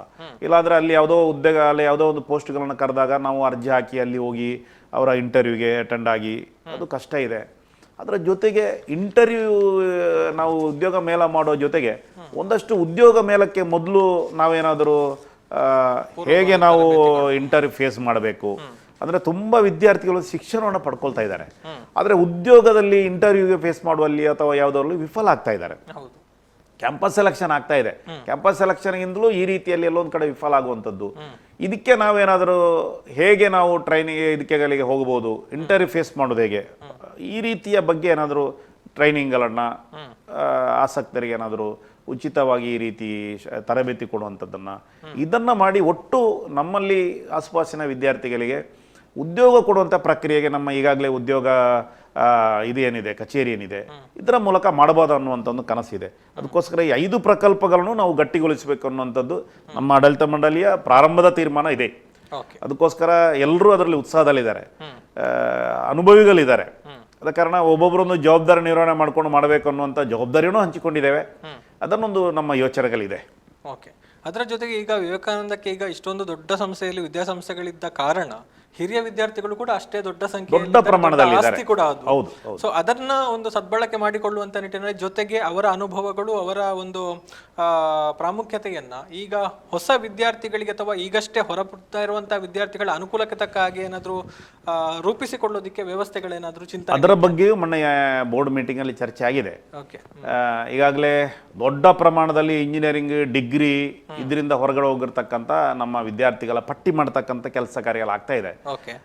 ಒಂದು ರೀತಿಯಲ್ಲಿ ನಮ್ಮ ನಿರ್ದೇಶಕರು ಬೆಂಗಳೂರಿನಲ್ಲಿ ಒಂದು ತಂಡವನ್ನು ಕಟ್ಟಬೇಕು. ಬೆಂಗಳೂರಲ್ಲಿ ತುಂಬ ಜನ ಹಳೆ ವಿದ್ಯಾರ್ಥಿಗಳು ಉದ್ಯೋಗವನ್ನು ಮಾಡ್ತಾ ಇದ್ದಾರೆ. ನಮ್ಮ ಕನಸಿರುವಂಥದ್ದು ಶಿಕ್ಷಣ ಸಂಸ್ಥೆ ಜೊತೆಗೆ ಅವರನ್ನು ಜೋಡಿಸ್ಕೊಳ್ಬೇಕು. ಕೇವಲ ಶಿಕ್ಷಣ ಸಂಸ್ಥೆಯ ಲಾಭಕ್ಕೋಸ್ಕರ ಅಲ್ಲ, ಅವರು ಯಾವ್ಯಾವ ಕಂಪನಿಯಲ್ಲಿ ಕೆಲಸ ಕಾರ್ಯ ಮಾಡ್ತಾ ಇದ್ದಾರೆ ಅವರ ಮೂಲಕ ನಮ್ಮಲ್ಲಿರ್ತಕ್ಕಂಥ ಈ ಆಸುಪಾಸಿನ ವಿದ್ಯಾರ್ಥಿಗಳಿಗೆ ಅವರ ಶಿಕ್ಷಣ ಮುಗಿಸಿದ ನಂತರ ಅವರಿಗೆ ಒಂದು ರಹದಾರಿಯಾಗಿ ಒಂದು ನೆಟ್ವರ್ಕ್ ಅನ್ನು ಬೆಳೆಸ್ಕೊಳ್ಬೋದಾ, ಈ ಕನಸನ್ನು ಇಟ್ಕೊಂಡು ನಾವು ಹಳೆ ವಿದ್ಯಾರ್ಥಿಗಳನ್ನ ಈಗಾಗಲೇ ಪಟ್ಟಿ ಇದೆ ಅವರೆಲ್ಲರನ್ನ ವಿವೇಕಾನಂದದಲ್ಲಿರ್ಬೋದು, ಅಕಸ್ಮಾತ್ ಕೆಲವರು ಉದ್ಯೋಗದಲ್ಲಿದ್ದ ಕಾರಣ ರಜೆ ಸಿಗುವುದಿಲ್ಲ, ಈ ಕಾರಣಕ್ಕೋಸ್ಕರ ಬೆಂಗಳೂರಲ್ಲಿ ಸಭೆ ಕರಿಬೋದು ಅನ್ನುವಂಥ ಯೋಚನೆಗಳಿದೆ. ಅದನ್ನು ನಮ್ಮ ಸಂತೋಷರು, ರವೀಂದ್ರರು ಮತ್ತು ಭರತ್ ಪೈಗಳು ಈ ರೀತಿ ಜವಾಬ್ದಾರಿ ತಗೊಂಡಿದ್ದಾರೆ. ಮುಂದಿನ ಒಂದು 2-3 ತಿಂಗಳ ಒಳಗಡೆ ಅವರನ್ನು ಸಂಪರ್ಕಕ್ಕೆ ಏನಾದರೂ ಯೋಚನೆಗಳನ್ನು ಮಾಡಿ ಅವರನ್ನು ನಮ್ಮ ಡಿಗ್ರಿಯ ಲೆಕ್ಚರ್ಗಳ ಮೂಲಕ ಬೇರೆ ಬೇರೆ ವರ್ಷದವರ ಪಾಸ್ಔಟ್ ಆದವರದ್ದು ಪಟ್ಟಿ ಇದೆ, ಗ್ರೂಪ್ ಇದೆ, ಅವರೆಲ್ಲರನ್ನ ಜೋಡಿಸ್ಕೊಂಡು ಪುತ್ತೂರಿನ ವಿವೇಕಾನಂದದ ಯಾರ್ಯಾರು ಹಳೆ ವಿದ್ಯಾರ್ಥಿಗಳಿದ್ದಾರೆ, ಅದು ನಿವೃತ್ತಿ ಹಂತದಲ್ಲಿದ್ದವರು ಇರ್ಬೋದು ಅಥವಾ ಪ್ರಾರಂಭದಲ್ಲಿ ಉದ್ಯೋಗಕ್ಕೆ ಸೇರಿದವರು ಇರ್ಬೋದು, ಎಲ್ಲರನ್ನ ಒಂದು ದೊಡ್ಡ ಒಂದು ಸಂಘಟನೆಯನ್ನು ಮಾಡಿಕೊಂಡು ಪುತ್ತೂರಿನ ಹಿತದೃಷ್ಟಿಯಿಂದ ಯೋಚನೆ ಮಾಡತಕ್ಕಂಥ ಪ್ರಯತ್ನಗಳಾಗಬೇಕು ಅನ್ನೋ ಕಾರಣಕ್ಕೋಸ್ಕರ ಒಂದು ಯೋಚನೆಗಳು ಪ್ರಾರಂಭ ಆಗಿದೆ. ಅದಕ್ಕೋಸ್ಕರ ಮುಂದಿನ 2-3 ತಿಂಗಳು ನಾವು ಬೆಂಗಳೂರಿನಲ್ಲಿ ಒಂದು ಸಭೆ ಕರೀಲಿಕ್ಕಿದ್ದೇವೆ. ಆ ಸಭೆಯಲ್ಲಿ ಒಂದು ತಂಡವನ್ನು ಕಟ್ಟಿಕೊಂಡು ವಿವೇಕಾನಂದವನ್ನು ಅಭಿವೃದ್ಧಿಪಡಿಸಿಕೊಳ್ಬೇಕು. ಪುತ್ತೂರಿನ ಆಸುಪಾಸಿನ ವಿದ್ಯಾರ್ಥಿಗಳಿಗೂ ಒಂದು ರಹದಾರಿ ಆಗಬೇಕು ಅನ್ನೋ ಕಾರಣಕ್ಕೋಸ್ಕರ ಒಂದು ಕನಸಿದೆ. ಆ ಕನಸಿನ ಬಗ್ಗೆಯೂ ಒಂದು ಪ್ರಯತ್ನಗಳು ಪ್ರಾರಂಭ ಆಗಿದೆ. ಓಕೆ, ಮಾತಾಡೋಣ. ಇನ್ನೊಬ್ರು ಕರೆಯಲ್ಲಿದ್ದಾರೆ. ಹಲೋ, ಹಲೋ, ಸುಬೋಧ್ ರೈ ಮೇನಲ್ ಅವರು, ನಮಸ್ತೆ ಸರ್. ನಮಸ್ತೆ. ನಮಸ್ತೆ. ಎಸ್, ನಮ್ಮ ಜೊತೆಗೆ ಕೃಷ್ಣ ಶೆಟ್ಟಿ ಇದ್ದಾರೆ. ಅದೇ ಗೊತ್ತಾಯ್ತು, ನಮಗೆ ಭಾರಿ ಖುಷಿ ಆಯ್ತು. ಕೃಷ್ಣಣ್ಣ ಒಂದು ವಿದ್ಯಾವರ್ಧಕ ಸಂಘದ ಅಧ್ಯಕ್ಷರಾಗಿರುವಂತದ್ದು. ಎಸ್, ಹೇಳಿ ಸರ್. ಜೊತೆಯಲ್ಲಿ ಪಾರ್ಟಿಯಲ್ಲೆಲ್ಲ ಕೆಲಸ ಮಾಡ್ತಿದ್ದವರು. ಹಾಗೆ ಅವರಿಗೆ ಸಾಮರ್ಥ್ಯ ಉಂಟು. ಆ ಸಾಮರ್ಥ್ಯವನ್ನು ಗುರುತಿಸಿ ಕೃಷ್ಣಣ್ಣ ನೀವು ಅಧ್ಯಕ್ಷರಾಗಿರುವಂತದ್ದು ನಮಗೆ ಬಹಳ ಸಂತೋಷ ಆಗಿದೆ. ಧನ್ಯವಾದಗಳು ಸುಬೋಧಣ್ಣ. ಅವತ್ತೇ ನಾನು ನಿಮಗೆ ಒಂದು ಅಭಿನಂದನೆಯನ್ನು ಕೂಡ ಸಲ್ಲಿಸಿದ್ದೇನೆ. ಧನ್ಯವಾದಗಳು. ವಿದ್ಯಾಸಂಸ್ಥೆಗೆ ನಾನು ನನ್ನ ಮಕ್ಕಳನ್ನು ಕೂಡ ಇಬ್ಬರನ್ನು ಕೂಡ ಅಲ್ಲಿಗೆ ಕಳಿಸಿರುವಂತದ್ದು. ಹಾಗೆ ವಿದ್ಯಾರ್ಥಿಗಳಿಗೆ ಖಂಡಿತ ನನಗೆ ಅಪಾರ ಗೌರವ ಇದೆ ಆ ವಿದ್ಯಾಸಂಸ್ಥೆಯ ಬಗ್ಗೆ. ಹಾಗಾಗಿ ನಾವು ಇನ್ನಷ್ಟು ಮೇಲಕ್ಕೆ ಏರಿಸಬೇಕು ಅಂತ ಹೇಳಿ ನಾನೊಂದು ತಮ್ಮಲ್ಲಿ ವಿನಂತಿ ಮಾಡ್ತಾ ಇದ್ದೇನೆ. ಖಂಡಿತ ಧನ್ಯವಾದಗಳು. ನಿಮ್ಮಂಥ ಸಮಾಜಮುಖಿ ಯೋಚನೆ ಮಾಡತಕ್ಕಂಥ ವ್ಯಕ್ತಿಗಳ ಮಾರ್ಗದರ್ಶನ ಮತ್ತು ಸಲಹೆ ಸೂಚನೆಗಳು ನಿರಂತರ ವಿದ್ಯಾವರ್ಧಕ ಸಂಘಕ್ಕೆ ಬೇಕು. ಖಂಡಿತ ಇದೆ ಕೃಷ್ಣ. ಹೌದು. Thank you. ಧನ್ಯವಾದಗಳು ಸರ್, ಧನ್ಯವಾದಗಳು ತಮ್ಮ ಶುಭ ಹಾರೈಕೆಗಳಿಗಾಗಿ. ಎಸ್, ಅದರ ಜೊತೆಗೆ ನಾವು ಮುಂದಿನ ಒಂದಷ್ಟು ಸವಾಲು ಉದ್ಯೋಗ ಅನ್ನುವಂಥದ್ದು, ನಾವೀಗ ಬೇರೆ ಬೇರೆ ಸಂಸ್ಥೆಗಳಲ್ಲಿ ಉದ್ಯೋಗವನ್ನು ಅರಸುವಂಥ ಜೊತೆಗೆ ಎಲ್ಲರೂ ನಗರ ಪ್ರದೇಶಗಳಿಗೆ ಹೋಗುವಂಥ ಸಂದರ್ಭದಲ್ಲಿ ಗ್ರಾಮೀಣ ಪ್ರದೇಶದಲ್ಲಿ ಬಹಳಷ್ಟು ಅವಕಾಶಗಳಿದೆ ಅನ್ನುವಂಥದ್ದು. ಸೊ ಈ ಒಂದು ಕೊರತೆಯನ್ನು ಮುಂದಿನ ದಿನಗಳಲ್ಲಿ ನೀಗಿಸುವಂಥದ್ದು ಎಲ್ಲರ ಜವಾಬ್ದಾರಿ ಆಗುತ್ತೆ. ಸೊ ಆ ನಿಟ್ಟಿನಲ್ಲಿ ಈಗ ಗ್ರಾಮೀಣ ಉದ್ಯಮ ಇರ್ಬೋದು ಅಥವಾ ತಂತ್ರಜ್ಞಾನ ಇರ್ಬೋದು, ಅಂದರೆ ತಂತ್ರಜ್ಞಾನವನ್ನು ಬಳಕೆ ಮಾಡಿಕೊಂಡು ಗ್ರಾಮೀಣ ಪ್ರದೇಶದಲ್ಲಿ ವಿಪುಲ ಅವಕಾಶಗಳನ್ನು ಸೃಷ್ಟಿಸಿಕೊಳ್ಬೋದು. ಸೊ ಈ ನಿಟ್ಟಿನಲ್ಲಿ ಈಗ ವಿದ್ಯಾಸಂಸ್ಥೆಗಳ ಮೂಲಕ ಏನಾದರೂ ಹೊಸ ಪ್ರಯತ್ನಗಳನ್ನು ಮಾಡುವಂಥ ಚಿಂತನೆಗಳಿದೆಯಾ ಅಂತ? ಕಳೆದ ವರ್ಷ ನಾವು ಪ್ರಾರಂಭ ಮಾಡಿದ್ದೇವೆ. ಪಾಲಿಟೆಕ್ನಿಕಲ್ಲಿ ಸ್ವ ಉದ್ಯೋಗದ ತರಬೇತಿ ಕೊಡತಕ್ಕಂಥ ಪ್ರಯತ್ನಗಳು, ಅದು ಸಣ್ಣ ಸಣ್ಣ ಉದ್ಯಮಕ್ಕೆ ಪೂರಕವಾಗಿ ವೆಲ್ಡರ್ಗಳಿರ್ಬೋದು, ಈ ರೀತಿಯ ತುಂಬ ಟ್ರೈನಿಂಗ್ಗಳನ್ನು ಬಂಗಾರಡ್ಕ ವಿಶ್ವೇಶ್ವರ ಭಟ್ರು, ಅದೇ ರೀತಿ ನಮ್ಮ ಮನಿಲಾ ಶಾಸ್ತ್ರಿಗಳು, ಇವರ ನೇತೃತ್ವದಲ್ಲಿ ನಾವು ತುಂಬ ಕೆಲಸ ಕಾರ್ಯವನ್ನು ಮಾಡಿದ್ದೇವೆ. ಓಕೆ, ಆ ಕಾರಣಕ್ಕೋಸ್ಕರ ತುಂಬ ಜನ ಅದನ್ನು ಫಾಲೋಅಪ್ ನಮ್ಮ ಕಡೆಯಿಂದ ಮಾಡಿದ್ದೇವೆ. ತುಂಬ ಜನ ಉದ್ಯಮ ಪ್ರಾರಂಭ ಮಾಡಿದ್ದಾರೆ. ಇವತ್ತು ಪಟ್ಟಿ ನನ್ನ ಕೈಲಿಲ್ಲ, ತುಂಬ ಜನ ಉದ್ಯಮ ಪ್ರಾರಂಭ ಮಾಡಿದ್ದಾರೆ. ಅವರ ಉದ್ಯಮದ ಬಗ್ಗೆ, ಅವರ ಚಟುವಟಿಕೆಗಳ ಬಗ್ಗೆ ಫಾಲೋಅಪ್ ಅನ್ನು ಈ ತಂಡ ಮಾಡ್ತಾ ಇತ್ತು. ಈ ರೀತಿ ಉದ್ಯಮದ ಕಡೆಗೆ ಯಾರ್ಯಾರು ಹೋಗ್ಲಿಕ್ಕೆ ಉತ್ಸಾಹ ಇದ್ದಾರೆ ಅವ್ರನ್ನ ಗುರುತು ಮಾಡಿಕೊಂಡು ಅವರಿಗೆ ತರಬೇತಿ ಕೊಡುವಂಥದ್ದು, ಅವರಿಗೆ ಬ್ಯಾಂಕ್ ಲೋನ್ ಮಾಡುವಂಥದ್ದು ಇರ್ಬೋದು, ಅಥವಾ ಅದರ ಬಗ್ಗೆ ಒಂದಷ್ಟು ಅನುಭವ ಕೊಡುವಂಥದ್ದು ಪ್ರಯತ್ನವನ್ನು ಮಾಡಿದ್ದೇವೆ. ಇಂದಿನ ಅವಧಿಯಲ್ಲೇ ಮಾಡಿದ್ದೇವೆ. ಅದನ್ನು ಯೋಚನೆ ಮಾಡುವಂಥ ಒಂದು ಪ್ರಯತ್ನ ಮಾಡಬಹುದು ಅಂತ ಅನಿಸ್ತಾ ಇದೆ. ಜೊತೆಗೆ ನಮ್ಮ ರಿಸರ್ಚ್ ಸೆಂಟರ್ ಇದೆ, ಅದನ್ನು ಇನ್ನೂ ಸ್ವಲ್ಪ ಅಪ್ಗ್ರೇಡ್ ಮಾಡಬೇಕು. ಯಾಕೆಂದರೆ ಇತ್ತೀಚೆಗೆ ತುಂಬ ಕಡೆ ನಮ್ಮ ಅಡಿಕೆ ಬೆಳೆಗಾರರ ರೈತಾಪಿ ವರ್ಗದ ಮಧ್ಯೆ ವಿದ್ಯಾರ್ಥಿಗಳು ಇರುವಂಥದ್ದು. ನಮ್ಮ ಪೂರ್ತಿ ವಿದ್ಯಾರ್ಥಿಗಳು ಯಾರು ಅಂತ ಹೇಳಿದ್ರೆ ಈ ಭಾಗದ ರೈತರ ಮಕ್ಕಳು. ರೈತರಿಗೆ ಸವಾಲಾಗಿರುವಂಥದ್ದು ಇವತ್ತು ಅಡಿಕೆಗೆ ಒಂದು ಕಡೆಯಿಂದ ಅದು ಕ್ಯಾನ್ಸರ್ ಕಾರಕ, ಬೇರೆ ಬೇರೆ ರೀತಿಯಲ್ಲಿ ಸುಳ್ಳು ವರದಿ ಕೊಡುವಂಥದ್ದು, ಯಾವುದೋ ಲ್ಯಾಬ್ಗಳಲ್ಲಿ ಸುಳ್ಳು ವರದಿಯನ್ನು ರೆಡಿ ಮಾಡಿ ಒಟ್ಟು ಅಡಿಕೆ ಬೆಳೆಗಾರರನ್ನ ಮುಳುಗಿಸ್ತಕ್ಕಂಥ ಪ್ರಯತ್ನದ ಒಂದು ಸ್ಥಾಪಿತ ಹಿತಾಸಕ್ತಿ ಇದರ ಹಿಂದೆ ಇದೆ. ಅದಕ್ಕೋಸ್ಕರ ನಮ್ಮ ಸಂಸ್ಥೆ ಮೂಲಕ ಅಡಿಕೆಯ ಗುಣಮಟ್ಟ ಮತ್ತು ಅಡಿಕೆಯ ಉಪಯೋಗದಿಂದ ಲಾಭ ಏನು, ಇದರ ಬಗ್ಗೆ ಒಂದು ರಿಸರ್ಚ್ಗಳು ಪ್ರಾರಂಭ ಮಾಡಬೇಕು. ಈ ಮೂಲಕ ದಕ್ಷಿಣ ಕನ್ನಡ ಜಿಲ್ಲೆಗೆ ಒಂದು ನ್ಯಾಯ ಕೊಡಬೇಕು ಅನ್ನುವಂಥ ಕನಸು ಇದೆ. ಅದಕ್ಕೋಸ್ಕರ ನಮ್ಮ ರಿಸರ್ಚ್ ಸೆಂಟರನ್ನು ನಾವು ಗಟ್ಟಿ ಮಾಡಬೇಕು ಅನ್ನುವಂಥ ಒಂದು ಯೋಚನೆ ಇದೆ. ಇದಕ್ಕೆ ಒಂದು ಪ್ರಯತ್ನಗಳನ್ನು ಮಾಡ್ತೇವೆ. ಓಕೆ, ಇನ್ನೊಬ್ರು ಕರೆಯಲ್ಲಿದ್ದಾರೆ. ಹಲೋ, ಸನತ್ ಕುಮಾರ್ ಅವರು, ನಮಸ್ತೆ. ನಮಸ್ತೆ, ಕೃಷ್ಣ ಶೆಟ್ಟಿ ಇದ್ದಾರೆ ನಮ್ಮ ಜೊತೆಗೆ. ನಮಸ್ತೆ. ಏನು ಹೇಳೋದಕ್ಕೆ ಹೇಳಿ ಸರ್, ಕೇಳಿಸ್ತಾ ಇದೆ, ಹೇಳಿ ಮಾತಾಡಿ ಸರ್, ಮಾತಾಡಿ. ನಮಸ್ತೆ. ಕೃಷ್ಣಣ್ಣ, ನಮ್ಮ ಸಂಸ್ಥೆಯನ್ನು ಬಲಪಡಿಸುವ ಉದ್ದೇಶದಲ್ಲಿ ಹೇಳಿ. ಕೇಳಿಸ್ತಾ ಇದೆ, ಹೇಳಿ. ನಮ್ಮ ಹಳೆ ವಿದ್ಯಾರ್ಥಿಗಳನ್ನು ಒಟ್ಟು ಎಲ್ಲ ವಿದೇಶ ಉದ್ಯೋಗದಲ್ಲಿ ಬಂದ ಎಲ್ಲವರನ್ನು ಒಟ್ಟು ಸೇರಿಸಿ ಸರಿ ಒಂದು ವೇದಿಕೆಯಲ್ಲಿ ತಂದು ಸಂಸ್ಥೆಯ ಅಭಿವೃದ್ಧಿಗೆ ಮತ್ತು ಪ್ರಸ್ತುತ ವಿದ್ಯಾರ್ಥಿಗಳ ಮಾರ್ಗದರ್ಶನ ಮಾಡುವುದು ಒಂದು ಒಳ್ಳೆಯ ಸಜೆಷನ್ ಅಂತ ಕೇಳಿದೆ. ಇದೊಂದು ಯೋಚನೆಗಳಿದೆ ಸನತ್ ಕುಮಾರ್ರೆ. ಯಾಕೆಂದರೆ ನಮ್ಮಲ್ಲಿ ತುಂಬ ಪುತ್ತೂರಿನಲ್ಲಿರತಕ್ಕಂಥ ಬಹುತೇಕ ಉದ್ಯಮಿಗಳು ಸಾಮಾಜಿಕ ಕ್ಷೇತ್ರದಲ್ಲಿ ಕೆಲಸ ಮಾಡುವವರು, ಧಾರ್ಮಿಕ ಕ್ಷೇತ್ರದಲ್ಲಿ ಕೆಲಸ ಮಾಡುವವರು, ಅವರ ಹಿನ್ನೆಲೆಯನ್ನು, ಅವರ ಶಿಕ್ಷಣದ ದಿನಗಳನ್ನು ಎಲ್ಲಿ ಅಂತ ಕೇಳಿದರೆ ಅವೆಲ್ಲರೂ ಬಹುತೇಕರು ವಿವೇಕಾನಂದ ವಿದ್ಯಾವರ್ಧಕ ಸಂಘದಿಂದ ಹೊರಗೆ ಬಂದವರು. ಆ ಕಾರಣಕ್ಕೋಸ್ಕರ ಸುಸಂಸ್ಕೃತ ಸಮಾಜ ನಿರ್ಮಾಣ ಆಗಿದೆ. ಇವತ್ತು ನಮ್ಮಲ್ಲಿ ತುಂಬ ಜನ ಹೊರಗಡೆ ಹೋಗಿರ್ತಕ್ಕಂಥ ಏಜ್ ಲಿಮಿಟನ್ನು ಗಮನಿಸದೆ ಎಲ್ಲರನ್ನ ಒಟ್ಟು ಸೇರಿಸಬೇಕು ಅನ್ನೋ ಒಂದು ಕನಸಿದೆ. ಅದೊಂದು ಪ್ರಯತ್ನಗಳು ಪ್ರಾರಂಭ ಆಗಿದೆ.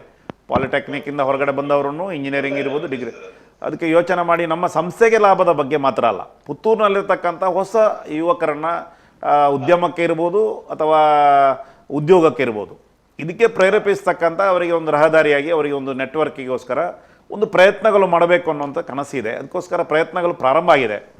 ನಿಮ್ಮ ಸಹಕಾರವೂ ಬೇಕು. ಯಾಕೆಂದರೆ ನಮ್ಮ ಸಂಪರ್ಕದಲ್ಲಿ ಯಾರ್ಯಾರು ಇದ್ದಾರೆ ಅವರನ್ನು ಜೋಡಿಸ್ತಕ್ಕಂಥ ಪ್ರಯತ್ನ ಮಾಡೋಣ. Okay sir. ನಮ್ಮಲ್ಲಿರುವಂತಹ ನಮ್ಮ ಸಂಸ್ಥೆಯಲ್ಲಿ ಕಲ್ತಂತ ಎಲ್ಲ ವಿದ್ಯಾರ್ಥಿಗಳು ಸೇರಿಸುವಂತ ಒಂದು ಕೆಲಸವನ್ನು ನಾವು ಮಾಡ್ತೇವೆ. ಖಂಡಿತ ನಿಮ್ಮಂಥ ಈ ರೀತಿ ಯೋಚನೆ ಮಾಡತಕ್ಕಂಥ ವ್ಯಕ್ತಿಗಳ ಅವಶ್ಯಕತೆ ಇದೆ. ನಾವು ಸಂಪರ್ಕಕ್ಕೆ ಬರ್ತೇವೆ, ನಿಮ್ಮ ಸಂಪರ್ಕಕ್ಕೂ ಬರ್ತೇವೆ. ಧನ್ಯವಾದಗಳು ಸರ್. ಸನತ್ ಕುಮಾರ್ ಸರ್, ತಮ್ಮ ಒಂದು ಅನಿಸಿಕೆ ಅಭಿಪ್ರಾಯಗಳನ್ನು ಹಂಚಿಕೊಂಡದಕ್ಕಾಗಿ. ಎಸ್ ಸರ್, ಅದರ ಜೊತೆಗೆ ಈಗ ಪಾಲಿಟೆಕ್ನಿಕ್ ಮೂಲಕ ಒಂದಷ್ಟು ಜೊತೆಗೆ ರಿಸರ್ಚ್ ಕ್ಷೇತ್ರದಲ್ಲಿ ಕೂಡ ಆಗಬೇಕಾಗಿರುವಂತಹ ಕೆಲಸಗಳನ್ನು ಉಲ್ಲೇಖ ಮಾಡಿದ್ರಿ. ಅದರ ಜೊತೆಗೆ ಈಗ ಮುಂದಕ್ಕೆ ಇರುವಂತಹ ಯೋಚನೆಗಳು 5 ವರ್ಷಗಳ ಅವಧಿಗೆ ಈಗ ಆದ್ಯತೆಗಳ ಬಗ್ಗೆ ಹೇಳಿದ್ರಿ. ಅದರ ಜೊತೆಗೆ ಇರುವಂತಹ ಮುಂದಿನ ಚಿಂತನೆಗಳು ಅಥವಾ ನೀವು ಭವಿಷ್ಯಕ್ಕೆ ಇಲ್ಲಿ ಆಗಬೇಕಾದಂತಹ ನಿಟ್ಟಿನಲ್ಲಿ ಆಗ್ತಾ ಇರುವಂತಹ ಪ್ರಯತ್ನಗಳು. ಹೌದು, ಈಗ ನಾನು ಅದನ್ನೇ ಹಂಚಿಕೊಂಡಿರುವಂಥದ್ದು, ಒಂದು ಮುಂದಿನ 5 ವರ್ಷದ ಅವಧಿಯಲ್ಲಿ ನಾವು ಹೊಸ ಸಂಸ್ಥೆಗಳನ್ನ ಪ್ರಾರಂಭ ಮಾಡೋ ಬಗ್ಗೆ ಯೋಚನೆಗಳನ್ನು ಮಾಡ್ತಾ ಇಲ್ಲ. ಓಕೆ. ಯಾಕಂದರೆ ತುಂಬ ಸಂಸ್ಥೆಗಳನ್ನು ಕಳೆದ ಅವಧಿಯಲ್ಲಿ ನಾವು ಪ್ರಾರಂಭ ಮಾಡಿದ್ದೇವೆ. ಡಾಕ್ಟರ್ ಪ್ರಭಾಕರ ಭಟ್ರ ನೇತೃತ್ವದಲ್ಲಿ, ಇಂದಿನ ಆಡಳಿತ ಮಂಡಳಿ ನೇತೃತ್ವದಲ್ಲಿ ಒಂದು 4-5 ದೊಡ್ಡ ಸಂಸ್ಥೆಗಳನ್ನು ನಾವು ನಮ್ಮ ಇದಕ್ಕೆ ತಗೊಂಡಿದ್ದೇವೆ. ಫಾರ್ಮಸ್ ಕಾಲೇಜ್ ಇರ್ಬೋದು, ಅದರ ಜೊತೆಗೆ CBSE ಇರ್ಬೋದು, ಉಪ್ಪಿನಂಗಡಿಯ ನಮ್ಮ ಇಂದ್ರಪ್ರಸ್ಥ ಇರ್ಬೋದು, ನಮ್ಮ ಬೆಳ್ತಂಗಡಿಯ ಮುಂಡಾಜೆ ಇರ್ಬೋದು, ಅದೇ ರೀತಿ ಮೂಡುಬಿದಿರೆಯ ಸುಲ್ಕೇರಿ ಇರ್ಬೋದು. ಇದೆಲ್ಲವನ್ನ ಜೊತೆಗೆ ಒಂದು 4-5 ಇಂಗ್ಲೀಷ್ ಮೀಡಿಯಂ, ನೆಲ್ಯಾಡಿ, ಕಡಬ, ಅಲಂಕಾರು, ಪಟ್ರಮೆ, ಕೊಕ್ಕಡದಲ್ಲಿ ದೊಡ್ಡ ಸಂಸ್ಥೆ ಪ್ರಾರಂಭ ಮಾಡೋದಕ್ಕೆ ಕಟ್ಟಡಗಳಾಗ್ತಾ ಇದೆ. ಅದಕ್ಕೋಸ್ಕರ ಒಂದು 5 ವರ್ಷದ ಅವಧಿಯಲ್ಲಿ ಒಂದು ಗುಣಮಟ್ಟ ರಿಸರ್ಚ್ ಸೆಂಟರನ್ನು ಎತ್ತರಕ್ಕೇರಿಸುವಂಥದ್ದು, ನಮ್ಮ 5 ಪ್ರಕಲ್ಪಗಳನ್ನು ಗಟ್ಟಿ ಮಾಡತಕ್ಕಂಥದ್ದು, ಎಲ್ಲ ಸಂಸ್ಥೆಗಳ ಗುಣಮಟ್ಟವನ್ನು ಇತ್ತೀಚಿನ ಆಧುನಿಕ ಮನೋಸ್ಥಿತಿಯ ಪೋಷಕರ ಮನೋಸ್ಥಿತಿಗೆ ಪೂರಕವಾಗಿ ಬೆಳೆಸ್ತಕ್ಕಂಥ ಪ್ರಾಮಾಣಿಕ ಪ್ರಯತ್ನವನ್ನು ಪ್ರಾರಂಭದ 2-3 ವರ್ಷ ಮಾಡಬೇಕು ಅಂತ ಯೋಚನೆಗಳಿದೆ. ಅದನ್ನು ಗಟ್ಟಿಗೊಳಿಸ್ತಕ್ಕಂಥ ಪ್ರಯತ್ನ, ಸಂಸ್ಕಾರಕ್ಕೆ ಒತ್ತು ಕೊಡುವಂಥ ಪ್ರಯತ್ನ. ಇವತ್ತು ಸಂಸ್ಕಾರಕ್ಕೆ ಒತ್ತು ಕೊಡದೇ ಇದ್ರೆ, ರಾಷ್ಟ್ರೀಯ ಚಿಂತನೆಯನ್ನು ಕೊಡತಕ್ಕಂಥ ಶಿಕ್ಷಣ ಇಲ್ಲದೇ ಇದ್ರೆ ಏನಾಗ್ತದೆ ಅನ್ನುವಂಥದ್ದು ಉದಾಹರಣೆ ಮೊನ್ನೆ ಡೆಲ್ಲಿಯಲ್ಲಿ ನಡೆದಿರ್ತಕ್ಕಂಥ ಘಟನೆ.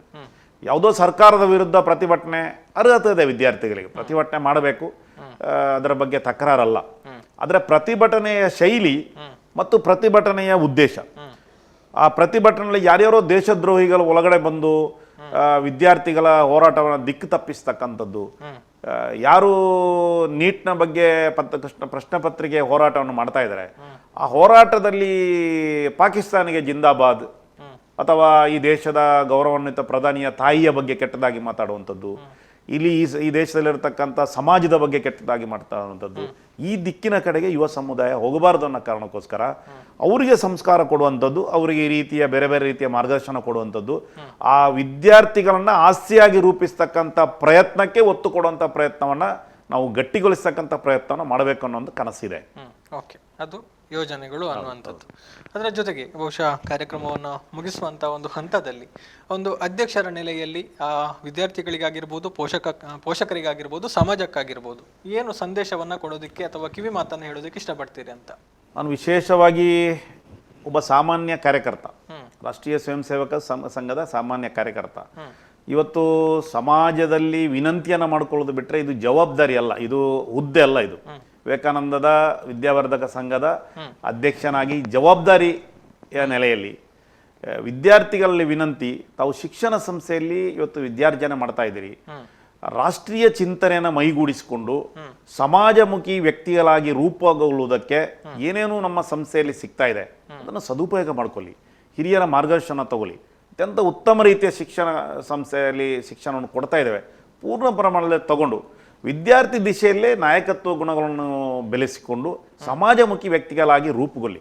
ನಾನು ಶಿಕ್ಷಣ ಸಂಸ್ಥೆಯಲ್ಲಿ ಡಿಗ್ರಿ ಮುಗಿಸಿದಾಗ ಹೊರಗಡೆ ಬಂದಾಗ ನನಗೆ ಆ ಸಂದರ್ಭದಲ್ಲಿ ನನ್ನ ಶಿಕ್ಷಕರು ಪೈಗಳಿದ್ರು, ಅವರು ಕರೆದು ಹೇಳಿರುವಂಥದ್ದು ಇಷ್ಟೇ, ಡಿಗ್ರಿ ಮುಗಿಸ್ಕೊಂಡು ಹೊರಗಡೆ ಹೋಗ್ತಾ ಇದ್ದೀರಿ, ನೀವು ಹೊರಗಡೆ ಹೋಗಿ ಉದ್ಯಮಿಯಾಗಿ ಅಥವಾ ಉದ್ಯೋಗವನ್ನು ಪಡ್ಕೊಳ್ಳಿ, ಯಾವುದು ಬೇಕಾದ್ರೂ ಆಗಿ, ಆದರೆ ಸಮಾಜಮುಖಿ ಯೋಚನೆ ಮಾಡತಕ್ಕಂಥ ವ್ಯಕ್ತಿಗಳಾಗಿ ರೂಪುಗೊಳ್ಳಿ, ಸಮಾಜದ ವಿಮುಖರಾಗಿ ಇರಬೇಡಿ, ಸಮಾಜದ ಮಧ್ಯೆ ಇರಿ, ಆದಾಗ ಮಾತ್ರ ನಿಮ್ಮ ಬದುಕಿಗೆ ಸಾರ್ಥಕತೆ ಇದೆ ಅನ್ನುವಂಥದ್ದನ್ನು ಹೇಳಿದರು.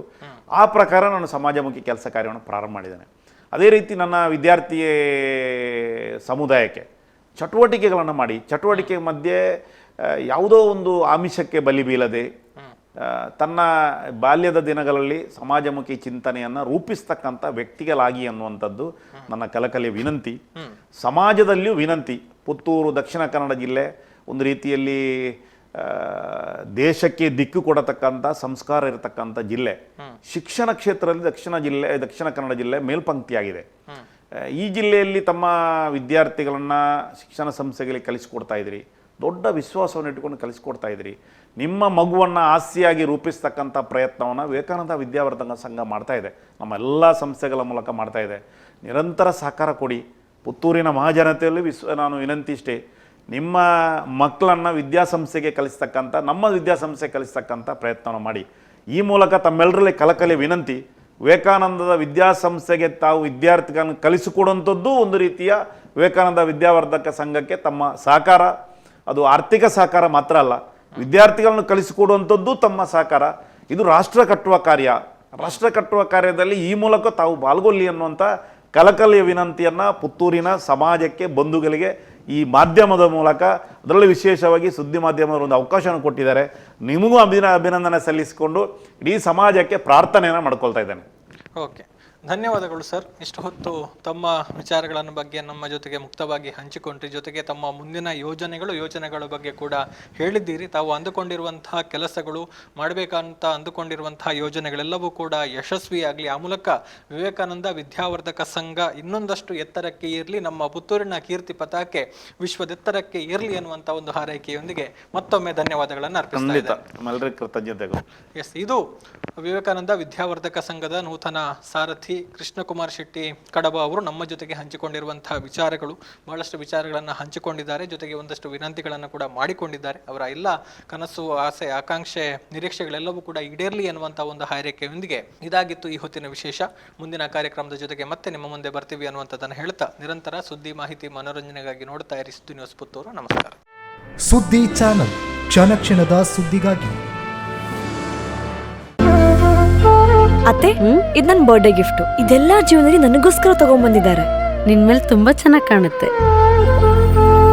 ಇದು ತುಂಬಾ ಚೆನ್ನಾಗಿದೆ ಅಲ್ವಾ? ತುಂಬಾ ಚೆನ್ನಾಗಿದೆ.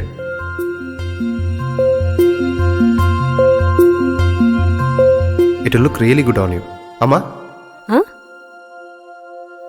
Mother is always son's first love.